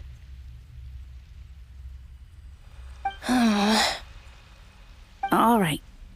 Canon and I wanted to know. Sonnet was against it from the outset. Later, we discovered that this great ruler of the firmament bore an almost paranoid hostility toward the desire of certain life forms to seek power. Or perhaps they feared them. They would even cast down celestial nails as manifestations of their power, to punish the civilizations of the world below. Only this was far beyond mere punishment. Right. Their rules brought order, but the price people paid for merely testing the limits of those rules was far too great. I did everything in my power to help the punished escape catastrophe, but still, too many lives were lost. The ancestors of the Frost Moon Scions were some of the ones you helped. But just when we had decided to take countermeasures, the Dragon King, Nibelung, returned. And so began the War of Funerary Flame. So, that's the name the world gave that war in the future. Well, who won in the end? As far as I know, the Heavenly Principles won, although it came at a great cost. They remained in Tevat, where they continue to rule to this day. And the world's original master, the Dragon King Nibelung, was destroyed. And what of the moons? Are there still 3 moons in Tevat's skies? You can tell us the truth, Columbina. We know we are but remnants of a bygone age. We are prepared for the answer. Only the frost moon remains. But it has been cast beyond the false firmament by the heavenly principles. The eternal and iridescent moons were both shattered during the war. So death finally came for us in the end. Sonnet. But you're still here, aren't you? A moon goddess cannot live without her moon, Columbina. She's right. That's why I began to disappear. Because the frost moon is cut off by the false sky. How much worse it would have been if it were outright destroyed. Our souls may endure within this lunar palace, but if our moons are destroyed, then we shall disappear the moment we depart from it. I'm sorry. There's no need to apologize to us, dear sister. If anything, we owe the world an apology. If only we'd decided to act sooner, rather than arguing amongst ourselves. all the more reason not to spend this time in regret and repentance. Instead, we should focus our efforts on how we might help our future sister. Sorry? Don't you see, Columbina, your story is not yet over. Is that not why you are here?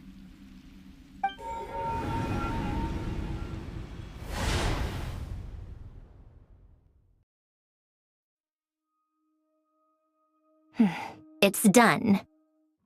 Initiate numerological array. Continue running primary process. Calculate the world's fate through extrapolation, and identify nodes of potential change. Secondary process, scan for moons. Still 4. The number of moon marrows hasn't changed. Wait, let me think. Is it possible that there's something I've been misunderstanding about the moons all along? Variables. Variables in the world. I know where potential variables within the world come from. So what about the moons? Are there any variables there? Like their life or death, for instance. What if being alive or dead makes no difference to a moon? But that's so strange. Even immortal gods can die. Why would the moons alone be? Wait! I've got it! If alive or dead is considered a variable, we might have had this wrong the whole time. No one ever said that a moon marrow equals a living moon. We just made that assumption ourselves. Initiate secondary process. Scan again, this time filtering out interfering perimeter, moon marrow. I don't care if they're natural or artificial. Get them out of my search results! Why? It says 3 moons still exist in Teyvat, even after excluding the moon marrows. But we know for a fact that 2 of them are dead. Redo the scan. Narrow the results to living moons and real moons. No, scrap that. Narrow it down to moons that have lunar authority and remain alive. Why? Why is it still 3? What is this, Columbina? Has the world lied to us? Or are you the one pulling the wool over our eyes?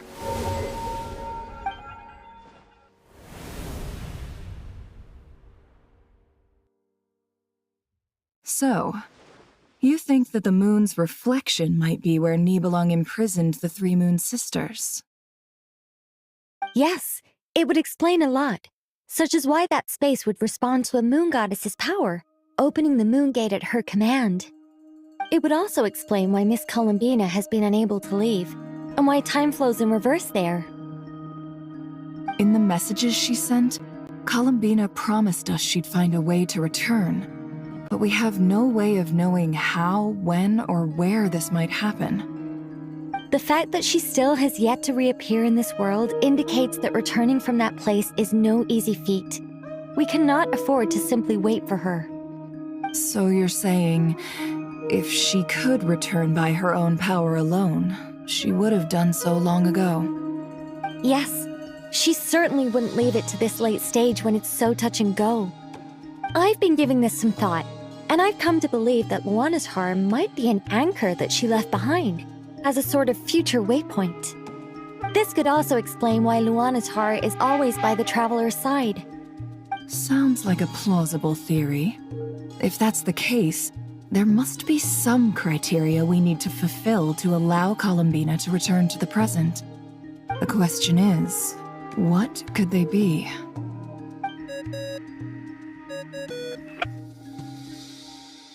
Hello? Listen up! This is extremely important!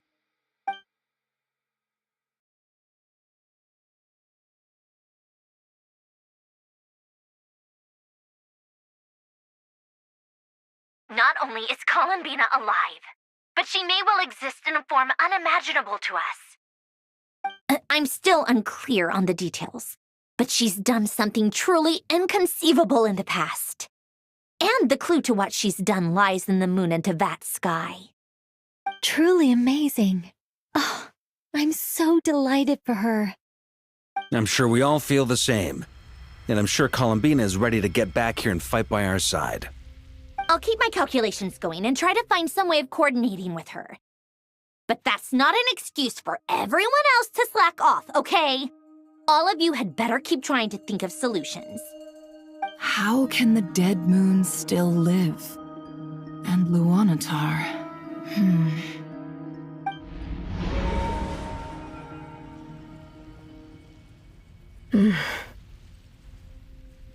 It's hard to believe that's what will happen in the distant future. Our authority is linked to the most fundamental rules of Tevat. I suppose it's no wonder that many would covet that power. I didn't realize that when you said friends, you meant people who live down in Tevat. That's so lovely. I always wanted to go down there and have some fun. Have you ever tried leaving this prison? Of course. Between us, we've tried everything. But no matter where we go, this space will eventually bring us back here. It's like the center of a whirlpool. Everything ultimately converges here, at the moment when Nibelung imprisoned us. In that case, have you tried using any of those pathways that connect this space to the real world? Sorry? What are those? They're passages through which you can make small-scale changes to reality by using Kuvaki. Or am I the only one who can use those passages? Because part of my soul remains in reality. Kuvaki. What is that? You don't know? It's a unique kind of elemental energy found only in Nodcry, the land from which the moons arose. Oh. Well, it's true that the moons first rose up from the part of Tevat you say is called Nodcry. But there is no difference in the elemental energy between there and anywhere else. What? Could you show us some of this Kuvaki hyposelenia? Maybe if we see it, it'll make more sense. Okay.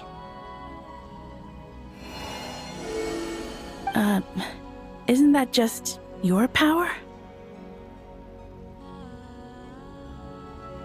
What? But it's everywhere in Nodcry. In the air, in the land. Even the creatures who live there have adapted to its influence. How curious. This Kuvaki certainly did not exist anywhere in the world before we were imprisoned. Let alone influence living creatures.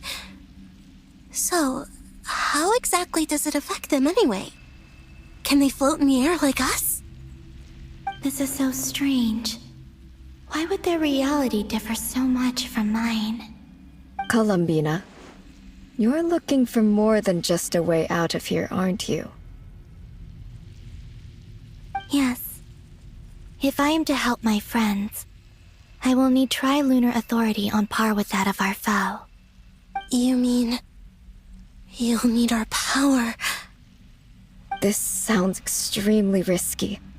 The Three Moons' powers are not mutually compatible. Concentrating them into one goddess will be a very painful process.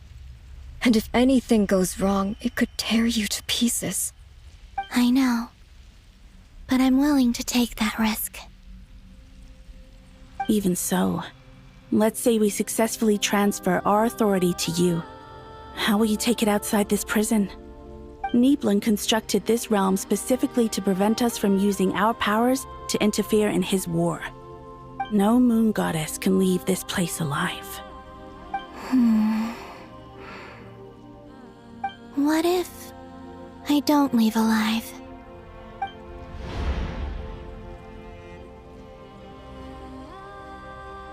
Where do we even start? How are we supposed to figure out what we're meant to do to help Columbina?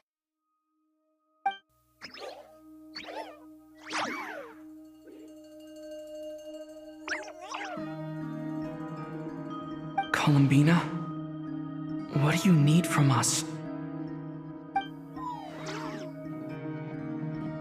If she really got to the beginning of time in there, how do you think she'd leave us a message?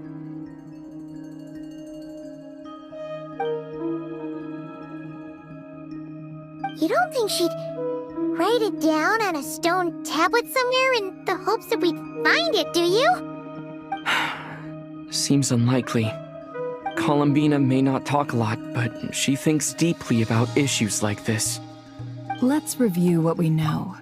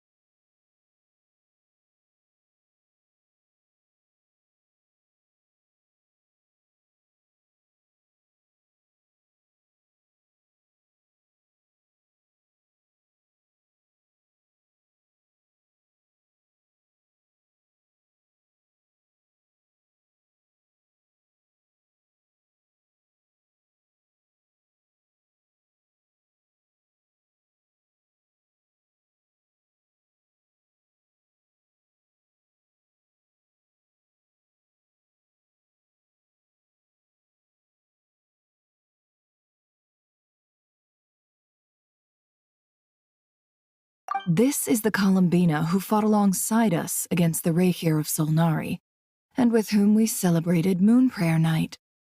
She knows our personalities, our ways of doing things, even our unique strengths and abilities. So, if she wanted to tell us something from a long, long time ago, what would she do? Oh.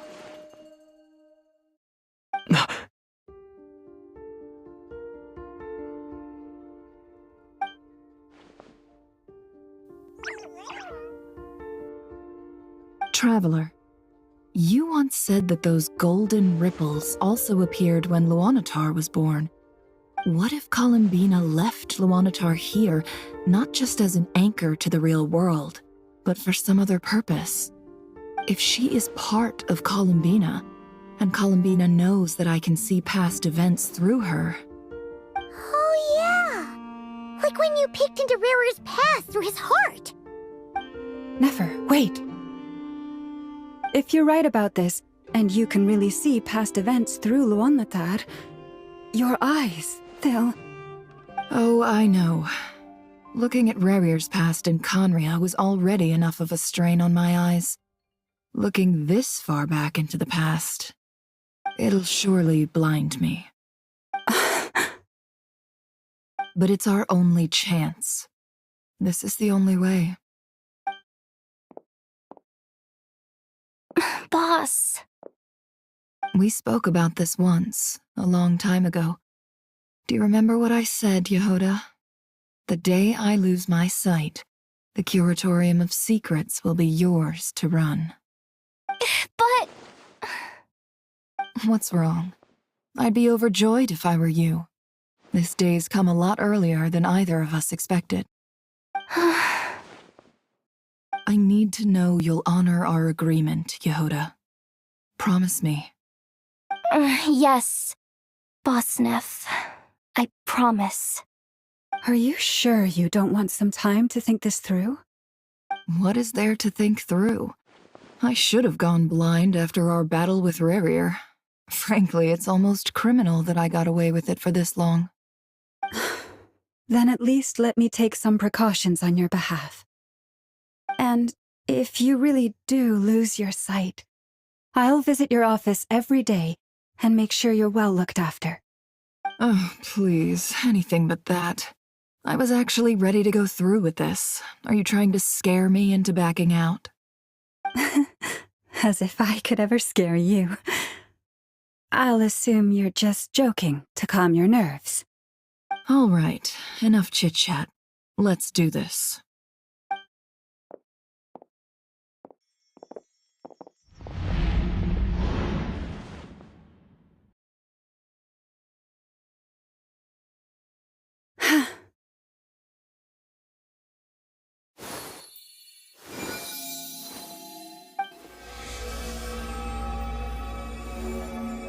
All done. Good. Now give me some space.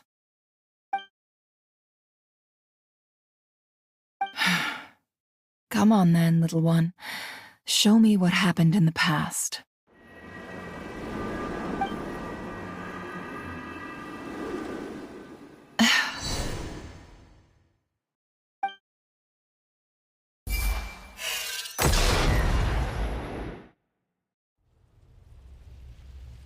Between the Trilunar Authority, Kuvaki, and the sole-surviving moon, the Frost Moon, I think I might know how to get back.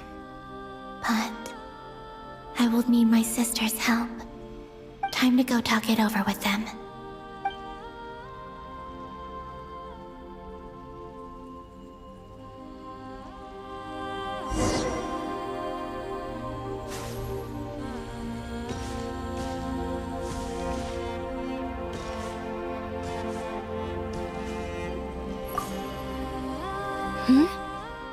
Have you decided what to do? I hope it's not too dangerous. You really scared me when you said that thing about not leaving here alive. Come on, let's go find the other two.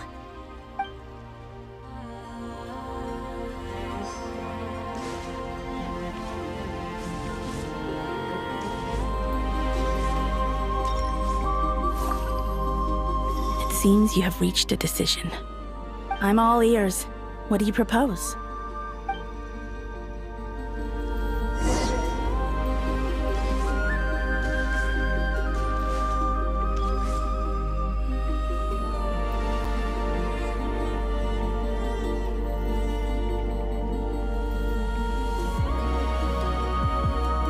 Have you figured it out, Columbina?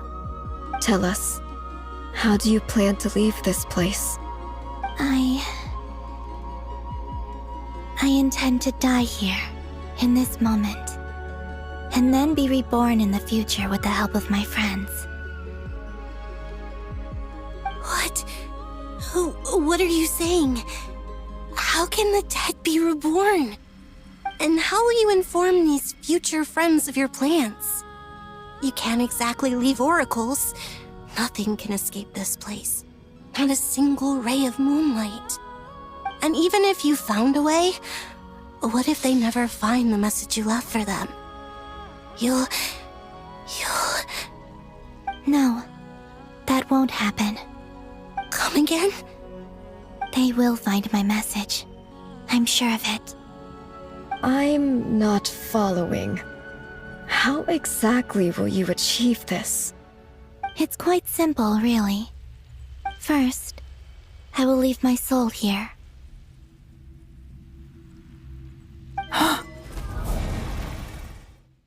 I see it. Your soul? You mean your divinity? Yes. I once left a portion of my soul in the future. One so small that this prison barely noticed anything. In this very moment, she can resonate with my soul across time.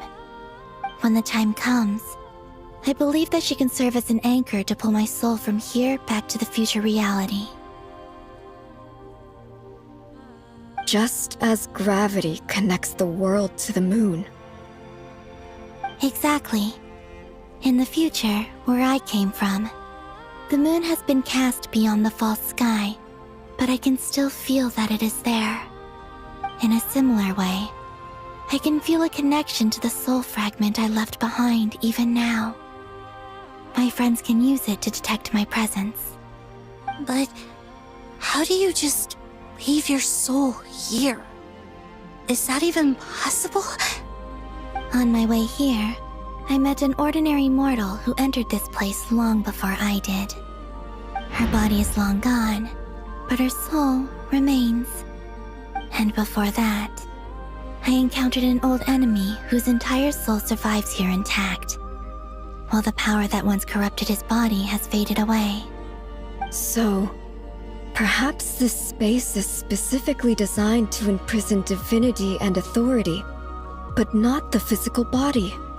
Still, even if your body can escape, would it not just be a lifeless husk without the soul inside? Wait, is that what you meant when you said you wouldn't leave alive? Yes. I shall turn my body into moonlight and pour it over Nodcry.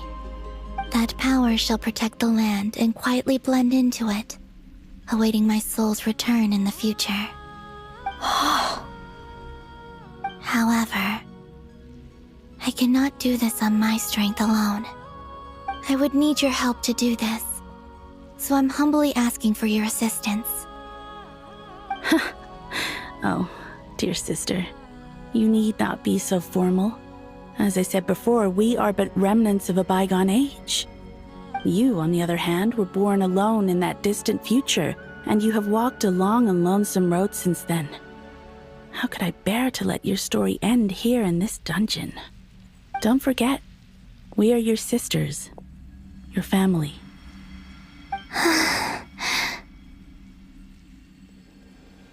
Arya's right. Actually, I've always wanted a little sister. Can you imagine how it's been for me? Getting nagged by two older sisters all the time. Now, I finally get to be the big sis. And not just that, but I get to help you return to your world, too. How could I say no to that? Sonnet. Canon?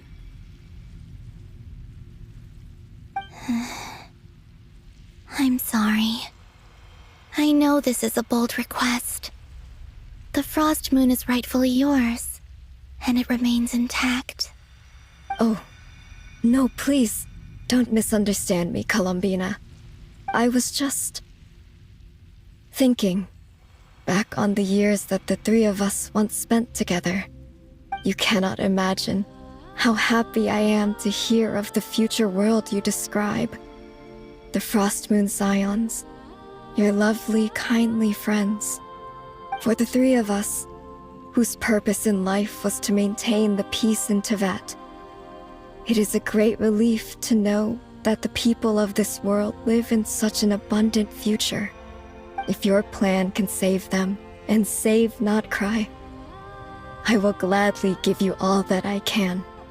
Besides, the three of us have been together since the day we were born. I could never abandon them to live on alone without them. Canon. Still, I do have one question I would like to ask you before we proceed. Certainly. What is it? Why do you cover your eyes?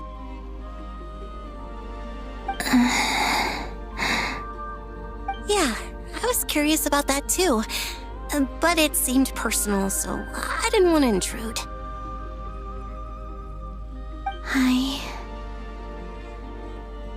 There was a time when I refused to look upon the world. I believed it was full of nothing but lies and falsehoods.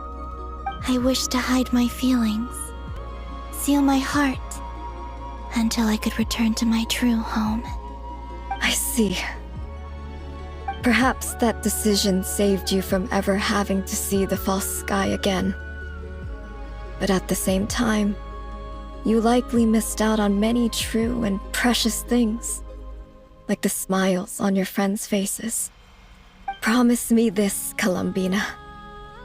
When you return to the future, open your eyes, take a look at the world around you, and see your friends. I'm sure that you know this already, given that you long to return, but that is your true home. Give me your hand, Columbina. Arya, Sonnet, you too. Okay. All right.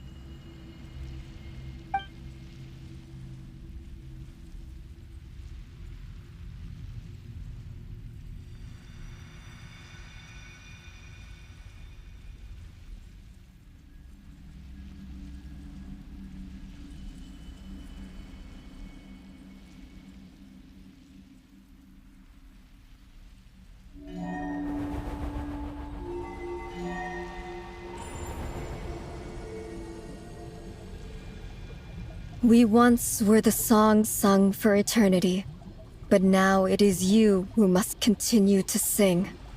We once were the tides in the great river of time, but now we subside, and you arise. We were the messengers of madness and inspiration. But now, the lies have faded, and your truth must endure. We are souls awaiting the sun. You must return to be with those who smile when they see your face.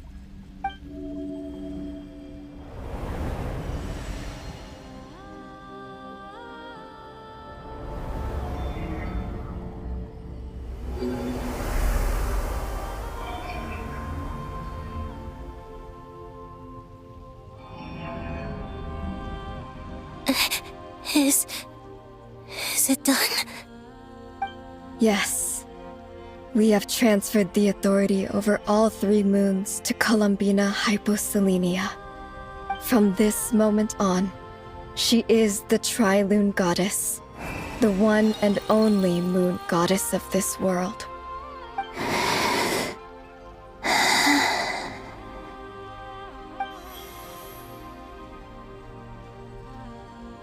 Thank you. Thank you, my sisters. Now go, and do what you believe is right, Columbina Hyposelenia. Be aware that we cannot grant you the power of the 3 moons beyond these prison walls. The conflict that arose over their remains following our disappearance will still take place. I understand. Sisters, oh, my body. It feels... Now that we have given up our power and authority, our bodies are merely mortal shells. This prison is dissolving them as we speak. It's okay, Sonnet. The end must come for every god, just as it does for every human. That's all this is. The final destination of our lives. Canon and I will be by your side the whole way. We have one final request, Columbina. Could you use the 3 moons' power to send us back into the real world? Now that we have lost our powers, I doubt this space will seek to hold us further. It's just... we would like to spend Our final moments together in the only place we ever called home. Of course. Gladly.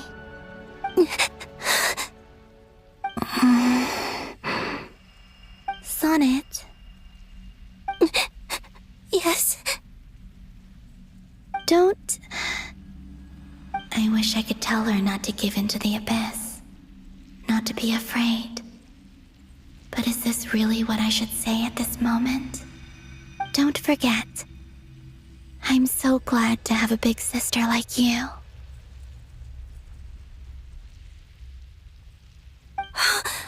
No, Hypo.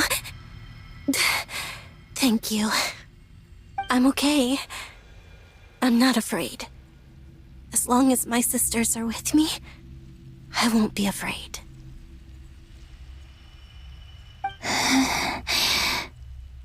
It looks like this is goodbye, sisters.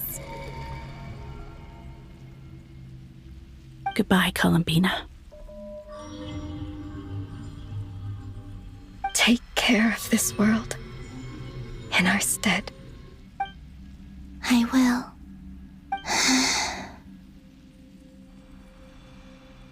And now, it's time for me to bid farewell to my body, too.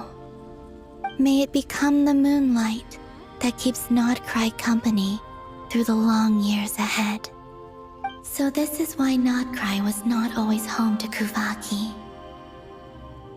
It only appeared after I poured my body out upon this land, and only this land. Kuvaki responds to me because it is me, my body, answering the call of my soul. And the golden energy I've encountered on my way here was, in fact, that very soul, which I am about to leave here to guide me. O power Trilune, eternal moonlight. I, Columbina Hyposelenia, lay aside my body. Let it be cast into the dark night to illuminate the future.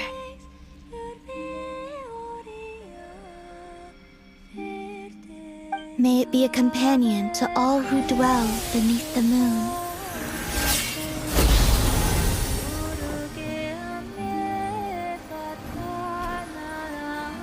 Until the time comes for me to return home.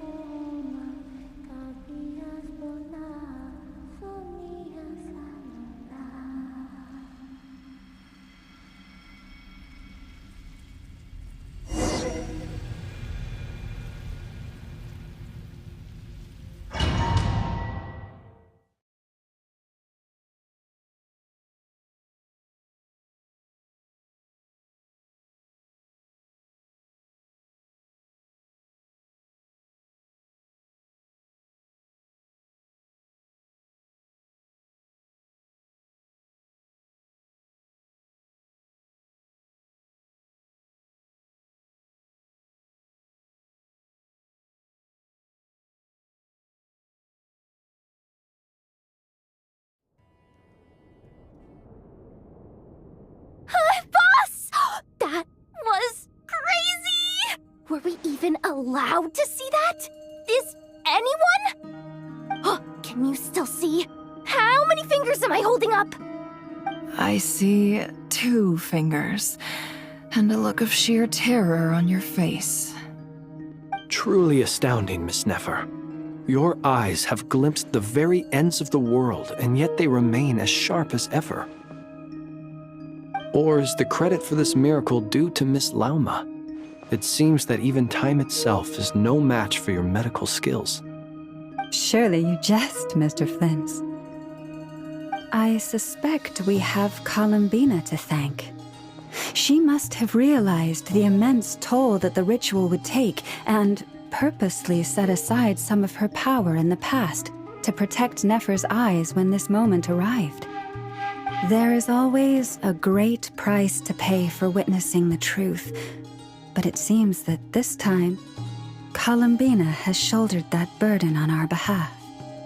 She chose the perfect method of getting a message to us. Though her eyes were always shut, she was clearly so perceptive. She knows us well. She knew exactly how we would think and what we would try. Despite being separated by time and space, we're seeing the same possibilities and seizing the same opportunities. We still don't even know if she's okay right now. But as long as there's a chance we can do something, we'll fight to make it happen. We'll get you back somehow, Columbina.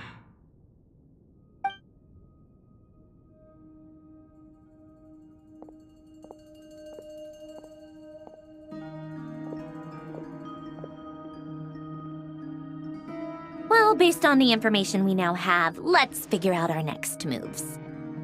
Thanks to these gentlemen, we have a much clearer picture of the situation with Dottore. The civilian population has been moved to safety, so we no longer need to hold back. Miss Androne, how are the calculations going? So far, so good. I'll keep seeing how far I can push the system, though. Can't have Hatman being powered down for nothing. There's still a long road ahead.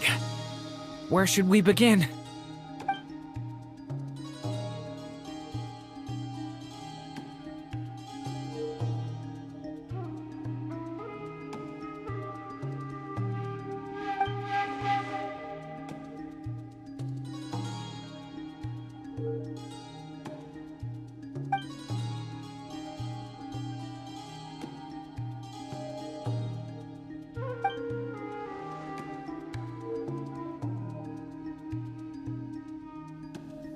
Our plan is clear. Time is short, so let's get moving. There's just never enough time, is there? Time is the bane of my existence. Ugh. Anyway, I'm gonna get back to work. All right, we'll do our part too. Yeah.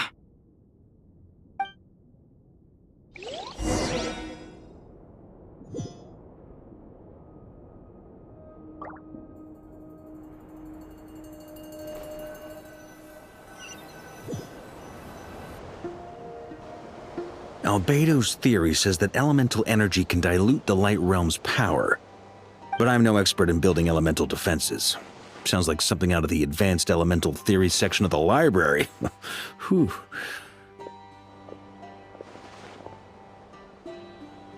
You seem quite troubled. Well, yeah. I mean, who doesn't get a little flustered when they're completely out of their depth? You were the very picture of confidence back when you approached the Hexen Circle. Eh, I could have been faking it through that whole meeting for all you know. Who's to say I'm not just a ball of nerves in a charming and gregarious package? Oh gosh, really? I'm so sorry, I had no idea. Well, you're all the braver for it. Still, I was much more in my comfort zone than I am here. At least in Mondstadt, you can cry for help from a cliff top and actually stand a chance of summoning Barbados himself. Things have never looked bleaker than they do now. If we don't pull this off, Tevat's doomed, isn't it? Oh, you think so? Actually, yes. Yes, it probably is. It's a shame. Don't put too much pressure on yourself. Tevat has faced annihilation many times in the past, but it also gave us you, didn't it? Hey, don't give me that. It's not like I'm anyone special. I disagree. Every human born in this world is special. We angels have always believed that. In that case, this humble human being has a big favor to ask of you. I thought you might say that. I'm sure Alice, in her great wisdom, sent you here precisely to help us in this difficult time, yes? Well, that has less to do with her wisdom and more to do with my power. Of course, of course. Well, the thing is, these elemental defenses we're about to build, I don't think it's a question of if they'll fail, but when. Durin's findings from his patrols make it clear that Dottore is constantly expanding his territory. First it was his lab, then the design bureau, and now this. It's not realistic to completely stop him encroaching on the rest of Nagcry. Rather, our goal should be to stall him for as long as possible. If Miss Sandroni's calculations are correct, well, they're the closest thing to certainty we have in this situation, so let's assume they are. Anyway, her calculations suggest that our best hope for victory lies in Miss Columbina's return. It's up to us to slow Dottore's advance and buy time for her to make a return. Are you asking me to help you with building the defenses? No. I'd like you to prepare for what comes next. When he eventually reaches us, we will have to fight him. You were an angel once and a mage now. I'm asking you to lend us your protection. Oh. Can I take it that you're triggering the terms you fought for during our three-way talks? Well, technically those terms were about protecting Mondstadt. But if you're happy to agree to the change in location, then yes, let's do that. You're cashing in on this much sooner than I'd imagined. Well, yeah. The way things are going, I might not get another chance. Very well. The mages have heard the knight's plea, and we will respond. To tell the truth, Alice and I had already discussed how we might help you all, so I didn't come empty-handed. I always like to be prepared.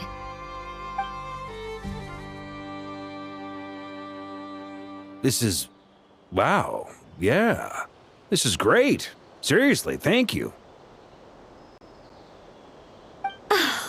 It's been many long years since I had a chance to dazzle humanity with a little divine intervention. To humbly serve as a reliable and responsible guide. Anyway, Knight of Boreas, please accept this gift in recognition of your great virtue. Go now. May the angel's blessing deliver you safely to your destination.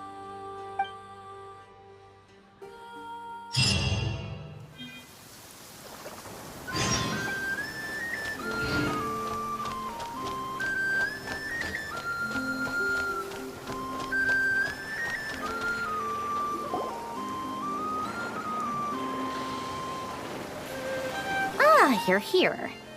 Sandroni! How are things going? Glad you asked. You two are about to become the first people to lay eyes upon my masterpiece. Or should that be the first person and the first, specter? Hey! Whatever. Come, feast your eyes on this. Wow! We've never seen something like this before!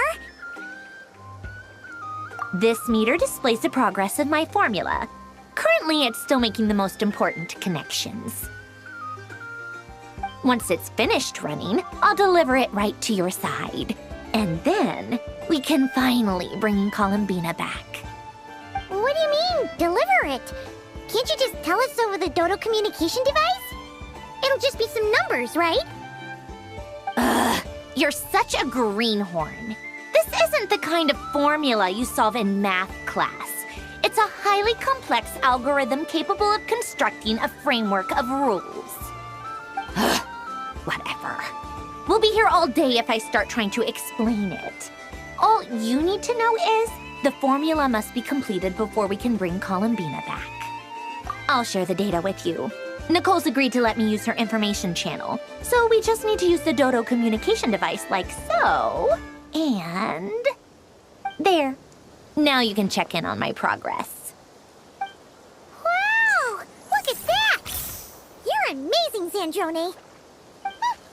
About time you recognized my genius. Took you long enough.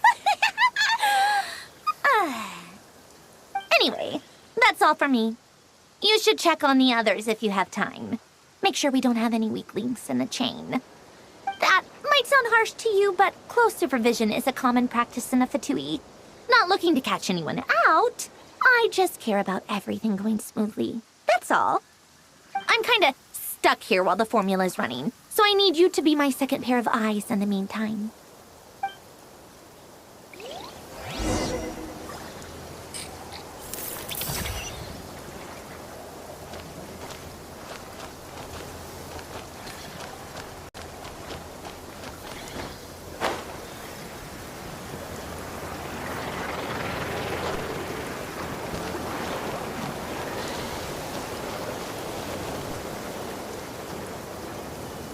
Thankfully, Miss Nicole has come to our aid.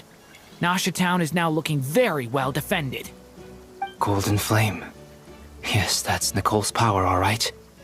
Based on the latest message from Grandmaster Varka, it sounds like they've reached an agreement. The situation should be more stable with her assistance. Everyone will have at least some degree of protection. Albedo! Durin! Hello there, you two. Are you well rested? That's good to hear. As per the plan, Albedo and I will be in charge of Nasha Town. As Dottoro's energy field expands, it's creeping ever closer in that direction. But we will do our best to hold our position. We've fought side by side many times before, and always with great success. I believe this time will be no different. So don't worry about us. Focus on fighting Dottore.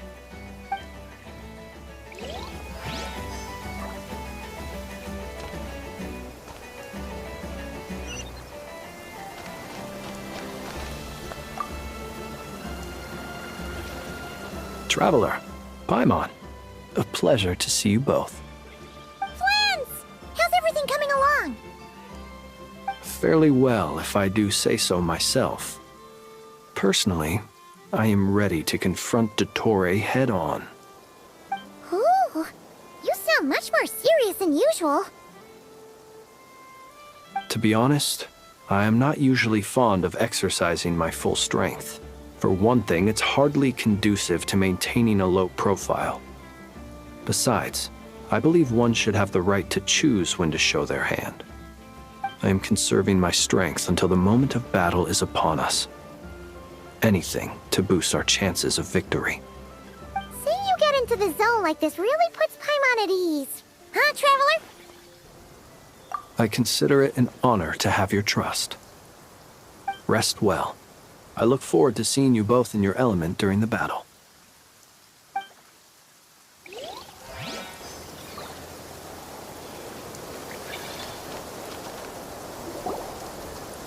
Yes, Miss Moonchanter? What are you staring at? You always address me in the strangest ways. Lady Moonchanter 1 minute, Miss Moonchanter the next. Yes, and? Are either of those incorrect? Not as such. It's just that I simply call you Nefer nowadays. Uh-huh. That's my name. What's your point? The point is I don't add any honorifics or titles. Meaning what? That maybe we're on friendlier terms now than we used to be. Is that how you see it? And I thought I was the one with eye damage. Never! Wilma! Paimon, Traveler. Just swinging by to check in on you. How are things going? Did you manage to get some rest? Don't worry about me. I won't slow us down. And I give my all to ensure our victory. Ah, yes. Allow me to give you two a quick checkup. All done. You're both in good shape. You're welcome. You'll have your work cut out for you in this battle against Dottore, so make sure to get some rest in first. Paimon will keep an eye on him, don't you worry. I'm glad to hear it. Take good care of yourself, too, Paimon. Sure thing.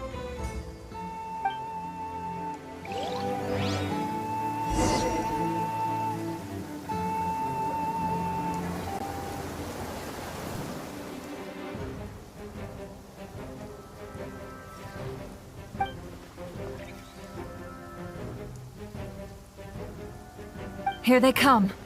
That's quite a horde. As we expected. Get ready, everyone! Take your positions, and prepare to engage.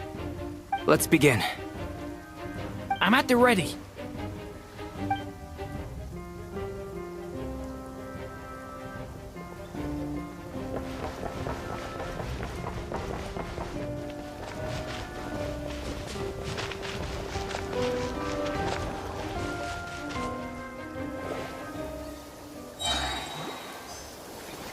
What a waste of time! Change your plan. skull! The night cometh. Close your eyes. There's nowhere to hide! Be silent. Night falls. Observe.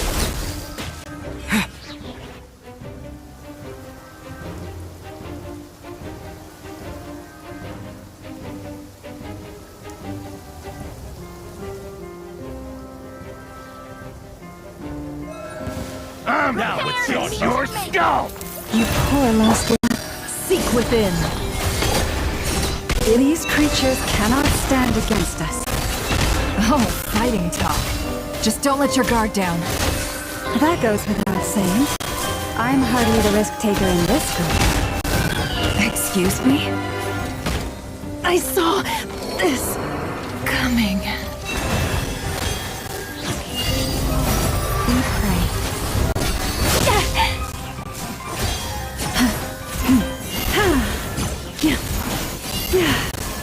Angel!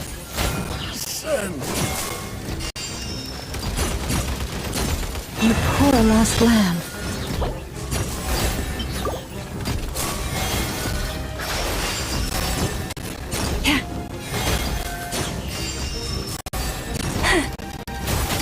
Forest, protect us for the everlasting forest. Yeah.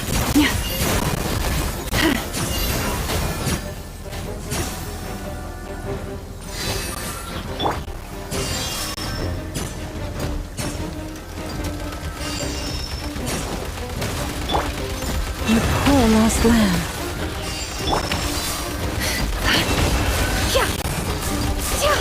Can't hide the truth. The deception ends here.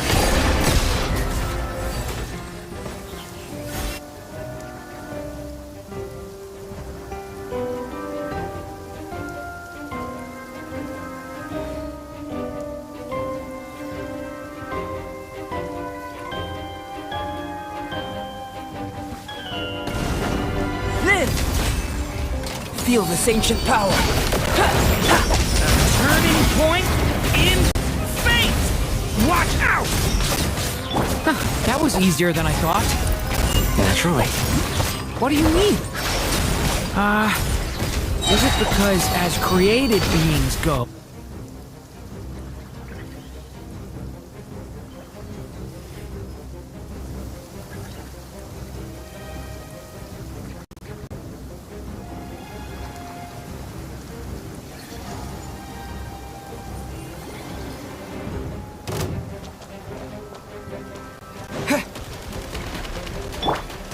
Forest, protect us with one heart. Beware the creatures of the night. People have always used fire to drive away wild beasts. Wouldn't a lantern work just as well? You read my mind, my dear friend. I was just about to say that. All right then, dear friend. Bring the light!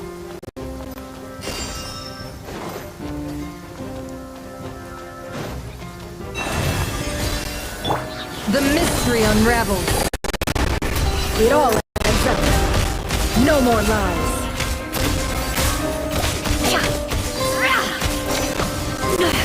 I better wrap this. Water jet! Observe.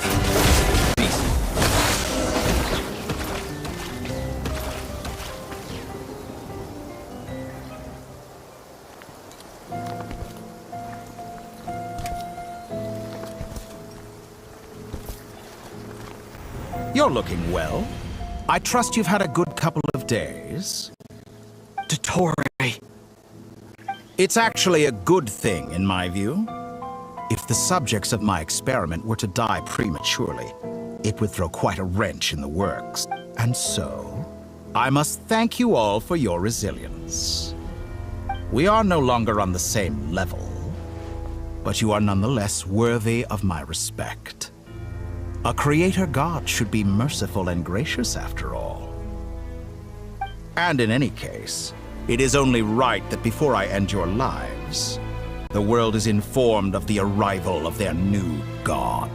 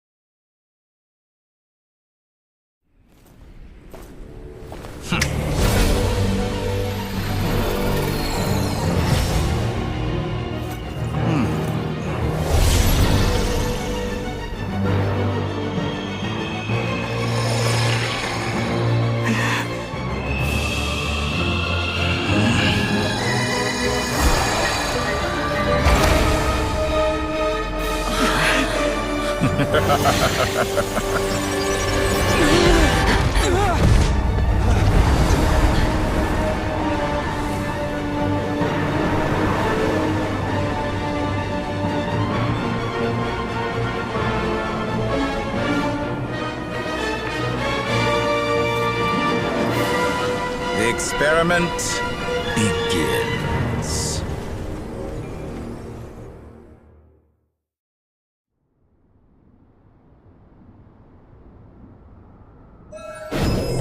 With the marrow of the 3 moons in my hand, behold the false moons fall!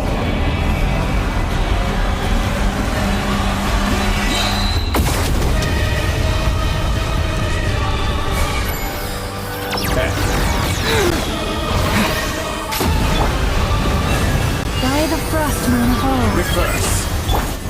Wipe out! Go! The night cometh. Close your eyes. Be silent. To dust. Observe. Did you honestly think that would gut me? Night falls. Bends to me. Seek within. It all adds up. No more Such a lies. simple attack, and you're already For the struck. everlasting past, leave this place. Bombs away! Water jet! Be silent. To dust. Close your eyes. Did you honestly think that would hit me? Be silent. Reverse. Our last land. Can't hide the truth. The mystery unravels. Like an ant in my palm. Oh, I've been moved inside another space, and it's sealed off. Looking at the structure of it, it seems like the Tory intends to trap us here. There's no exit. Our endurance is about to be put to the test. Entry bends to me. Water jet! Boys, protect us. No more lies. It all adds up. Absurd.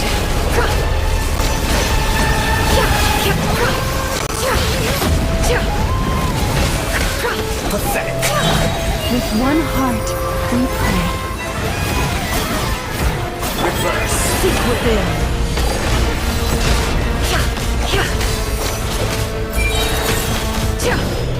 With the marrow of the 3 moons in my hand, behold the false moons fall!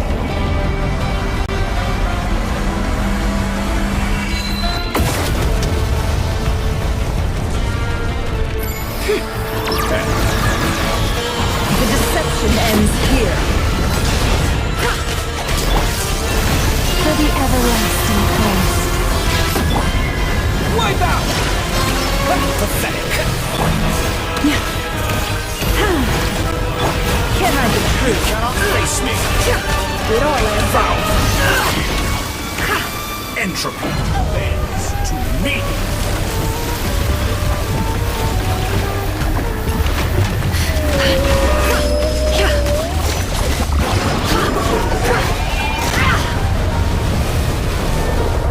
Can't I get through? Where will you try scurrying off to next?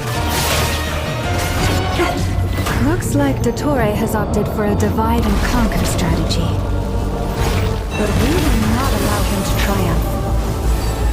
Now, I shall pray for our victory.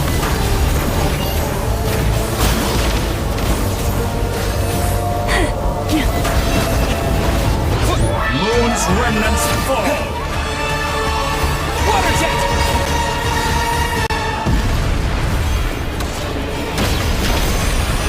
Water jet! No more lies. Can't hide the truth.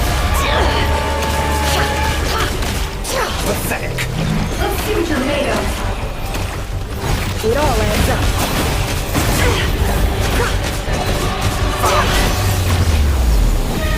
Entropy bends to me!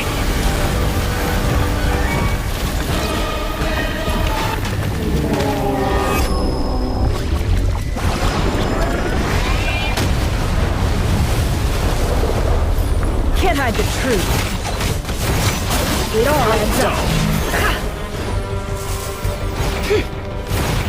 Pathetic!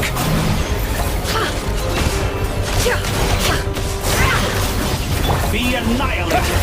That which cannot stand against me! What's this supposed to be? A knockoff version of the space Columbina got trapped in? There really is no way out. We'll see about that, Dottore.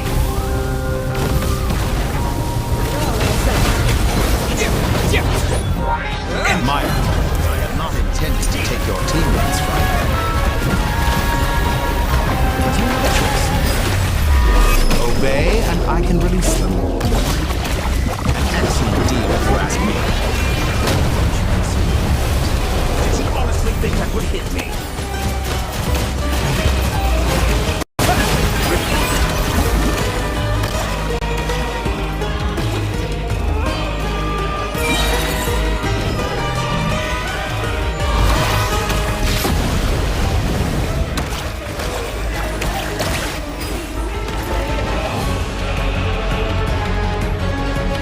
Aware you've been working on some little tricks to surprise me with, but it appears that none of them have come to fruition. My guess would be that you're trying to bring Columbina back. Well, Sandra? Or are you trying to buy time?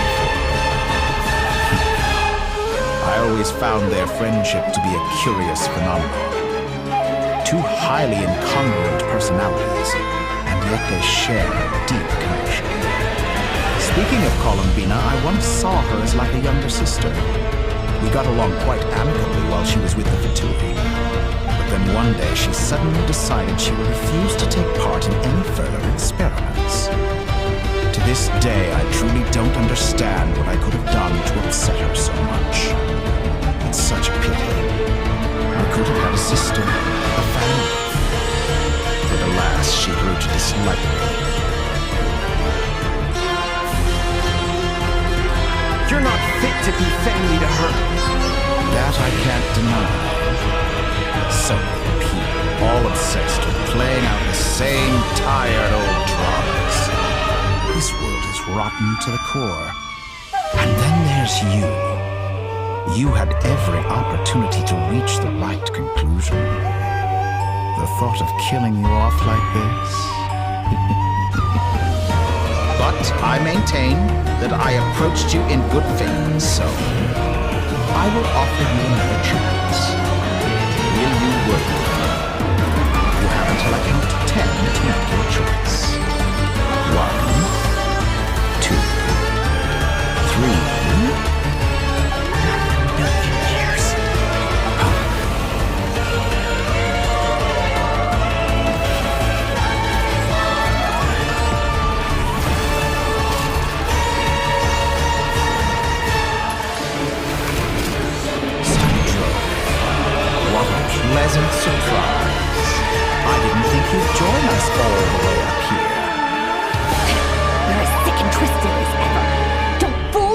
to thinking anyone's grateful for the chances you're offering them. Sandrone? But the formula hasn't finished running yet. Funnily enough, I was just discussing a collaboration opportunity with the Traveler, and then I see you, who I must say is a good example of an opportunity gone to waste. Gone to waste? I said that everyone would get one chance, and you've used yours to march right back into the lion's den. So yes, it's an utterly wasted opportunity. And what makes you think I believe a word that comes out of your mouth? I was planning on disposing of your little formula after wrapping up more urgent business here. Since you've taken the trouble of serving it to me on a silver platter, I can simply bring it forward in the schedule.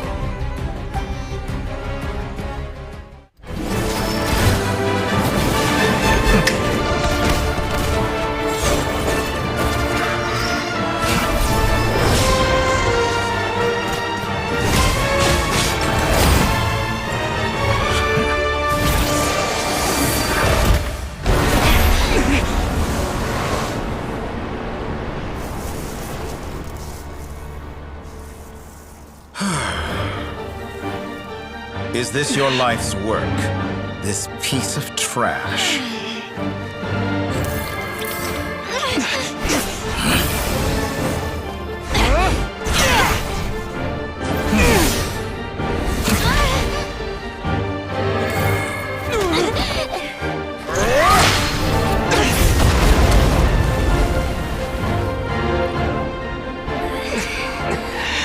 Your formula runs too slowly, Sandrone.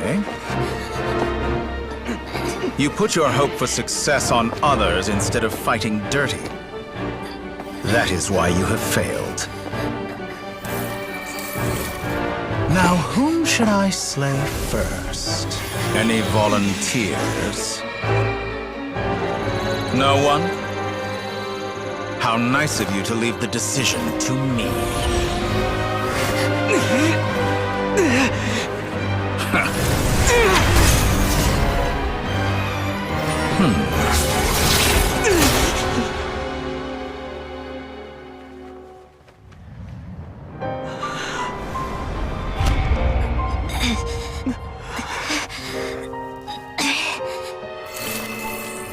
Oh, how unexpected.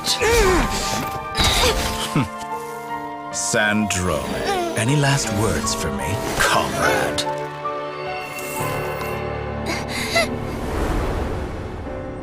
Is there anything you wish for? Not really. But I've always known what I don't want. Go to hell, Dottore.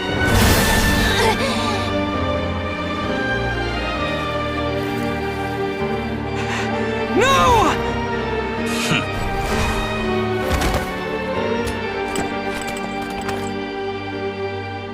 And now, you have failed.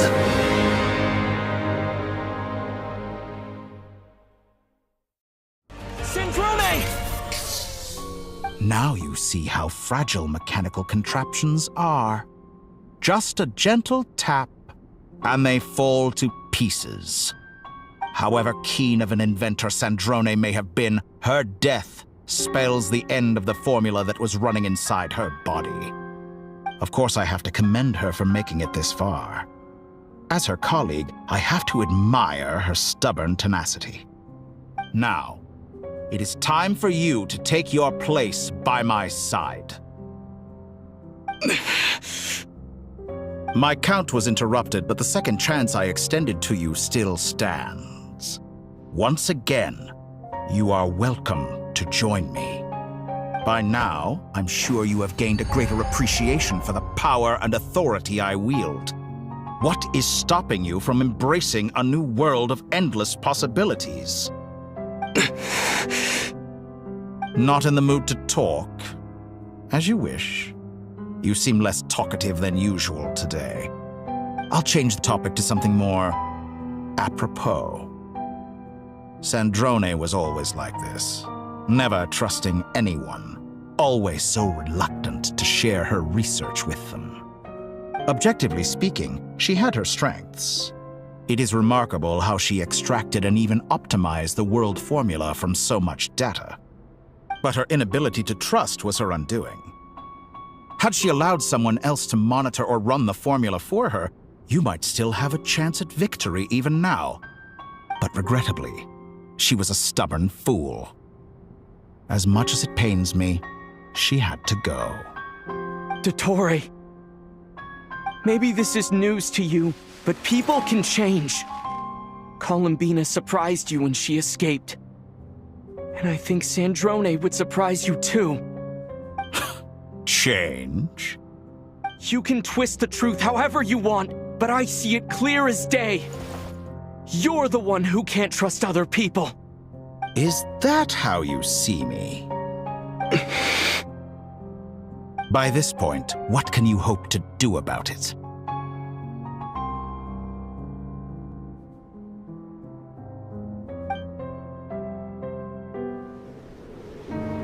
It is pointless to fight on. You've already lost.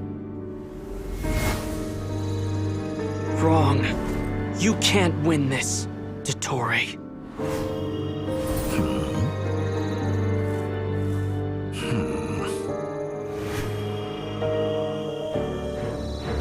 What?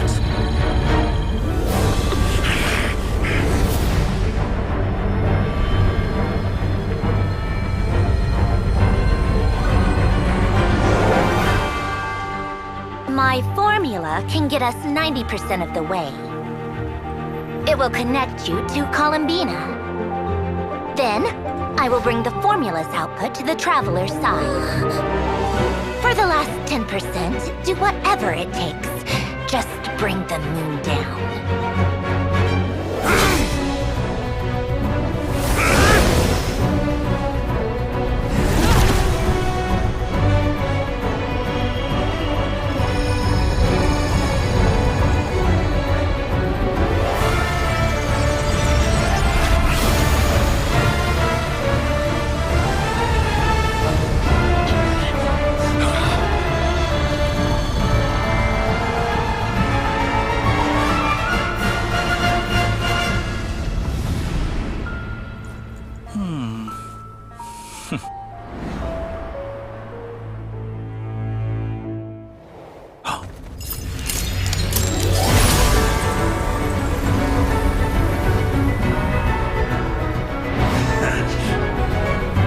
The moon will never be yours!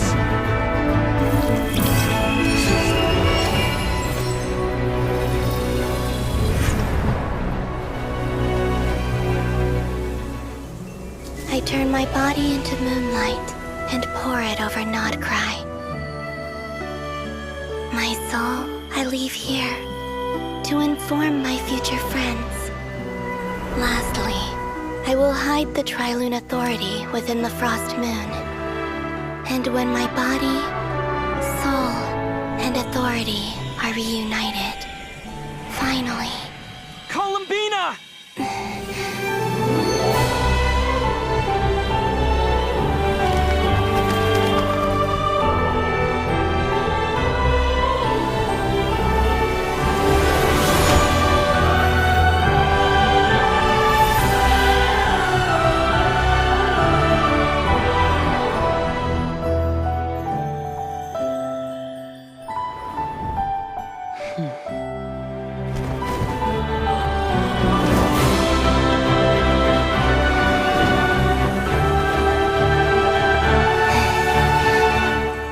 It's been too long.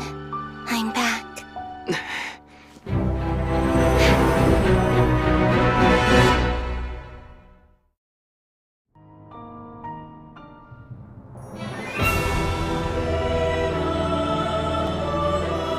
Stay focused on the battle. What a touching reunion. Though I personally find myself repulsed by the sight of weaklings huddled together for war. Now, quite finished patting yourselves on the back. Show me how long you can struggle before you drown. Watch out, Columbina! Manipulate space itself! I know. Wait for the right moment. We'll strike together. Moon's remnants fall!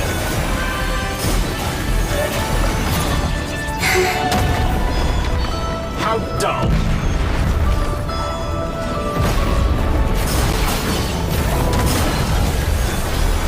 Surge!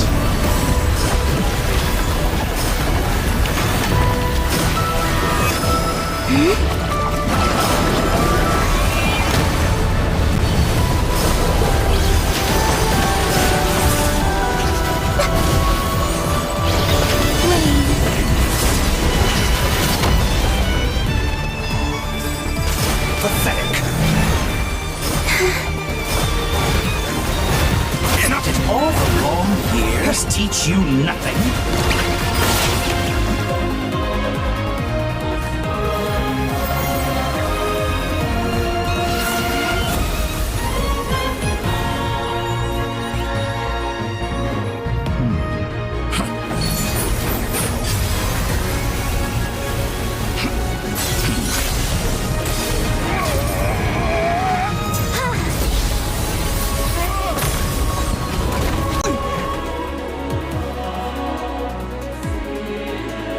I grant you the new moon's blessing. The new moon shines upon you. I am growing weary of your stubborn resistance. It's over, Dottore!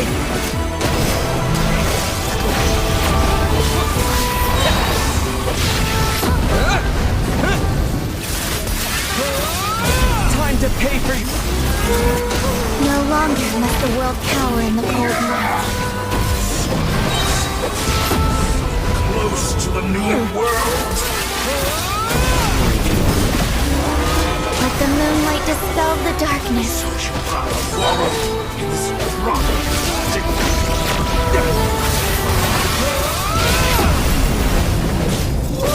Everlasting as the moon.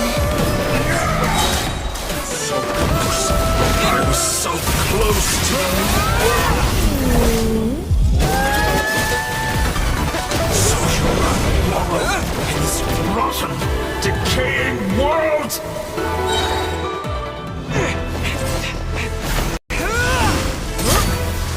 Willfully blind.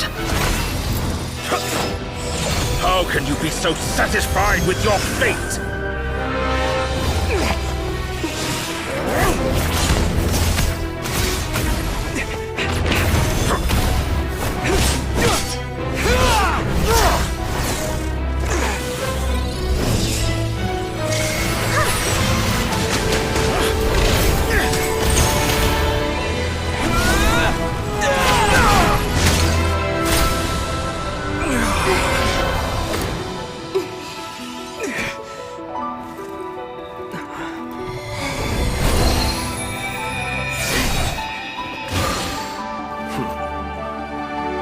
This battle was never about fate.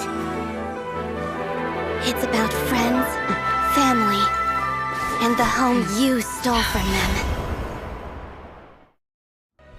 So dull. Only the weak rely on each other for comfort. You shall see. Once I transcend fate, you will be nothing but fodder for my grand experiment! That will never happen.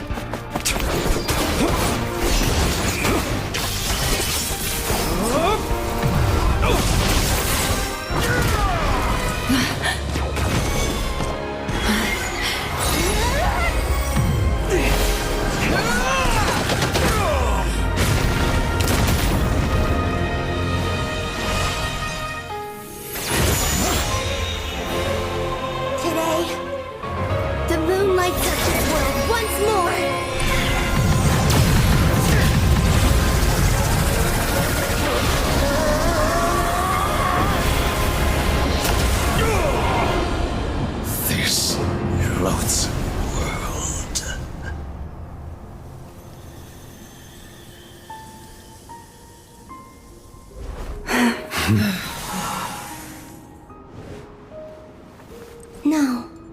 This world is our home.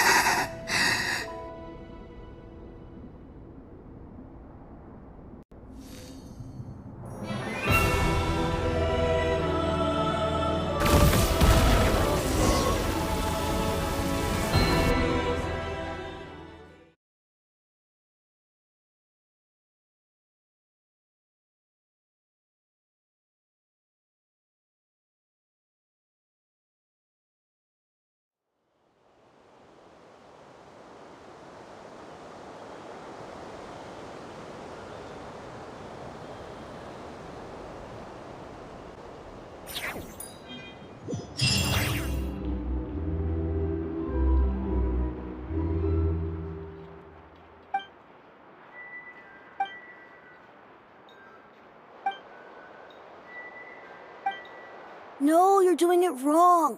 The moon looks like this now. What are you trying, children? The new moon, Mom!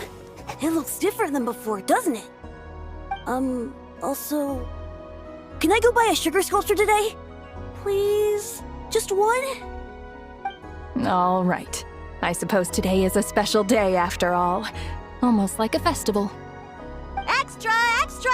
Get the latest Nasha Express here! Post-disaster report! Nasha Town reborn beneath a new moon! The voyage begins today! The future looks bright thanks to the League. Want a copy? I knew things would be different, but I didn't think that would include the moon. They say a new moon goddess has been born. A new moon goddess? Who's saying that? The Frost Moon Scions? I guess so. I'm not too clued up on the details. As far as I'm concerned, the moon's still in the sky and it's business as usual. Hey, since we've come all this way, shall we grab ourselves a free meal while we're here? Are you a convert now? Or are you just here for the free lunch? Oh, come on. What does it matter? After everything we've all just been through? That smells good. All right, that's it. I'm hungry. Time to eat. Come on! We gotta get there early, or there won't be any good spots left! Shh, keep it down. This is a residential area. What if people are still sleeping?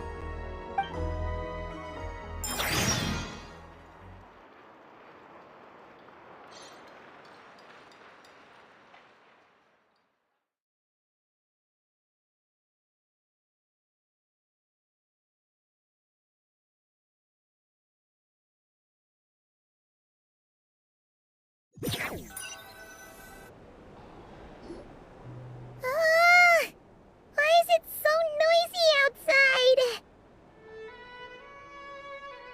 It's okay. Paimon was pretty much awake anyway. It's been so long since we last had a chance to relax, huh? Feels like time is moving slower than usual. What about you? Did you rest well? Still winding down from everything that's happened? Or are you wondering how our friends are doing?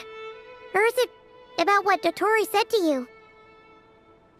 Okay, if you say so. But don't push yourself, alright? Let Paimon know if you need to talk. What we just went through was a lot.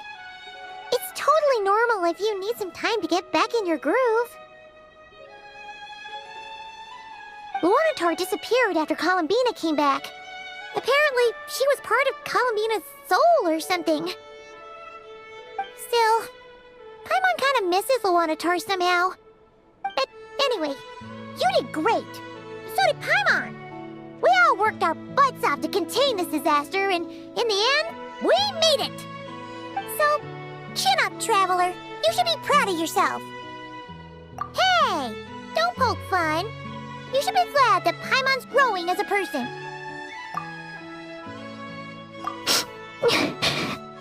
Paimon didn't think you'd mention it. You have no idea how anxious Paimon was. She was worried sick about you. Well, if you really want to show Paimon you're sorry, you're gonna need to make it up to her. You better be ready to splash out on a lavish meal.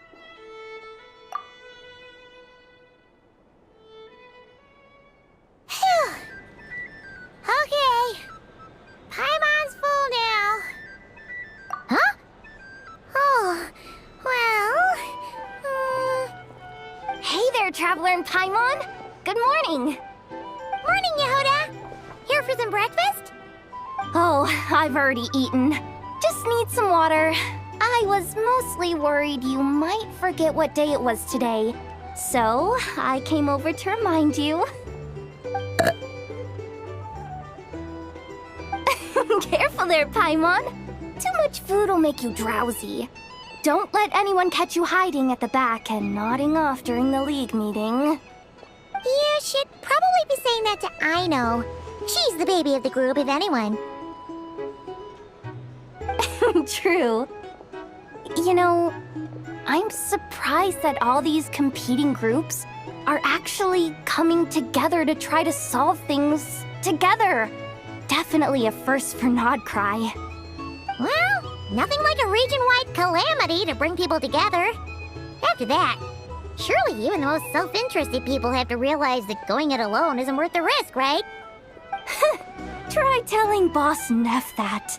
She's not exactly convinced that people are gonna get with the program. Really? But if she's so pessimistic about it, why'd she agree to be the Curatorium's representative in the League? Probably 'cause even though Unity sounds like a pretty far-fetched idea, the benefits it would bring make it worth a shot. I think things will work out, though. I swear, Nodcry feels like one big family now with everything that's happened. More than it used to, anyway. Paimon's with you on that one. And it seems like plenty of other people agree, too. Just listen to the bustling streets. All right. Everyone's been rebuilding these last 2 weeks, and the evacuees have been coming back in droves. Life's slowly returning back to normal. Which means my workload's probably gonna shoot back up. Were you about to head out? There's still some time before the ceremony begins, you know. Yeah, we were gonna take a stroll around the square and say hi to some friends first. Sounds good. See you later then.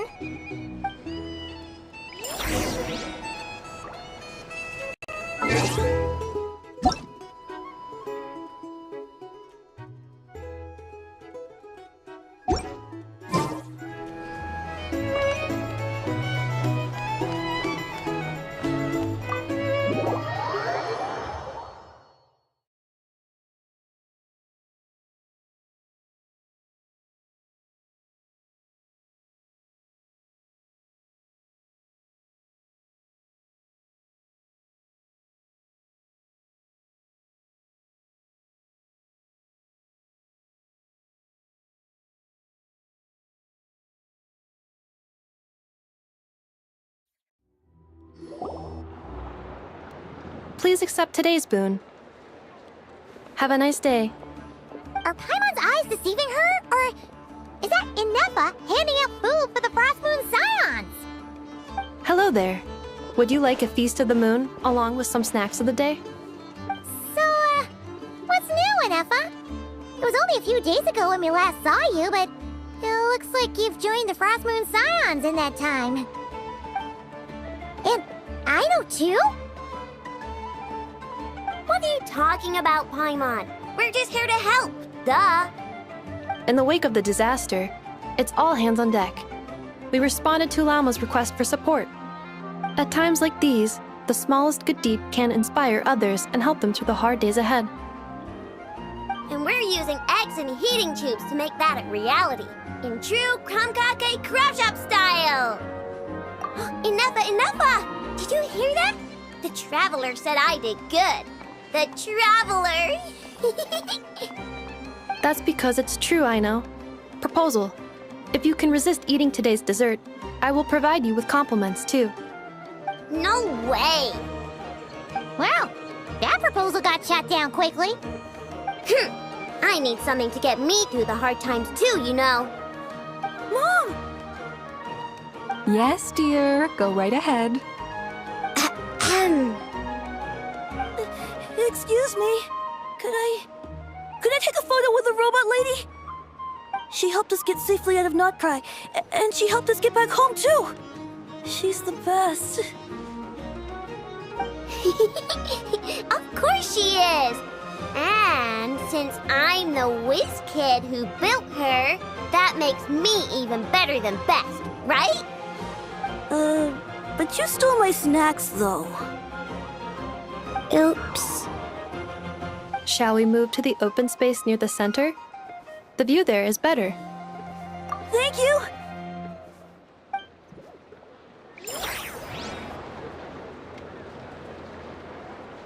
Aren't you the better pick for this job, Flint?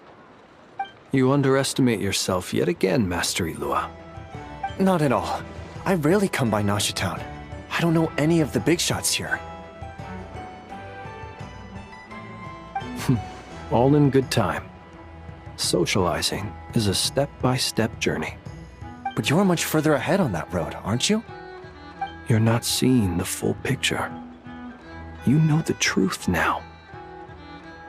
My friends do not understand my habits. There is no question about it. The Lightkeepers need a representative in the League. Someone who is upright, cares about other people, and can realize their self-worth through group action. You say it like you wouldn't make the cut. I am most flattered that you think I would.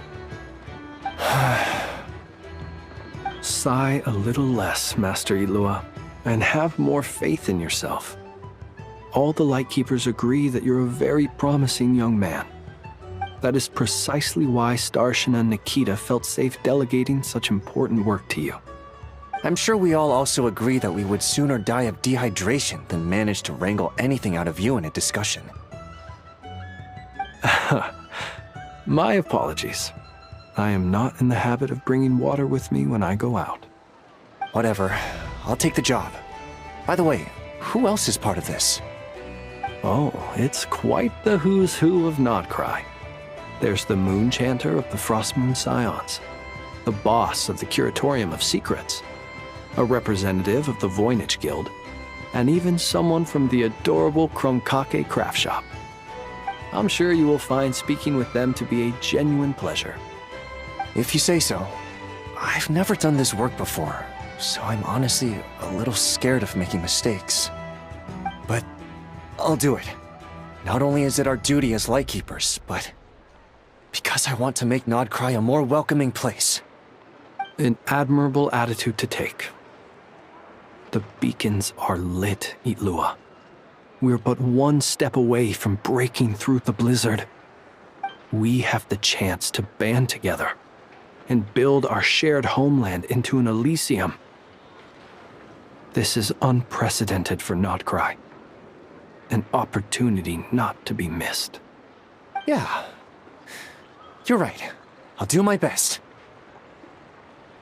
Quite a few familiar faces have arrived. Let's go, shall we?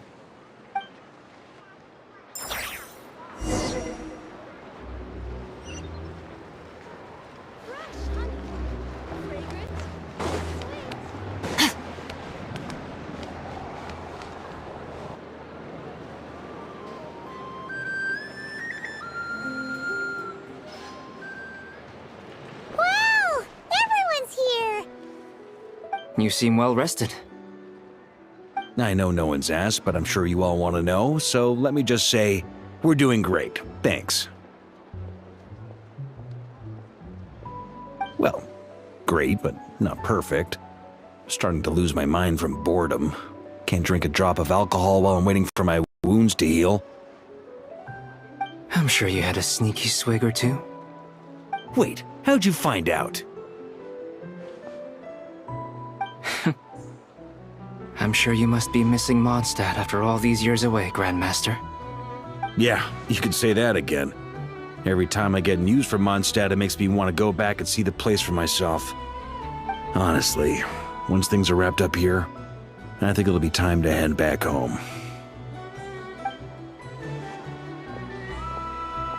Hey, looks like someone's taking the stage. Can everyone see okay? Anyone need a boost? I'll just listen from the back. It's fine. You're taking this pretty seriously, huh, Durin? Well, it's not every day that I get the chance to see how people speak in official settings. Soak it up like a sponge. I'll make sure you get a chance to practice for yourself later down the line. Actually, I know just the thing. You can debrief the Knights of Favonius for me. Mr. Varka, are you forgetting that I'm not a Knight of Favonius? I can knight you. Any particular title you'd like? Is he joking? I really can't tell. You'll have to figure this one out for yourself. It'll be a good learning experience. It is my honor to host the opening ceremony for the League, and to have this opportunity to speak to you all in my capacity as Voynich Guild representative. Could this person also have been pushed onto the big stage by the real big shots? Guess I'm not the only one then. We come here today, having weathered the trials and hardships of yesterday, and having learned from them the importance of unity and cooperation. All right, here we go. Uh-oh, looks like Aino's off in Dreamland already. Wait, Boss is looking kinda drowsy too. What's up with her? Come on, get this speech over with already. Nodcry is our home, the land we rely on for survival. And as we chart a course for the future, may we persevere through the storms ahead as we sail towards a new era of prosperity, freedom, and hope.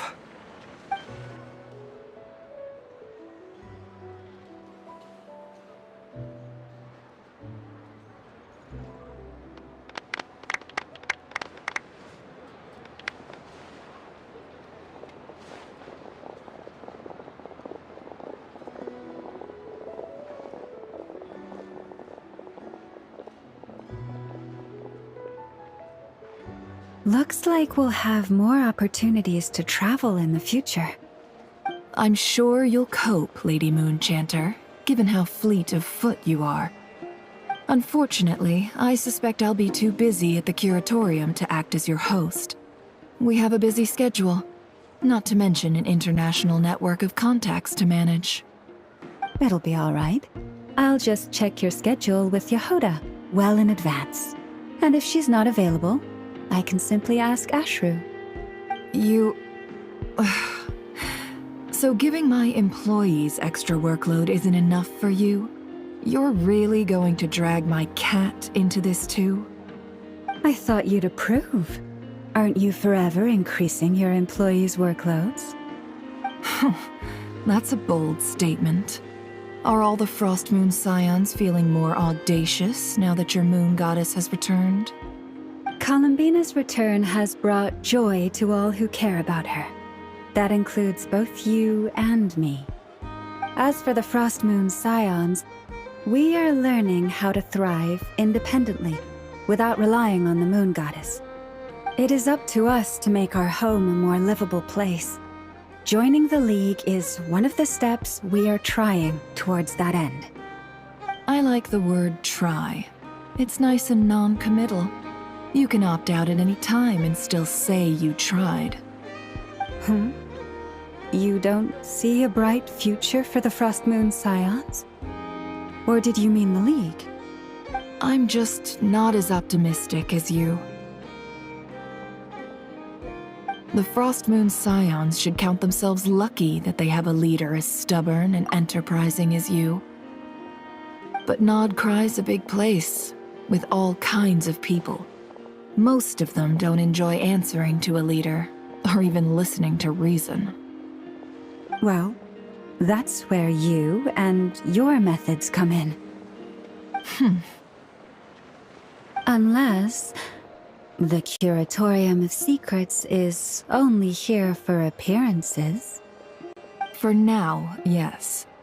And that won't change until this venture becomes worth my while. What would make it worth your while? Getting out more than I put in. Right now, I'd barely break even, but I'll grant that it's a good start for Nodcry. Then maybe it's worth a try. All right, you can stop now. Or do I have to join the Frostmoon Scions before you'll get off my back? You'd be very welcome to join us. Hey, you two! Congrats on all your hard work! What are you chatting about? Nefer was trying to dissuade me from adding to her employees' workload. Also, she's considering joining the Frostmoon Scions. Sorry, what? Your conversations are always the most interesting. Would you two care to join me for some tea before heading to your next destination?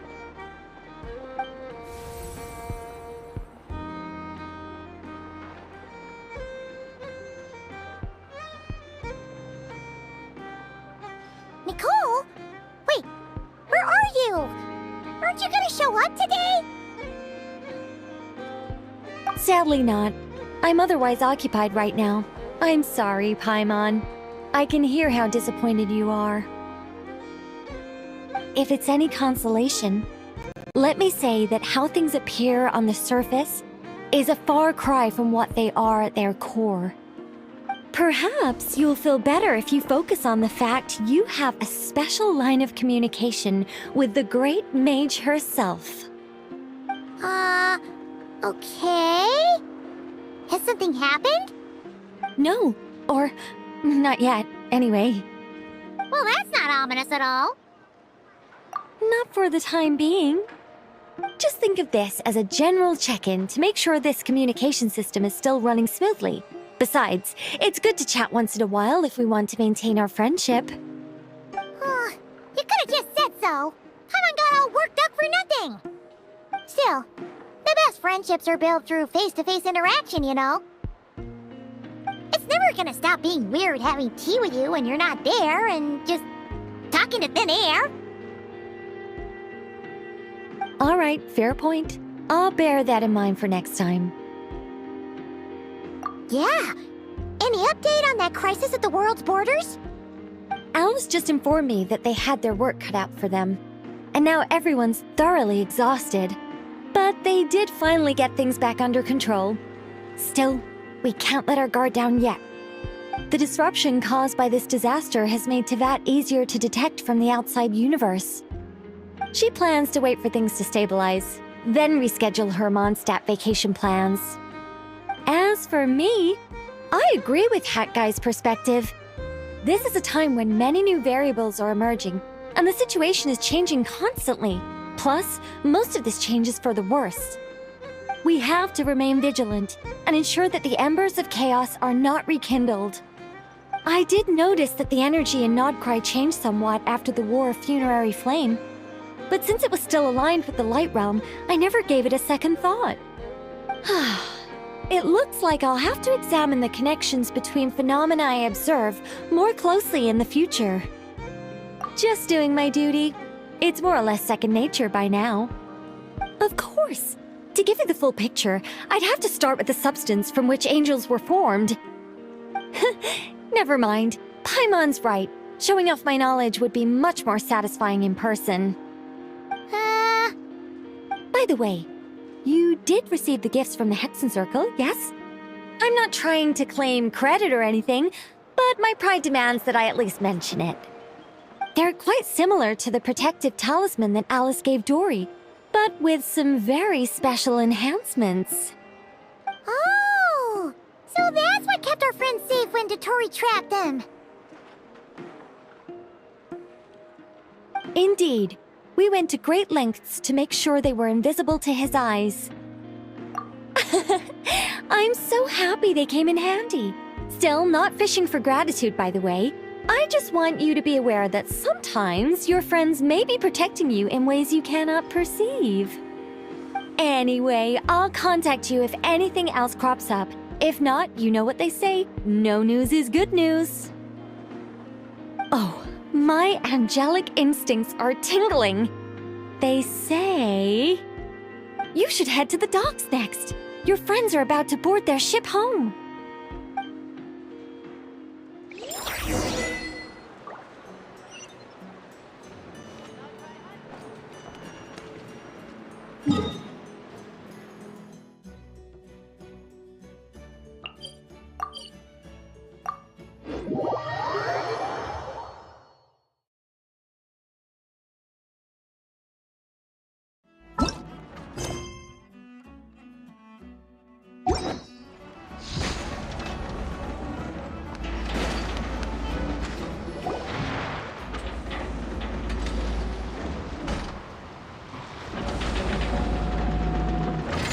You're here. You're here too, Hat Guy! Are you heading back together? No. I'm bound for Sumeru, and she for Fontaine. We just happened to cross paths at the harbor. Everything seems fine.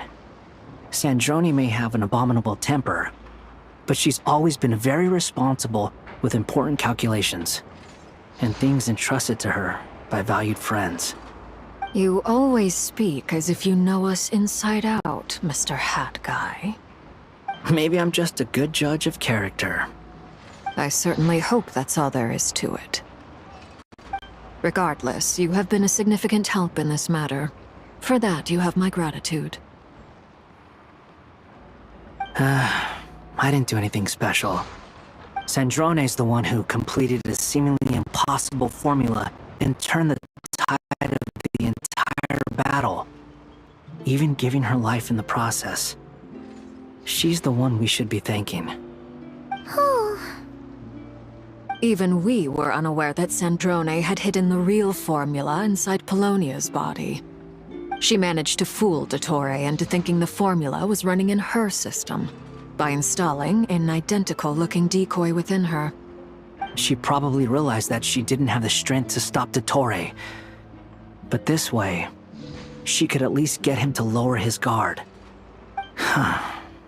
She always worked like that. Always had a backup plan. Well, that's why I'm traveling to Fontaine. She made a request of me long ago, and the time has come to fulfill it. Think of it as her will. She said that should she ever fail in a mission, she'd like me to deliver her core and Polonia's to the Fontaine Research Institute. She also mentioned that she had made arrangements for people there to set her affairs in order. Some of her personal effects, such as her notes, were left to me.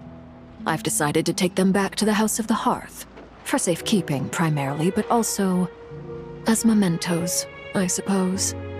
However, there is one book among them that I'd like to leave in your care. I'll have someone deliver it to your residence at the flagship at a later date. No, I was specifically warned not to tell her. This is her last wish, and I will abide by it. I can only hope so, but none of us here can know for certain. I bade farewell to Columbina earlier today. As promised, she turned the iridescent moon's marrow over to me. She spent a long time with Sandrone's body, saying her goodbyes. Oh, is she alright? Sandrone's passing has left a great wound in all of our hearts. It will take time to heal, but Columbina surprised me. She offered me some words of comfort before I departed. Despite being grief-stricken herself, she showed an awareness of the feelings of others around her. She never used to act like this. Clearly, she has grown. And I suspect that we have you to thank for much of the change we are seeing in her. After these recent events, the Tsaritsa has revoked the Pale Star Edict. Snezhnaya now realizes that the arrest warrant for Columbina was just a ploy by Dottore, who coveted her powers. I shall return to Nodcry to see her as soon as I find the time. I hope that from now on, she too will explore more of the world. Columbina Hyposelenia's journey is only beginning. My ship is here. Traveler, Paimon, we shall meet again. You too, Hat Guy. What are you still bumming around for? Isn't Columbina waiting for you? I thought today was the day you'd agree with her to go find out the truth about your sibling. You're afraid you won't like the truth when you see it. Well, this is new. I was starting to think that nothing could scare you. Don't say that! Wouldn't you be if you were in this situation? Fair point. But I'd say I have more experience facing up to unpleasant truths than the Traveler. They say blood's thicker than water.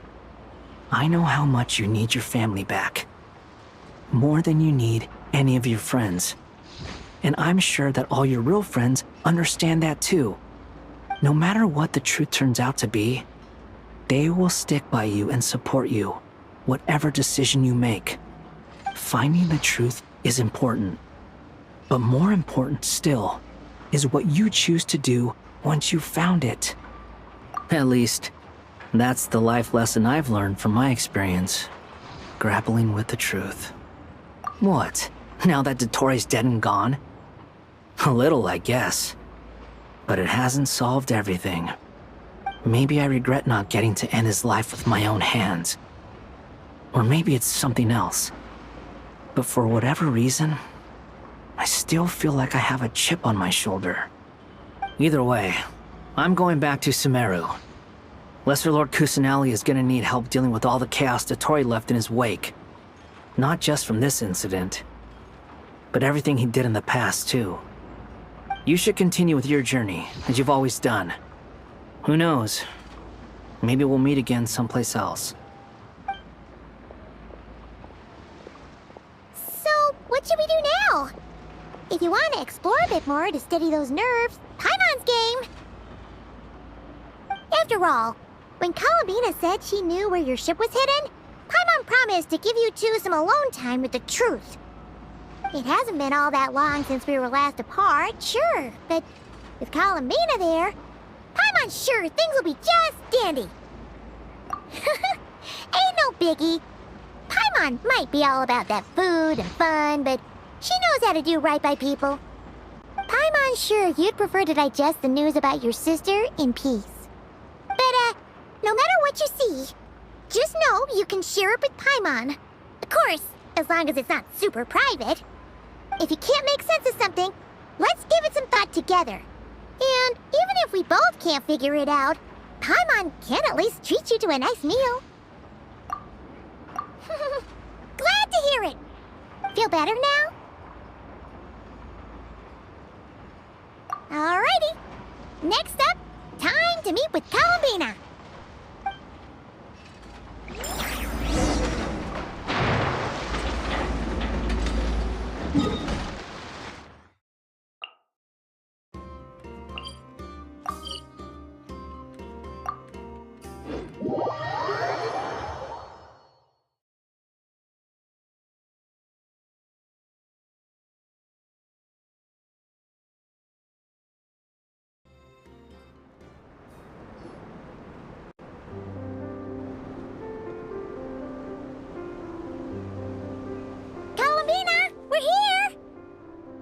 Can't believe we're meeting out here. We've gotten used to walking over to Silver Moon Hall whenever we go see you. Well, you're still welcome to go there whenever you want to see me. It's just, now that it's all over, I've decided to make some changes. Try and fit in with the Frost Moon Scions, like Lama suggested. The older generation are still timid around me. They don't dare get too close, and they bow their heads when I walk by. But things are much better with the children. I see more curiosity in their eyes. Hopefully, by the time the next Moon Prayer Night comes around, I can enjoy the festival with them as myself, without having to pretend that I'm only dressed up as the Moon Goddess. You'll do fine, Columbina. Paimon's sure they'll realize you're super nice once they get to know you better. You really think so? When we first met, you thought I was a little up in the clouds. We were just starting out then, come on! So Lama told told you, huh? I'm only teasing. I know that I have you to thank for pulling me back down to solid ground. It feels good to finally stand firm on the earth where I was born. Oh, that's great!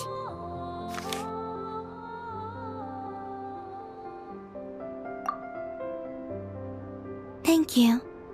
I'll make sure not to lose it this time. Well then, are you ready? Lumine, what happened to our spaceship back then? Why did you leave? It's time to learn the truth at last. Ready as I'll ever be. Good. Then let me open the way for you.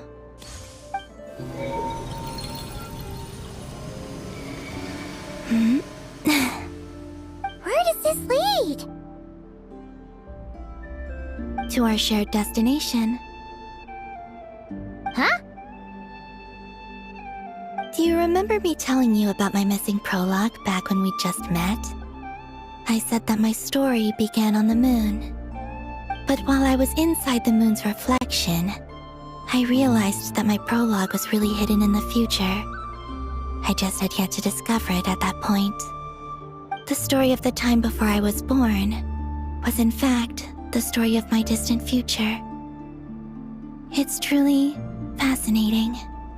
But when I obtained the Trilunar Authority and returned to our present reality, I sensed something I hadn't expected. Your prologue. So you mean... Yes, your spaceship. All this time, it has been hidden on the Frost Moon, which lay beyond the sky. The great ruler of the firmament. The heavenly principles. Wait, them? Why would they do that? I don't know. Perhaps your ship contains something that is incompatible with Teyvat. Or something that cannot be known. Oh, did I pick a bad time to say this? I know it must have been hard to work up the courage to do this. Maybe I should have waited until you were on the moon, with no chance to back out. That would have been kind of mean, you know.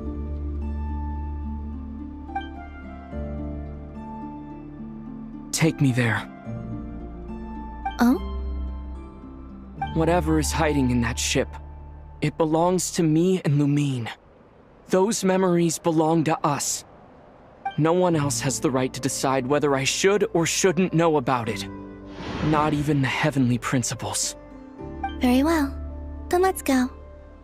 You two take care, alright? And don't forget to come back soon! Rest assured, Paimon. We will. Traveler, after you. Thinking about the story that we'll find hidden on the moon? Yes, and hoping that it has a happy ending. Stories like that don't exist, you know? You don't believe in happy endings? I don't believe in endings.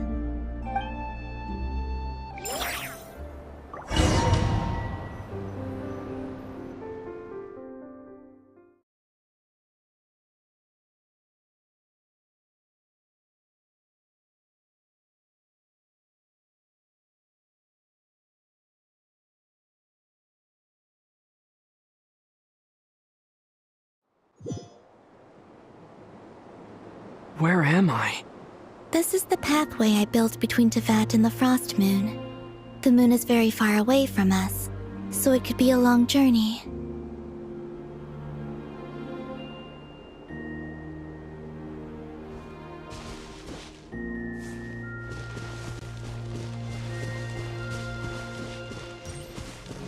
After I obtained the Trilunar Authority, I unwittingly saw past events from many of my friends' lives.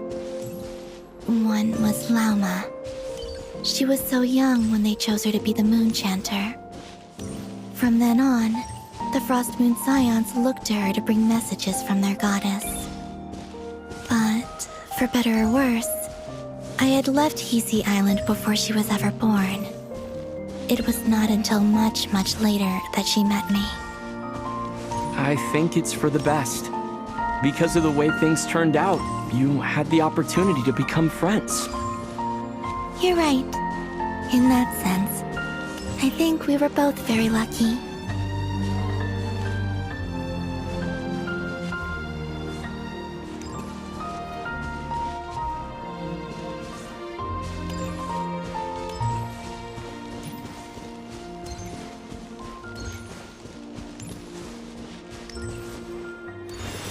Oh, and about that mage, Nicole.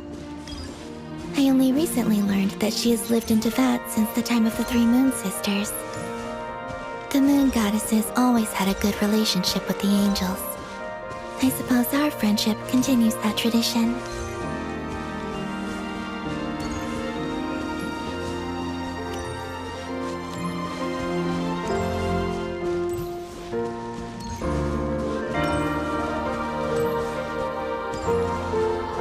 And then there's Sandrone. I never knew that much about her, beyond the fact that she was created by someone called the Lord Artificer. She, too, suffered for a long time before joining the VIII.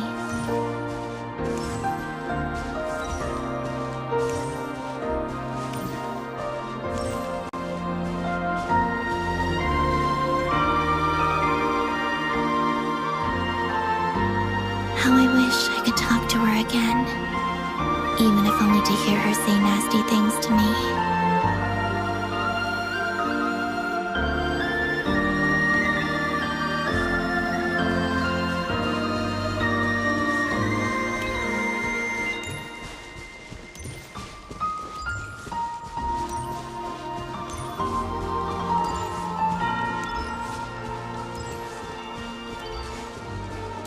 Also, I saw your sibling's story. I'm afraid I didn't see much. It seems that she rarely came to the surface, where the moonlight shines. But I did notice that back when you first set out on your journey, she would often appear nearby, gazing at you from afar with a guilty look in her eyes. Lumine. Let us speak no more of the past. I probably shouldn't reveal so much about my friends. It's not my place. Let the moonlight carry us forth. We are very close now.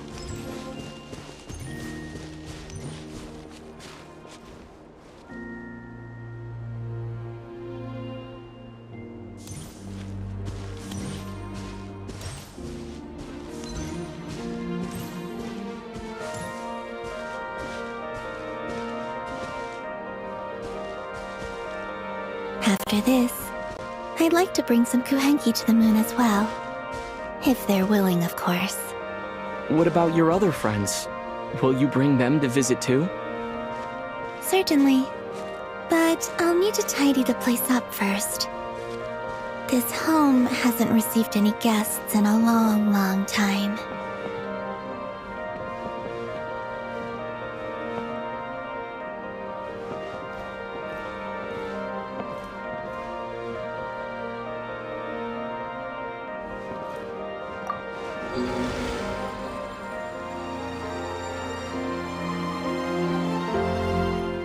I remember writing something similar with you on Moonbriar Night. I believe it was called... Dodoko's Whirligig. Yes, that was it. You asked me if I was afraid to return to the moon, and I said that I was. The idea that I had gained something precious, only to lose it so quickly. That frightened me. But I'm not afraid anymore. Besides, this time, we're traveling together.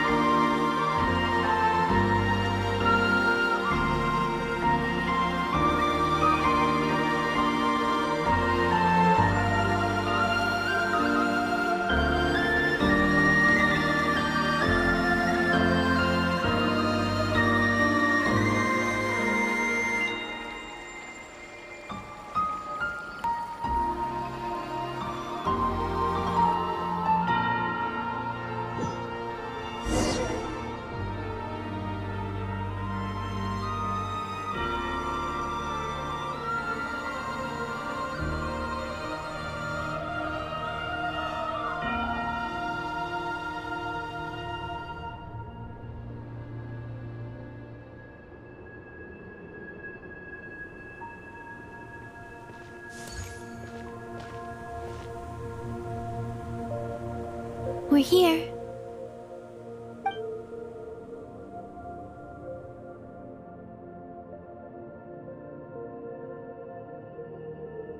Over there.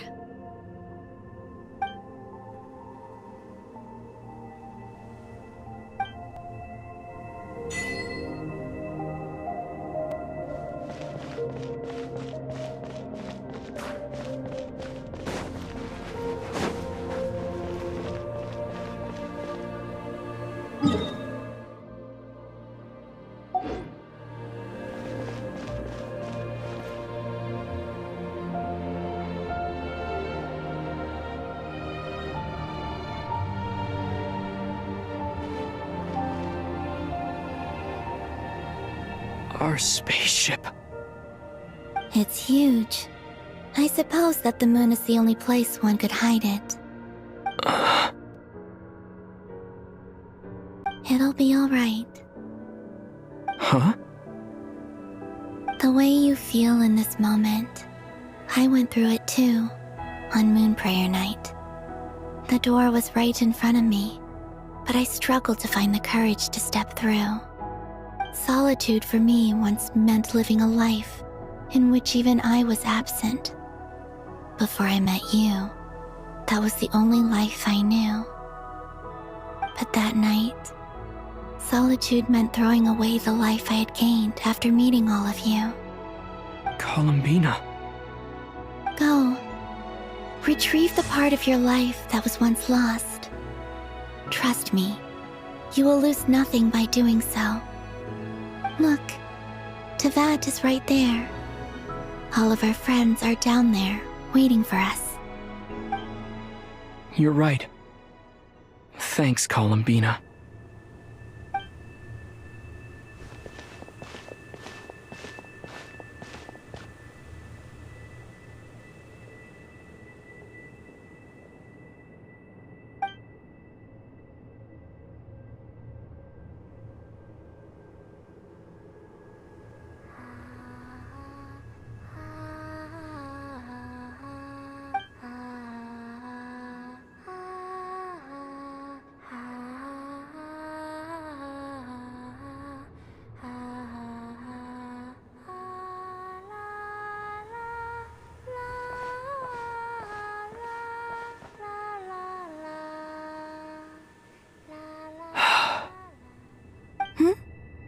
Finished? Yeah. Why did you take your eye mask off? Well, since my return, I've decided to take more opportunities to see the world with my own eyes. Besides, I've always wondered how Tevat looks from the moon. And what do you think? It's beautiful. I could spend a whole day here just gazing at it. What about you? What do you think of the truth you found? I haven't looked at another person's expression in a long time, but I think yours is saying it was neither good nor bad. Keep this up, and it won't be long before you give Nephra a run for her money. Oh, I don't think that's going to happen. I'm much more used to sensing what's going on around me with Kuvaki. I think I'll save my eyes for seeing special moments I really want to remember. I read the spaceship's flight logs. I always assumed that this was my first time in Tevat. I thought that Lumine and I must have been hibernating in space for centuries on end. But the logs show that our spaceship flew over the skies of Tevat once before. A long, long time ago. Flew over? So you didn't land? No, the ship barely came to a stop before flying on again. After that, it continued traveling through space for a long time. Some of the data is corrupted, but I suspect that it kept flying for thousands of years. It was only after that that the ship made a forced landing in Nodcry. When Lumine found me, she came from outside the ship. Could this mean that she left the ship long before I did? Maybe even during our first pass over to VIII. Are you alright? Yes, I can feel that the truth is coming together, one small piece at a time. I remember Lumine telling me that when she first arrived in Conria, she could not recall the past. So this might be something that even she doesn't know. Here, I made some space for you. Your mind must be racing, and this seems like the perfect place to relax and clear your head. Oh, wait, there's one more thing. What is it? Wait here a moment.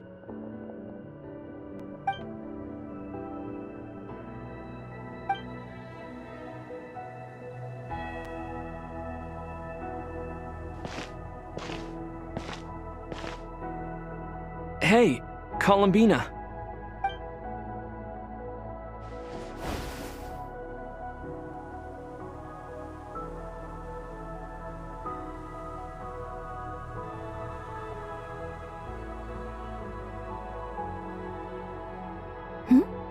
Is that a new outfit? An old one, technically. It's been in a cabinet inside the ship this whole time. It's a matching pair with Lumine's. She always liked this set more. Huh. I don't think there's a huge difference. Really? Yes, it's still the same you. You're the same person, no matter what clothes you wear. Only Columbina would make an observation like that. Traveler, do you consider Tevat your home? Home is wherever Lumine is. But then after all the time I've spent here, and everything I've been through, yes, I'd say it's my home. Would you change your answer if Tevat changed appearance? I mean, if the truth about Tevat turned out to be different than what you thought. I don't know, but I don't think so. The truth is not what matters most to me about Tevat. When I was first born, I longed for a home. And when you get something before you're mature enough to understand the world, you just take it at face value. I thought that a home was a transaction. You give me what I want, and I'll do the same for you. But you and your friends taught me what a true home should look like. You never asked for anything, yet you gave so generously to me. That's because your friendship matters to us. It was worth it. In the past, I thought that my birth in Notcry must have been a mistake. But after journeying to the distant past where the story began, I realized that it was I who chose Notcry to be my future home. Now, I am glad that I made that choice. I'm sure your friends are just as glad. In fact, I intend to make the same choice today as I did back then. What do you mean? Well, I've given the Eternal Moon's Marrow to Lauma, and the Iridescent Moon's Marrow to Arlecchino. And now, I shall return my Kuvagi to Notcry again, that it may continue to protect my chosen home. Wait, but what about your body? Oh, are you worried that I'll disappear again? I won't. Not this time. The Frost Moon has now entered the false sky, and I am the Trilune Goddess. I am only returning to Notcry the part of me that it needs. I am giving what I can, because my home is worth it. Oh, and I have something for you, too. For me? Yes. Come closer.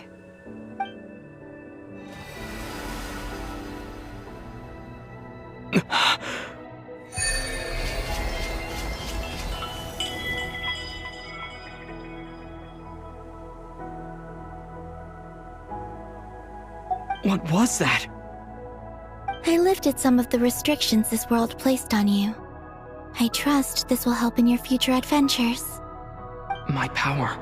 It feels like it's grown. I can use the elements more freely now. Thank you. This will be a great help. You're welcome. I see you as family, and after everything you've done for me, In fact, no. It's not because I owe you. It's because you're worth it. Here, this flower is for you.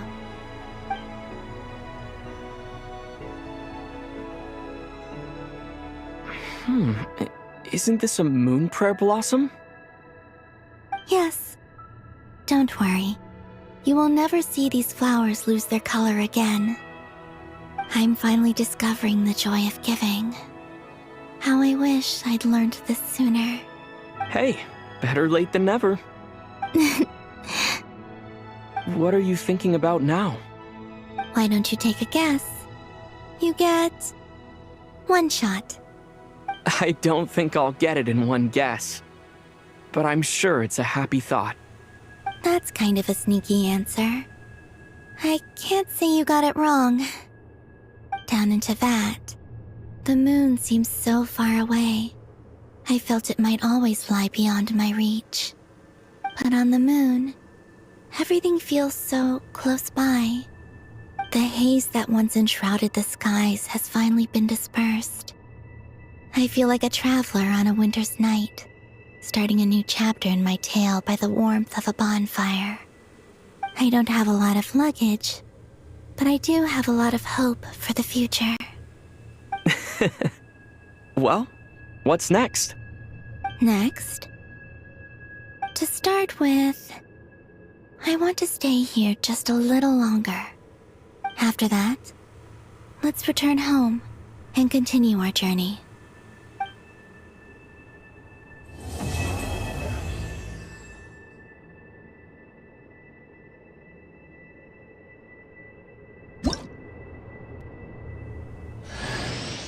These clothes bring back so many memories.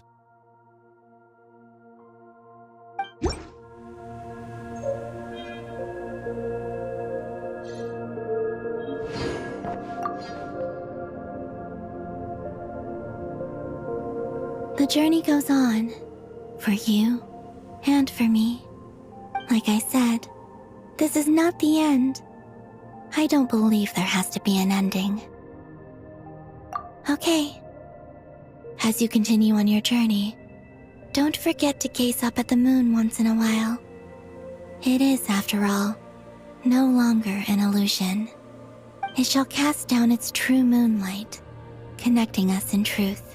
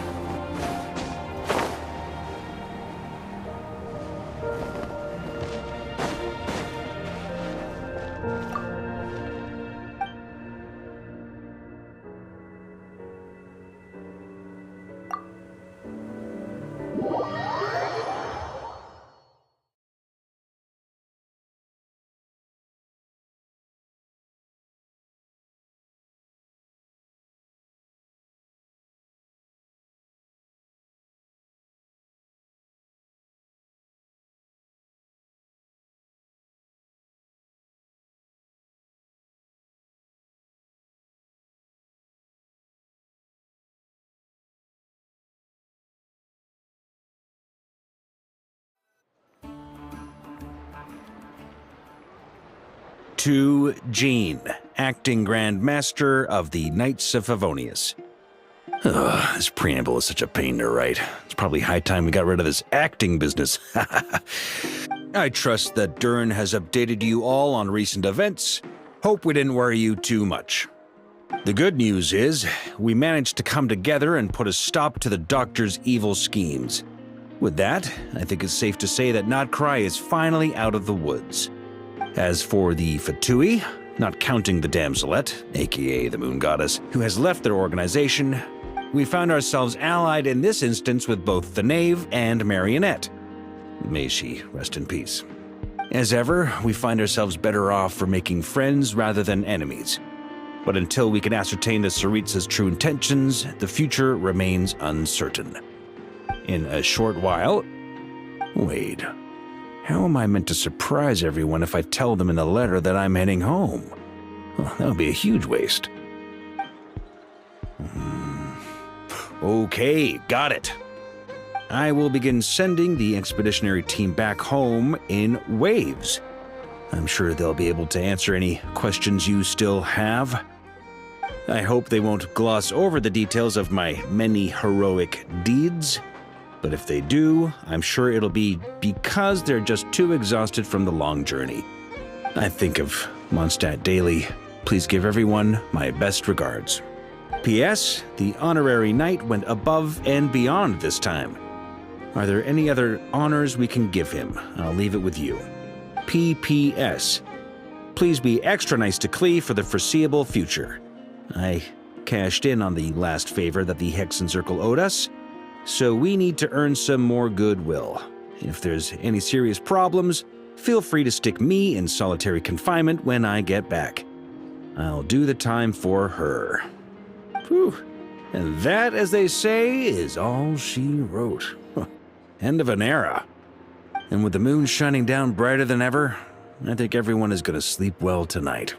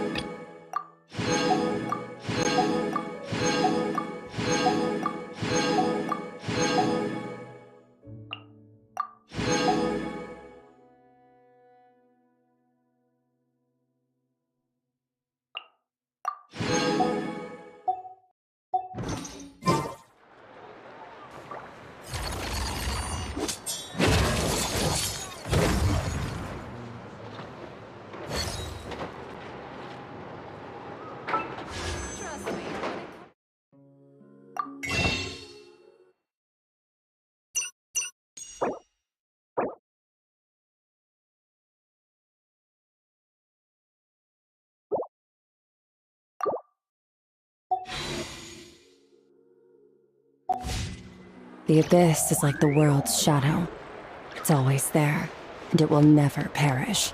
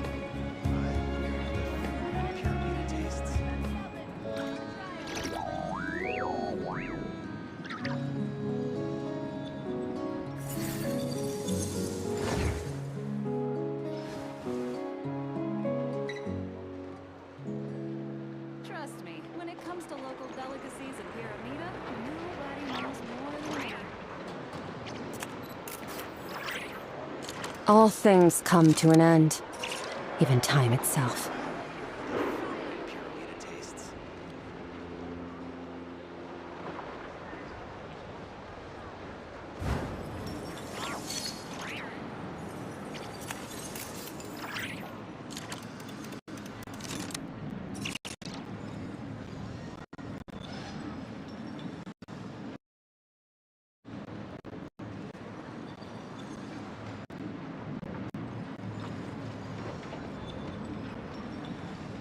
Trust me, when it comes to local delicacies in Pyramida, nobody knows more than me.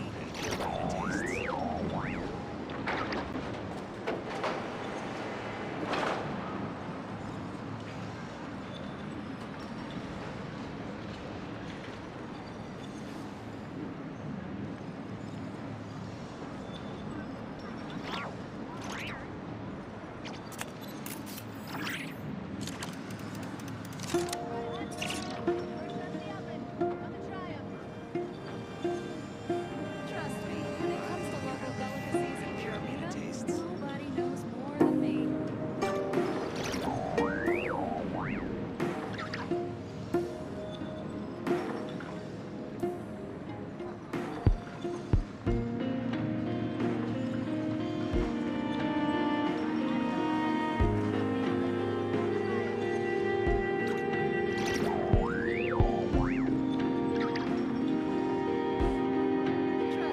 when it comes to local delicacies in Pyramida, nobody knows more than me.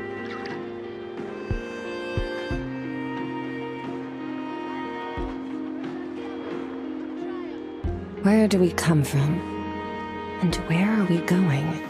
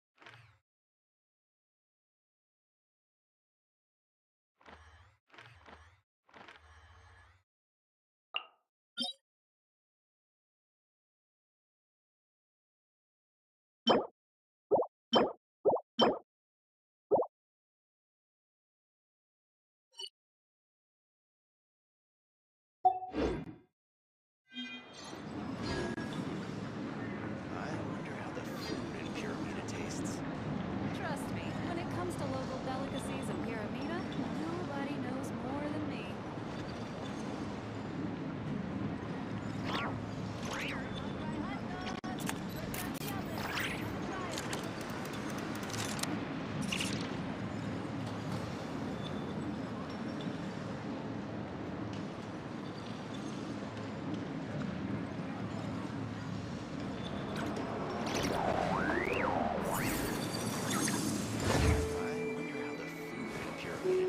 Trust me, when it comes to local delicacies in Pyramida, nobody knows more than me.